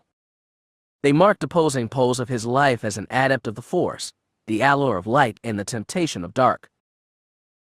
His past and his future, perhaps. Even after he'd left Mandalore, he'd told himself he committed to nothing. When he fed Maladi's information to the Emperor, who'd in turn fed it to the Jedi, he'd known intellectually that he'd be sending other Force users to their deaths. Those were not Imperial Knights, though, only feckless Jedi who'd drawn the galaxy into bloody war through their naive idealism. It had made it easier to rationalize his actions. Now the full truth of things was clear. Because of him, Jay Skywalker, one of the most powerful and distinguished Force users in the galaxy, was dead. The Emperor was visibly stricken by the loss. Though he'd never been close to the woman, they were still family, sharing the prized and powerful blood of Anakin Skywalker. The Jedi were grief-stricken and outraged. They would never trust the word of an Imperial Knight again and would never form a pact with Fel against the Sith. It had been a brilliant stroke, and though he'd been used as a pawn, Nan couldn't help but admire the genius of it. And, he admitted to himself, he admired the Sith themselves for their intricate plotting and brutal effectiveness. They really could turn the war. They were the Empire's final hope. I don't know if we can stop them now, Eshker, Elia said. Her voice, soft and thoughtful, drew him to the opposite pole, the one from which he'd came, the one that swore fealty to the Emperor and the light side, to honor and justice and benevolent rule. He looked at her familiar, beautiful face and saw her struggling to hold in tears. Majesty, he said, even if the Moffs do vote to use the Sith. When? She corrected. The Sith are few. They can't wrest control of the entire Empire. Oh, yes they can. They controlled Hapes from the shadows for 40 years. None of us had any idea until it was too late. They are ruthless and they are devious. They can make you do their will when you don't even know it. Now I understand better than she could possibly know. Then we should use them, he said. Let them fight our battles and turn the tide. And when we have the advantage again, we purge the Sith violently, like they purged the Jedi at the end of the Clone Wars. Elia blinked her eyes clear and turned them on Nan. The Emperor is planning that right now, but the Sith will expect that. Roan will need to rely on his most capable, most trusted knights to outsmart them. Nan wavered. I'm not sure I quality any longer. It's because of me the Jedi died on Mustafar. You only found the information Roan asked you to. She squeezed his hand. You had no way of knowing they would walk into a nest of Sith. Then the Emperor wants my help, still. He told me so. Nan felt himself torn even more between those poles, Empire and Sith, light and dark, love and power. I'm glad, he lied. We need you, Eshker, she said. Now more than ever. The pain was too great. He withdrew his hand from hers and quietly excused himself. As a child, the only place on Ossus Cole had liked was the greenhouse inside the Jedi Temple. Its lush verdure had been a welcome contrast to the arid desert outside. When he'd gone to Zanima II, the whole world had seemed like that greenhouse, a miracle full of life. He'd been a little lonely at first, but had found companionship in Nei Ren and learned much under his mentor Jaina. Her death, all for his sake, had been painful, but then Nat and his mother had come to Zanima II, and they'd lived together and grown together for years after that. Even as a child, he'd known they were the happiest years of his life. Nothing since then had quite compared. Once, during the good days at the start of the Ossus project, Nei Ren had suggested that he yearned to make all 100 worlds into gardens in imitation of the one he'd known as a child. As he stood in the lush temple greenhouse, looking out on a verdant landscape beyond the window, that memory brought only pain. Since the loss of his mother, almost everything did. At the start of this war, he clung to some hope that he might discover the true despoilers of those worlds and, in bringing them to justice, salvage the dreams for peace and unity that had led the galaxy to this point. Instead, revelation had been the greatest disaster of all. It had been hard to face anyone since his mother's death. He'd had perfunctory meetings with the council, and with difficulty he'd comforted Cade. He'd had sporadic conversations with Alliance personnel on Coruscant, but they were angrily pressing him to come in person and continue directing a war that was so different from what Cole had thought. He barely talked to Nat at all. He could feel the anguish and guilt from his brother, but had nothing to comfort him with. The one Yuuzhan Vong who survived the mission to Mustafar had avoided Cole entirely. Apparently, Katla had ensconced himself with Nate Ren and rejected contact with all Jedi. Cole felt his brother approaching but did not turn to see Nat emerge along the greenhouse path. He waited until Nat stood beside him to glance sidelong. His older brother's eyes were weighted beneath heavy bags. His long hair was more tangled than usual, and there seemed fresh gray in his beard. Cole looked away in a flush of embarrassment. "I came to tell you I'm sorry," Nat said. "Don't. Please? What happened? The Sith did that. And the Imperials. They set the trap. I know. But that's not what I wanted to talk about." Nat breathed in, breathed out. "I can't do this anymore, Cole. This Jedi thing." "What are you talking about?" "You know what I mean, kid brother. You and Mom, you were natural Jedi. Heirs to the Skywalker tradition. Me, though. You have always been a great Jedi. Greater than you know." He turned and squeezed Nat's shoulder. His brother had taken out his lightsaber and was holding it in both palms, shifting it with his fingers. "If I were a great and natural Jedi, things on Mustafar would have turned out different." "Nat, don't interrupt me," he said, suddenly harsh. "I need to get this out. You can't tell me that it wasn't my fault. Everyone else has. Maybe you're even right. But I'm never gonna believe that. So I'm done. I've got to walk away." Cole fought the urge to argue. "What will you do?" "I already talked to Drew about it. I think I could move in with her, get married, adopt her kids. They don't know I'm a Jedi, so I think I might try a normal life. I've seen it done before." He tapped the lightsaber against his palm. That had been Marin Solo's once. After leaving the Order, she passed it on to Nat. Apparently she passed on other things, probably without meaning to. "I just need to step away," Nat said. "I can still help, sometimes, with the war. In little ways. We need help now more than ever." "Yeah, I know. But I can't help the way I used to. That did more harm than good." Nat slapped the saber in his palm one more time, hard, then held the weapon out to Cole. "Give this to somebody else. That Vong who went after Mom on Mustafar, he did pretty good with it. You'll want to talk to him, Cole. I heard he hasn't left Nate Ren's Demudek in days. Well, you should give him this when he comes out." Cole pressed the lightsaber into Nat's palm. "Keep it. You're still a Jedi, even if you don't think so. You're still my brother, and you'll always be a Skywalker." He held Marin's lightsaber up, considering. "You saying this is part of my destiny or something?" "It's not my place to say. It's not yours either." Nat shook his head. "I know. Makes me hate the Force sometimes. Do you plan to stop using it entirely?" He considered. "Don't know. If I have to use it to protect people I care for, then I will." That heartened Cole just a little. "Then keep it." A labored sigh. "Fine. Always had a hard time turning down my kid brother." He stuffed it into a pocket. "But listen, Cole. Destiny's not everything either.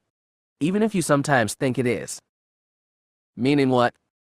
"Meaning, take care of yourself. That's all I'm asking." "I will.